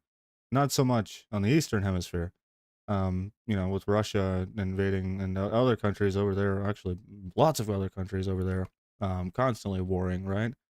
But in the Western Hemisphere, largely we've been kind of we've avoided conflict. I don't think there will be any kind of conflict here. I do think that Canada and Greenland kind of fall in the same thing, where it's like, you guys might as well just join up, you know? You might as well just fucking become one unified force here. It'll suck a little, might be a little an L to the ego, but the reality is right in front of you, and I don't think it's to any detriment of anybody. Like realistically, I feel like it's more of a progression thing for like us as a species. Want war. I would prefer they just give themselves to us willingly. Unfortunately, we need Greenland, though, I guess, or something. So anyway, now, a lot of people on the left are like, wow, Trump is being all imperial or something. Trump is being super imperial. He's being imperial the way he's just kidnapped a dictator. Now, let me give you some lore here. This dictator lost his election. He was illegitimately the ruler. He was oppressing the people. Yeah, it's fucking wild that people are even trying to paint this out in anything other than a W. Like, this guy was not the properly elected like governing body, right? This guy took over what, back in like 2016, and he's just been running the place ever since. So like, this is a fucking dictatorship. It's a dictatorial regime, if ever there was one, and they're running defense for these guys. There's nobody in the there's no people in Venezuela on the common citizens that are disappointed about what happened. It's only leftist Americans. Like, wait.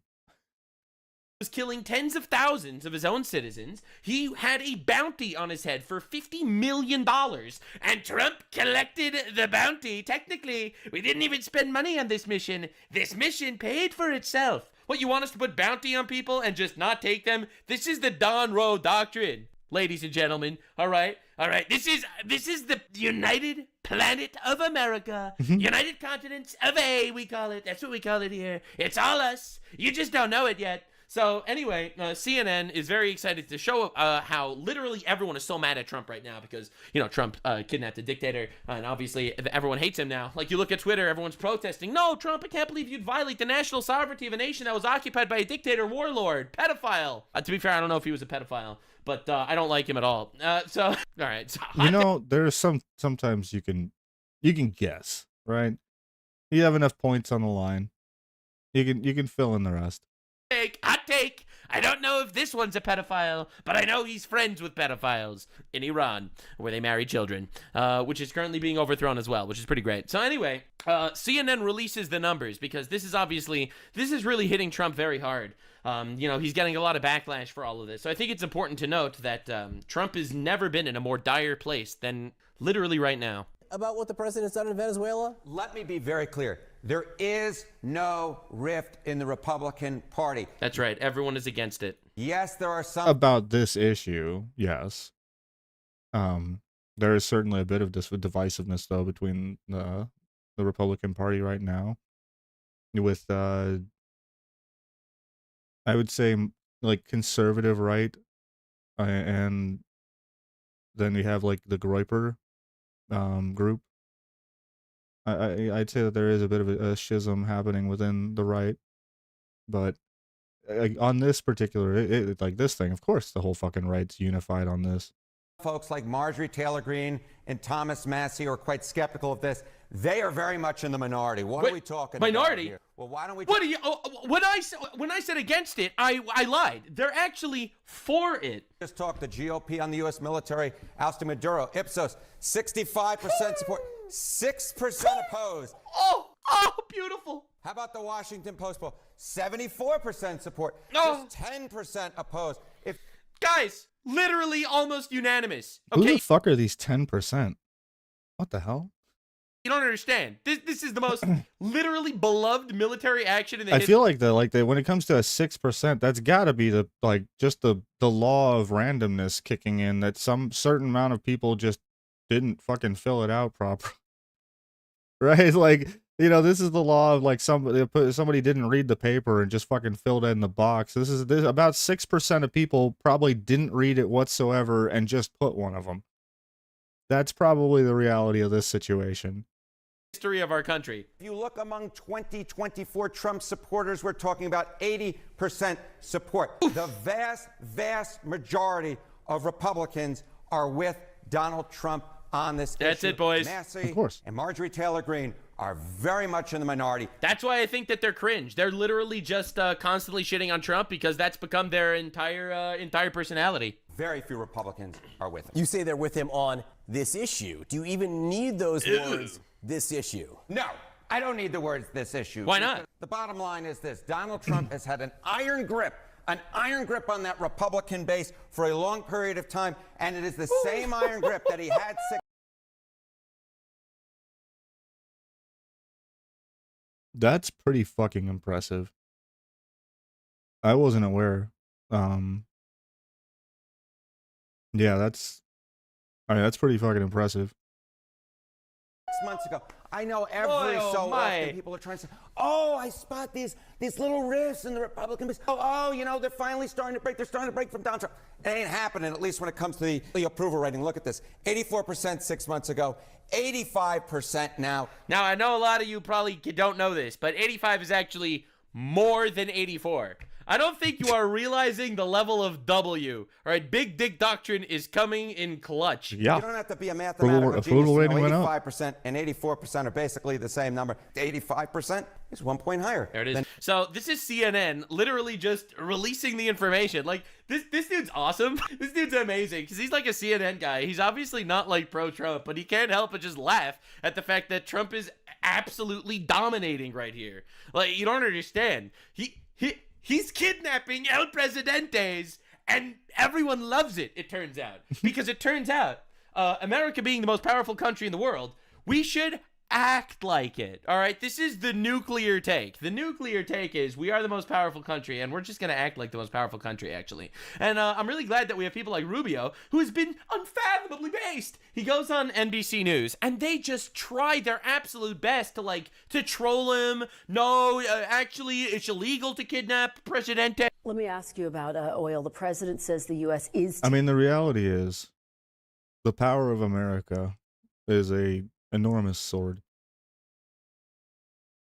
And largely the majority of presidents have been scared to wield that sword because acting, with the sword, as it were, enacts repercussions in every, the more aggressively you use it, the more repercussions, both positive and negative repercussions, obviously. But yeah, Trump is, he's definitely making moves here. This is very interesting what's happening, I think. Taking over the oil. Yeah, this is what we call a colossal W, all right? I want to explain to you how this works. We liberated Venezuela. The people of Venezuela are happy. We captured a wanted terrorist, a criminal, a drug trafficker, a narco-terrorist bitch.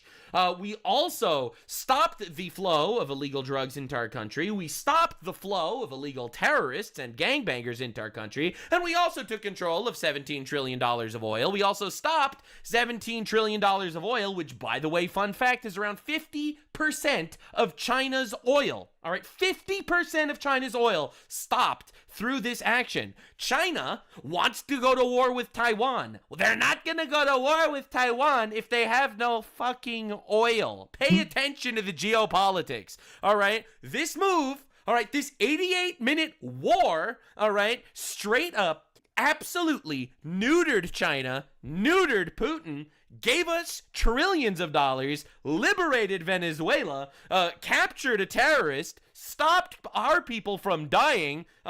It's literally just a colossal W. But of course, you have absolute retards on the left. No, leave my communist I'm gonna grab a dictator drink, 1 sec. alone. So anyway, this is them saying, oh my God, you're taking oil? The question is, I guess, if the purpose of the operation was to capture Maduro and bring him to justice, why does the United States need to take over the Venezuelan oil industry? I'm really glad you brought this up, lady. So Venezuela has all this oil and is doing nothing with it. And also, we're making $17 trillion. And also, we're stopping it from literally flowing into our enemies. Absolute retard bitch. Like, I'm telling you, the media is like this. If you're doing it to kidnap a bad guy, why why are you taking the oil? It's like, bro, because we get a free $17 trillion and we stop it from going to our enemies. You're gay and retarded. Well, we don't need to. First of all, let me go back up. We don't need Venezuela's oil. We have plenty of oil in the United States. What we're not going to allow is for the oil industry in Venezuela to be controlled by adversaries of the United States. You have to understand, why does China need their oil? That's right, why does Russia need their oil? Why does Iran need their oil? They're not even in this continent. This is the Western Hemisphere. This is where we live, and we're not going to allow the Western Hemisphere to be a base of operation for adversaries, competitors, and rivals of the United States. Have specific oil companies? We also want to see that. Oh, no, actually, as of right now, Taiwan is not technically part of China. It's a sovereign and independent country. I think it's officially called the Republic of China, but it's not actually a part of China. Yeah.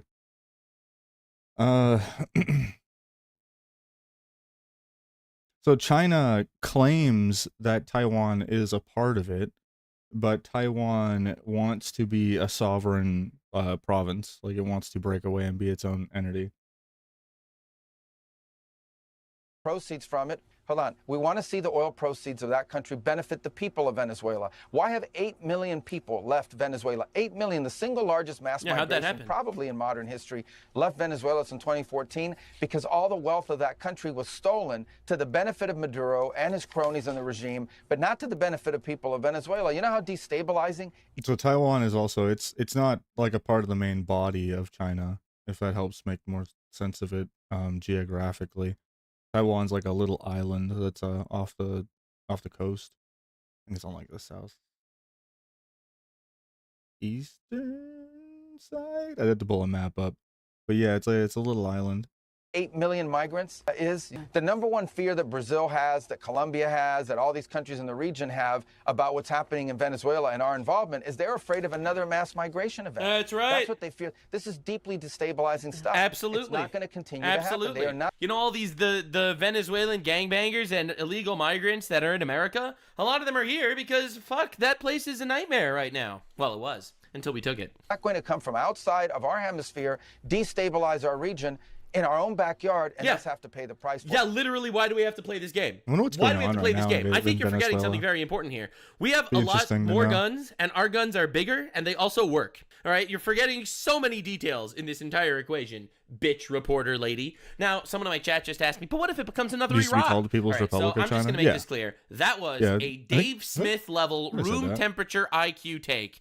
Iraq and Venezuela are totally different. Iraq involved us establishing Yeah, it's our own called, what government, the heck, giving it to the- people who are literally warring feudal barbarians, okay? The All right? Republic of China. Venezuela the People's is Republic a of China. democracy that was hijacked and captured, okay? Literally hijacked and captured by literally a socialist dictator that is overthrowing and overturning elections using force. Force that is being backed by Iran and Cuba and Russia and China. So I'm not going to lie to you. This is an absolute room temperature IQ take. If you think the people in Venezuela that were being oppressed and literally trying to run elections, except they couldn't, all right, on one hand, and on the other hand, and Iraq is an entire... Yeah, so there is a hopefully the woman that was properly elected that actually won the majority vote is now got moved into the seat of power, as it were, and is hopefully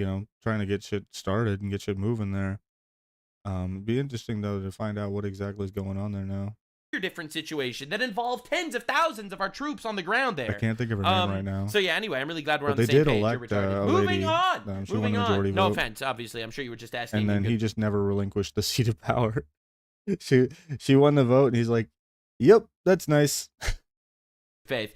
Stephen Miller, the bald Jew in the White House himself, has also been going absolutely hog wild. Dude's been going insane. I really prepared a really good video for us today. I decided that my videos are better than other people's videos because I decided that we're taking over and Well, I there's mean, really it's nothing anyone can do objectively about it true. because we have more guns. That's what I decided. My videos are better because I recognize that international law is fake and gay and we have more guns and we want Greenland, so therefore it's ours. And if it's not ours yet, then it's inevitable that it'll be ours. It was promised to us 3,000 years ago when God foresaw that we had bigger guns. The reason why I was giving you that speech, which I know you didn't want to hear, is because you're approaching this from the wrong frame. this neoliberal frame. That's right. The United States' job is to go around the world and demanding immediate elections to be held everywhere, immediately, all the time, right away. To create these vacuums. That's not what I think, but you invaded the country. You invaded the country. You invaded the country, bro. This is what CNN retard had to say. You invaded the country. Bro, we literally kidnapped a dictator that had a bounty on his head. All right, anyway, bald Jew, kill him.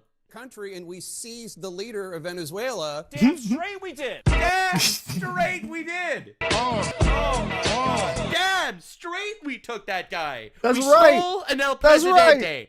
Do not do it again. Damn right. Maduro was promised us 3,000 years ago. Oh my God. So this dude just straight up manhandles this poor bastard for their entire interview. It's got to be the most diabolical interview of all time.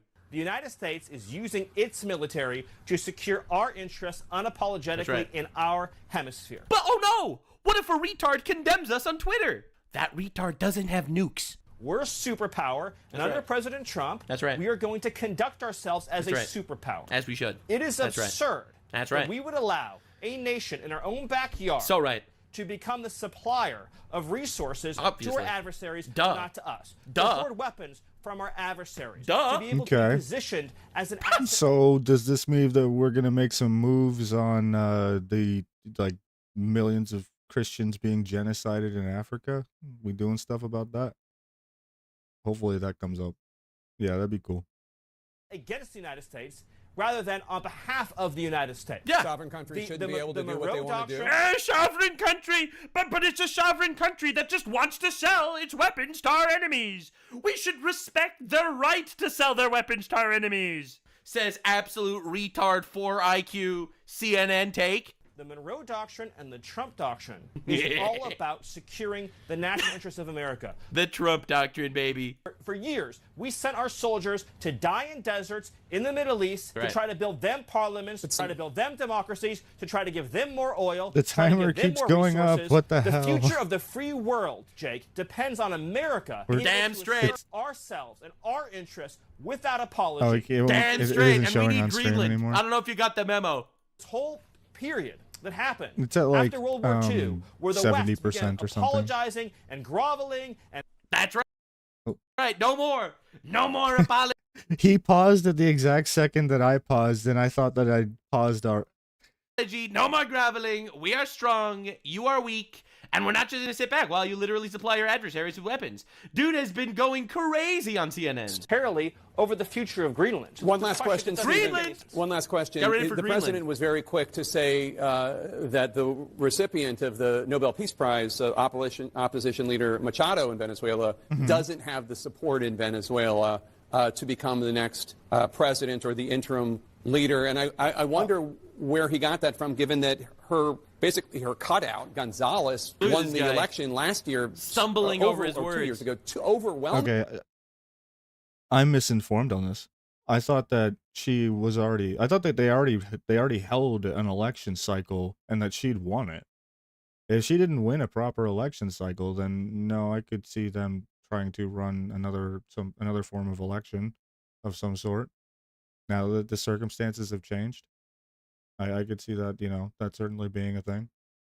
70% of the vote or something like that. Why does the president think that Machado should not be the next leader? Why does he think she's weak? First of all of Venezuela.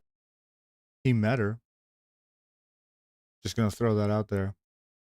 If he met her and his opinion changed on that, as much as you might hate Trump, you have to imagine that the guy's got a pretty good judge of character about leading a country.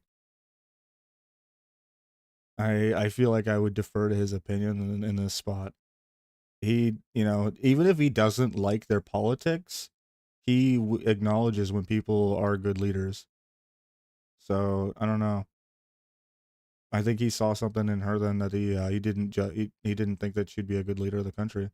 Which, if she wasn't properly elected by the people, I mean, they might agree, right? Just because somebody with a close narrative or somebody with similar politics to her ran and won, doesn't mean that she would. You know, it's a different situation entirely. The experts agree. All Venezuelan experts agree. And like the people were under duress and under this, you know, regime when the election or any form of election was held anyway, right? So it makes sense that they should be offered a new opportunity to vote while not under duress or stress or, you know, with this differing political position. I think that makes sense.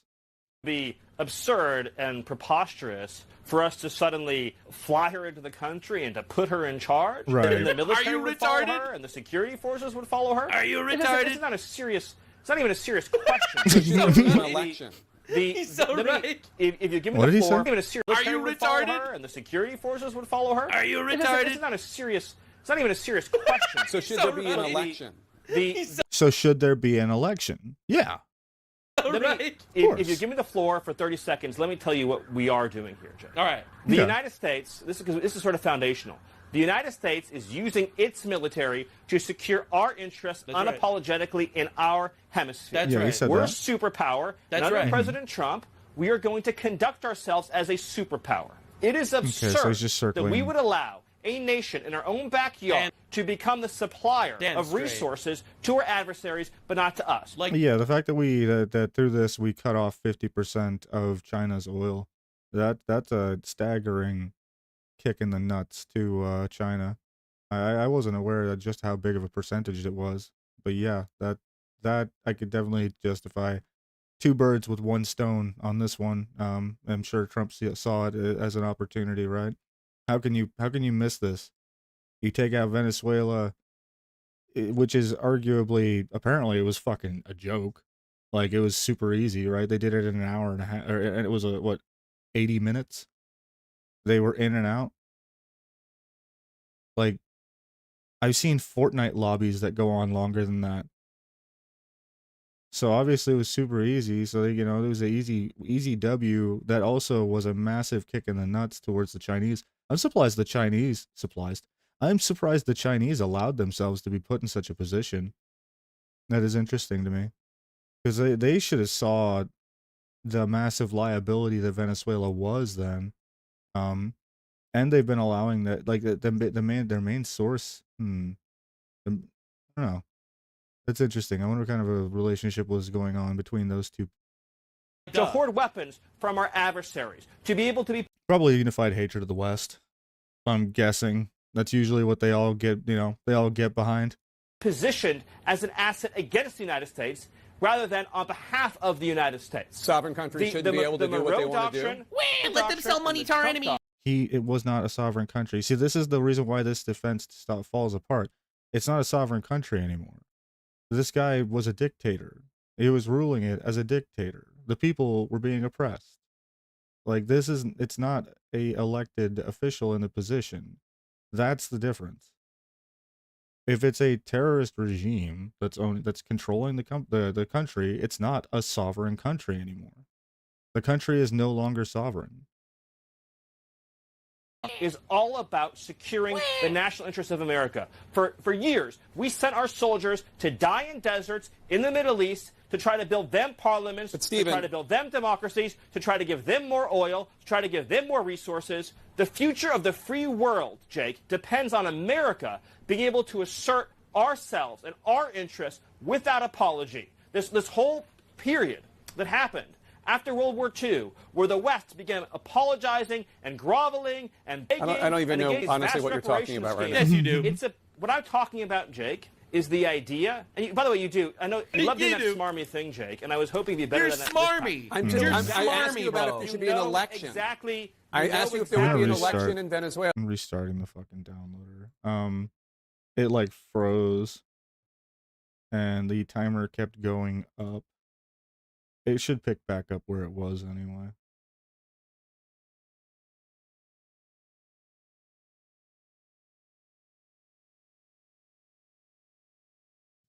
What did I put as this again? Was it this?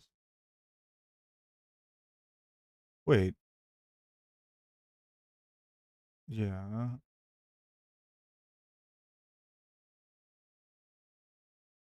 And then if I do this,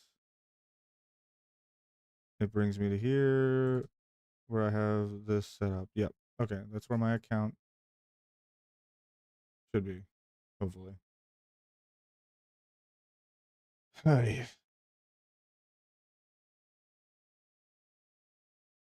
All right, well, let's figuring out what percent it's at. Not 100% if we'll finish the we'll finish the install before end of stream. We'll see what we can do here. Got about 25 more minutes. But tomorrow will be the big kickoff. I'll be making sure that this, everything is set up and is running before we go live tomorrow. That way the whole stream will just be actually playing the game, actually checking the game out and exploring the game and all that shit.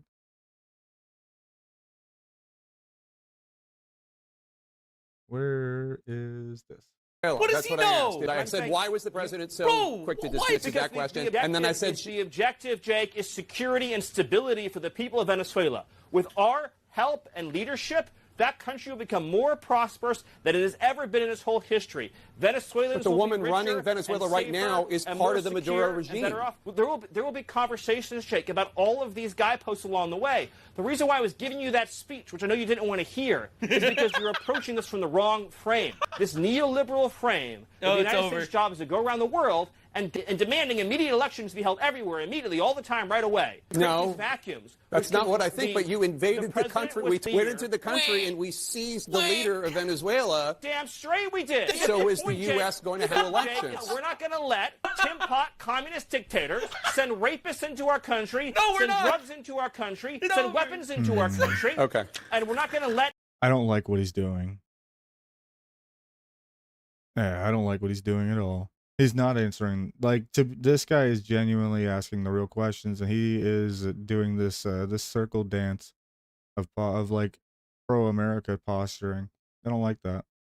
I don't understand why he's not actually just individually answering the addressed questions. A country fall in the hands of our adversaries. The future of... He's just he's mad. He's like, all right, so you're just not going to answer anything. I'm just going to put my questions away. Venezuela working with America is going to be so bright and so incredible and so positive, and we'll have a conversation about everything that you raised. But the priority right now, as the president has made clear, is a judicious, thoughtful, careful transition process to secure a great future for Venezuela and to secure a great future for America. Let's just take a moment and just acknowledge that what we've witnessed under President Trump last week is one of the greatest foreign policy and military victories this country has ever had. Stephen Miller, thank you so much. Appreciate your time. Thank you. He dipped. You see this smile at the end? It's because he knew he won. He knew he won. Right. Yo, that's a shit-eating grin if I've ever seen one. He just cuts him off. He just kicks him off the air. Oh my god. He literally steamrolled this guy. Oh, he puts the Jew in Jew dishes, that's for sure. Holy He busted crap. out the jujitsu there for sure. Holy. Bro annihilated him and he rage quit. Dude, CNN is having the worst timeline ever. They have zero defense to any of this. Oh my god, damn straight we did. It's about oil and dollars, and I'm tired of the president. It's about oil. Yeah, preventing oil from going to our enemies. All right. In my opinion, this is stopping China from invading Taiwan. All right. I'm telling you, man, I am something of a geopolitical expert, and I know this because I'm retarded and I'm on the internet. So therefore, my opinion. It's certainly taking the wind out of Chinese sails for sure.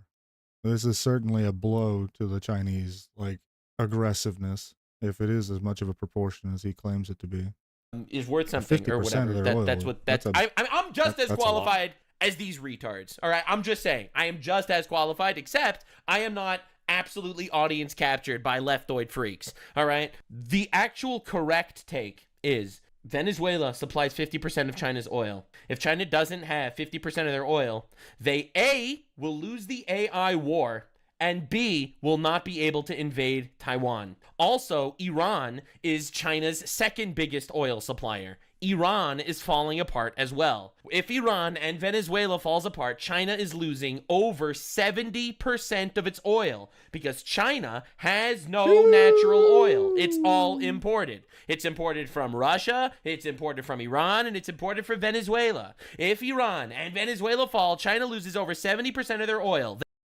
Wow. Yeah.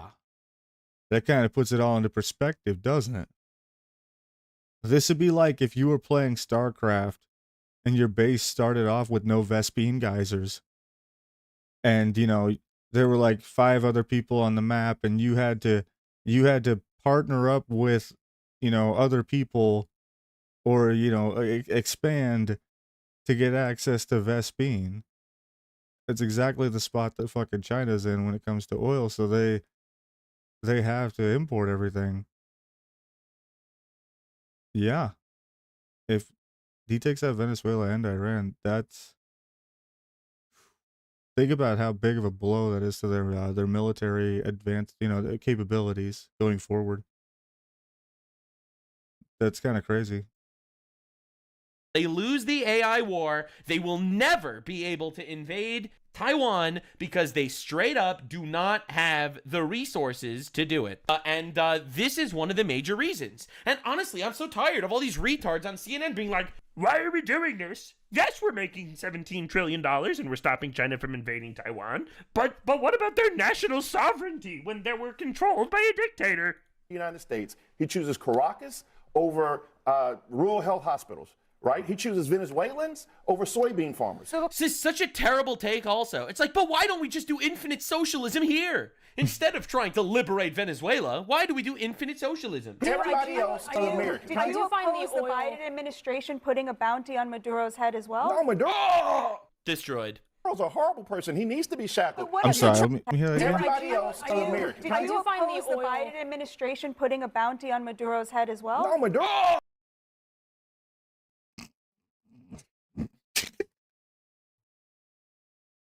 The Biden administration put the bounty on Maduro's head that Trump collected? No shot. You can't write irony. Holy how, why are people not talking more about that? That's fucking hysterical. I didn't know that. Wait. I want to verify that.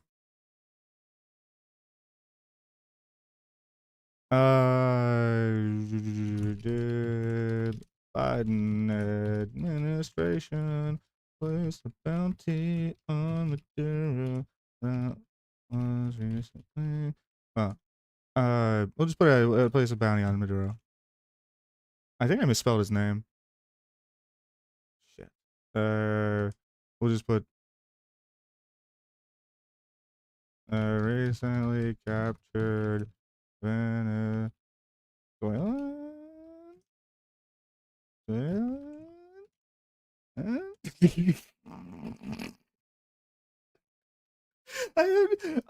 Hold on. Yeah, imagine that. We'll just, you know, is it just like that? How is that not right? Venezuela. Oh, it's an E. Oh, fair enough. Venezuela. Yeah, okay. Yep, that makes sense.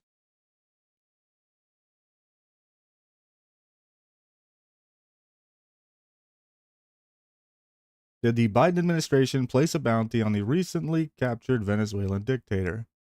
I didn't know how to spell Maduro's name, so I just put that in instead. It'll figure it out.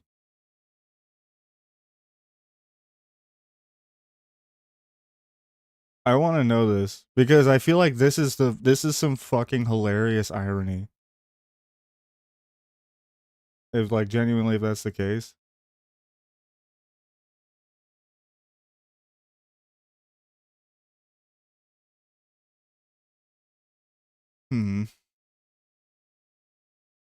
Grok is putting along.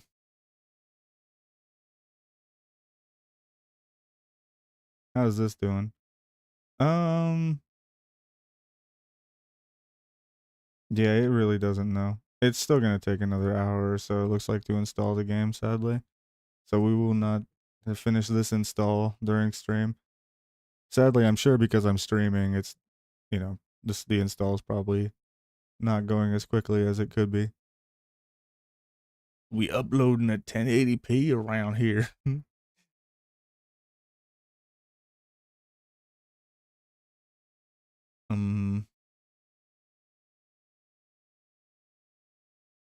I'm curious to see what it says here. Close this. Interesting. Yeah, we haven't really taken off too much on the YouTube. That is totally fine.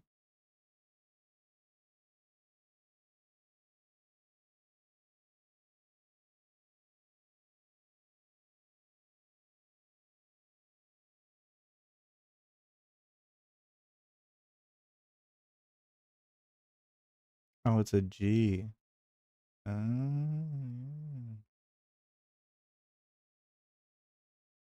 you ever notice that a G looks like a spinning arrow? Yeah. You know, like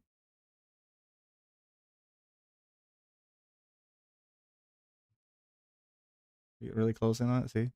Oh, you guys can't. Oh, hold on. I'll put it like over here. See? It's like a spinning arrow.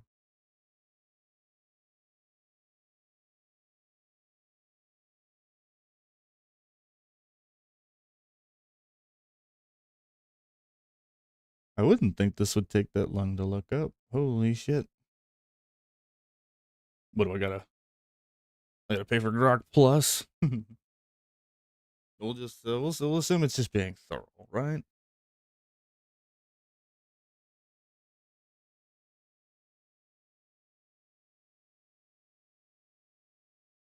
I did get a beverage. I've been drinking these Bai coconut waters. They're Bai, like BAI, Bai coconut strawberry waters. They're really fucking good when they're like cold. I never used to be a fan of coconut water, but these things, for whatever reason, the coconut strawberry, really, really good shit. I will naturally I will have to edit out all of this in the video. If we end up making this into a video, which a lot of the reacts that we do here on the channel will probably end up in a video on YouTube. A lot of like, because it's pretty straightforward to clip a react into a YouTube video, right?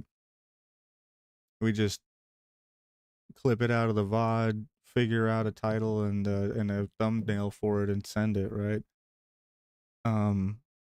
So yeah, a lot of the video reacts that we do here, we will end up putting up on the YouTube channel as well. Which, if you haven't followed, definitely check out the YouTube. We are a handful of followers away from from 800. Yeah, we're about to hit 800 subs on the YouTube channel, which is fucking cool.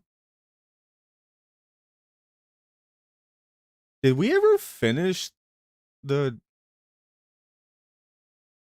Yeah, we did. Okay, yeah, we did do the Nuxanor video about Islam earlier. That's right. We did that super early on while we were waiting for the fucking server to open up, right?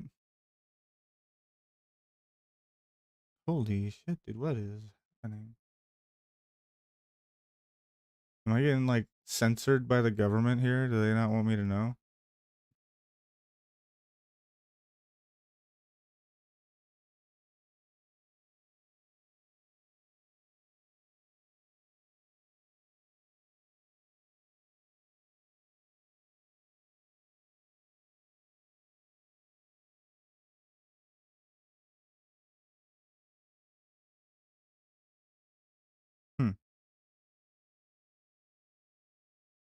Let's do it again. I think it froze or something. I don't know.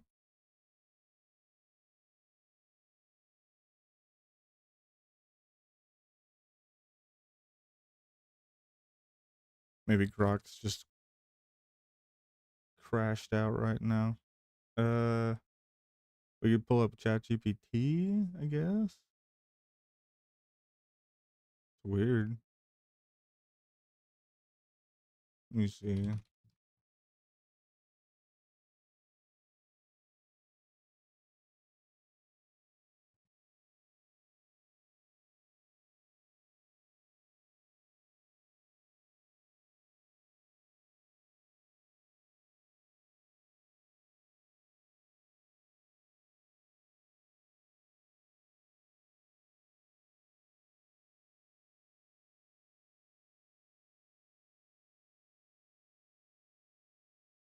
Okay. So no. Maduro was initially indicted in 2020 during the Trump administration. However, Biden did reaffirm that bounty and double the value of it. So they very clearly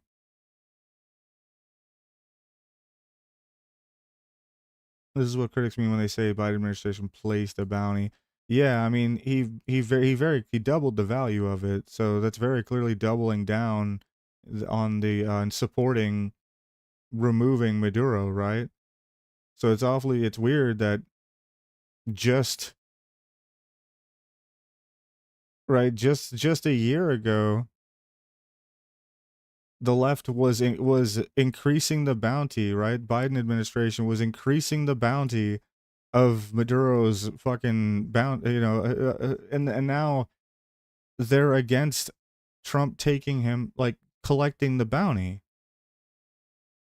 Either you want this guy taken out or you don't. It's I don't know, it's weird. But yeah, so this, if anything, this really concretes the fact that this shouldn't be a political issue. It just shouldn't. Everybody wanted this guy to get fucking taken out. You don't put a $25 million bounty on somebody that you don't like, that you support, right? That you get mad if somebody collected it. I think it's pussy stuff that he raised the bounty to 30 million instead of just taking him out.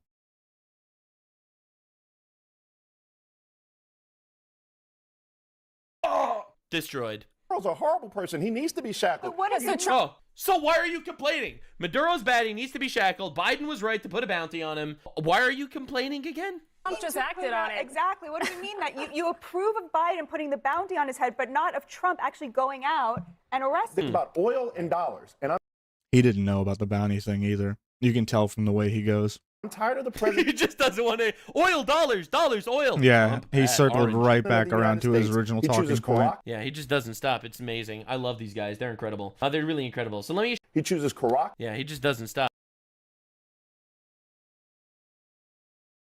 Yeah, okay. So this is me trying to be fair.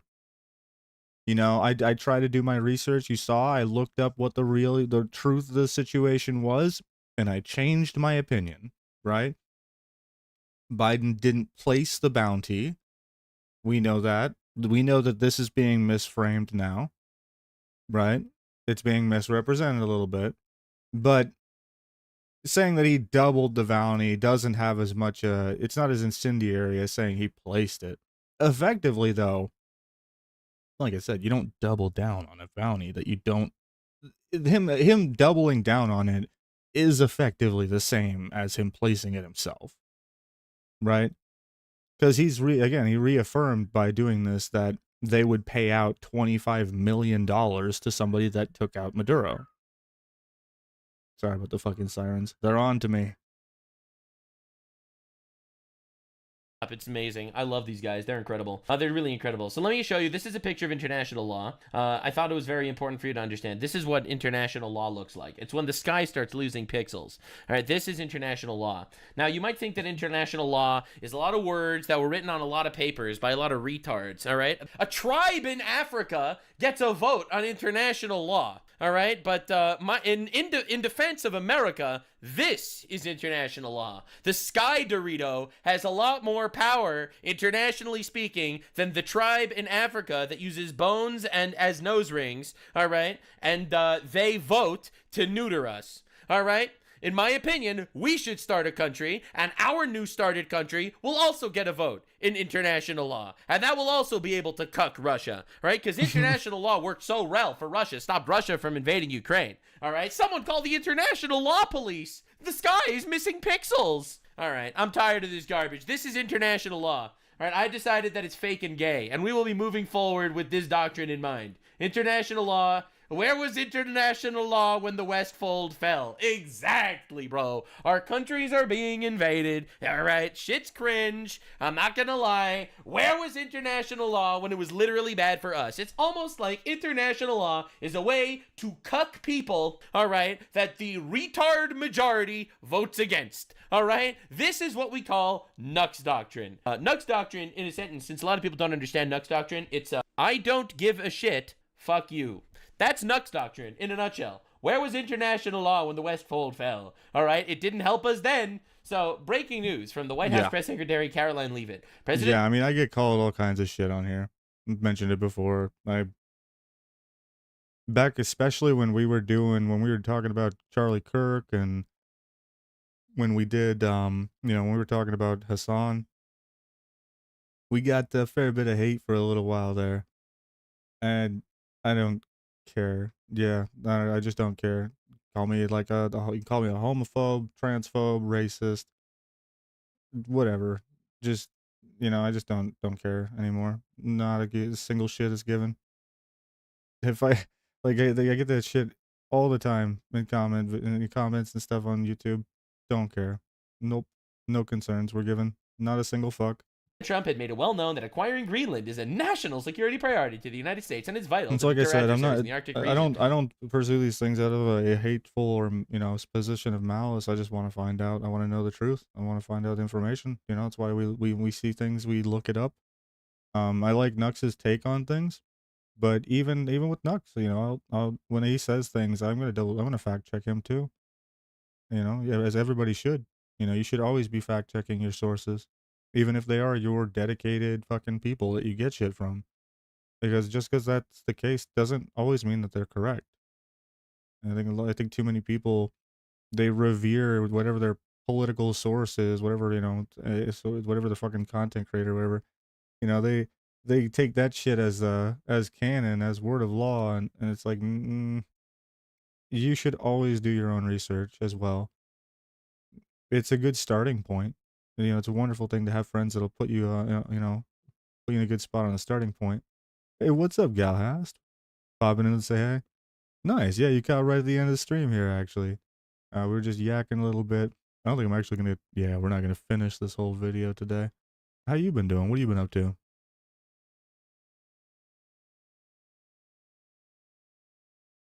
We're also installing Final Fantasy in the background, but don't tell them.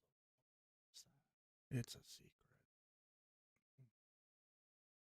Yeah, don't tell them.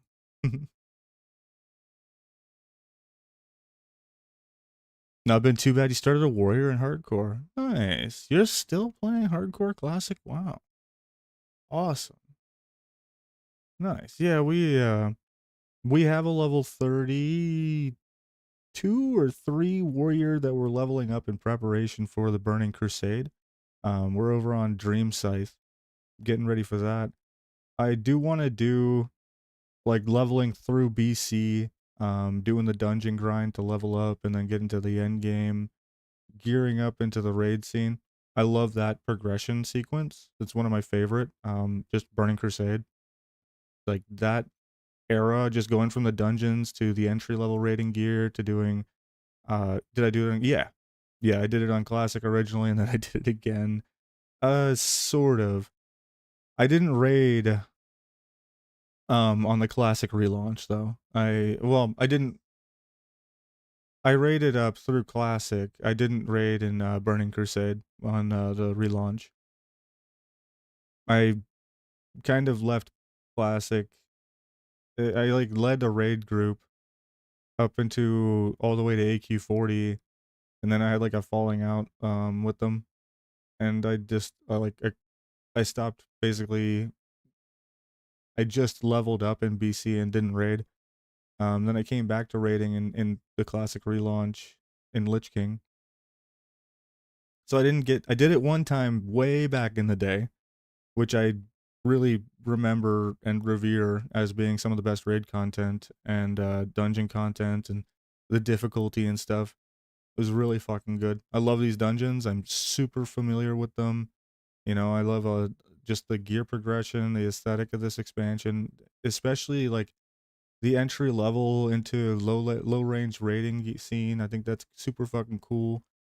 I do think I don't like some parts of this expansion once we get to like Black Temple, if I'm being completely honest.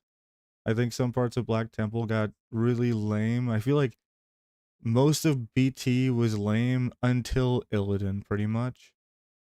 It was really that. There was like a couple of fights in there that were cool concepts. There were new innovations on raids, on like raid fights that were cool. You know, you have your Gore Fiend fight.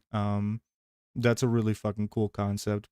But that and what the fuck, the cube, the hatred cube, cool concept fight, nightmare fight, absolute nightmare fight, but cool concept fight, right?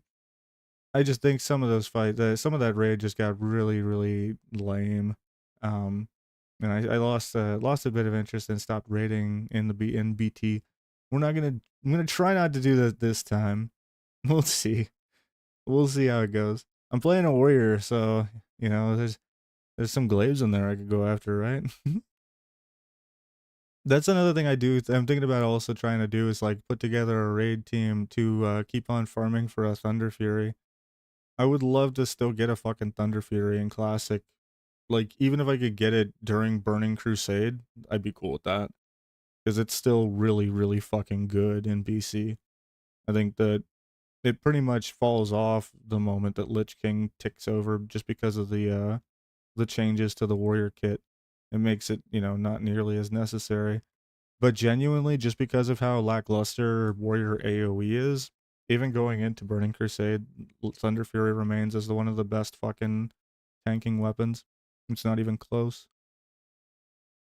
Never tried to get a legendary, never seen realistic as a rogue main. Well, I mean, this is your time, dude. Now is your time. Like, you know, this is the Warglaves expansion. I think the only other chance that you get really is what, the Shard of Azeroth legendary later on. Which I feel like, honestly, by that point, legendaries aren't legendary anymore. At least they certainly don't feel as much. I think by the time you get to Cataclysm, the legendaries is like, you know, they're just handing them out like a fucking vending machine. TBC will probably never come out in a hardcore format, sadly. I want it on hardcore, but it'll probably never happen. Realistically, the Burning Crusade content, the leveling content especially, is pretty difficult. It's pretty taxing. As somebody so Firulina, another content creator on here, I don't know if you've seen her channel, but she's done hardcore on the other expansions already, like, you know, done it with her own rule set kind of thing. And yeah, it's pretty fucking obnoxious getting through Outlands without dying.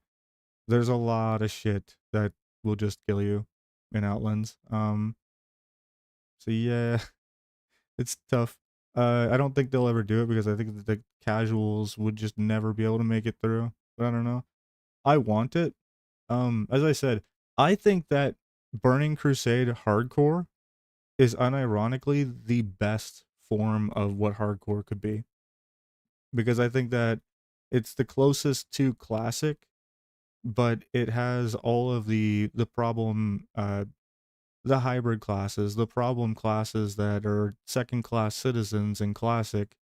They get buffed into some form of relevancy in Burning Crusade. So I think BC has way more class diversity and options and player like agency, and that makes it a way better game. As well, they've they've kind of figured out loot better, way better by BC.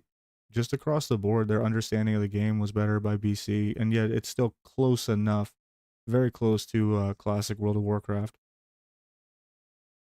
So yeah, my hot take has always been that Burning Crusade Hardcore will be the best. It would be the best version of Hardcore. But I don't believe we'll ever get it for on like official servers. So right now we're on Dream Scythe on Classic Anniversary? Whichever one. I think it's that one. And yeah, we're like level 30 or something like that.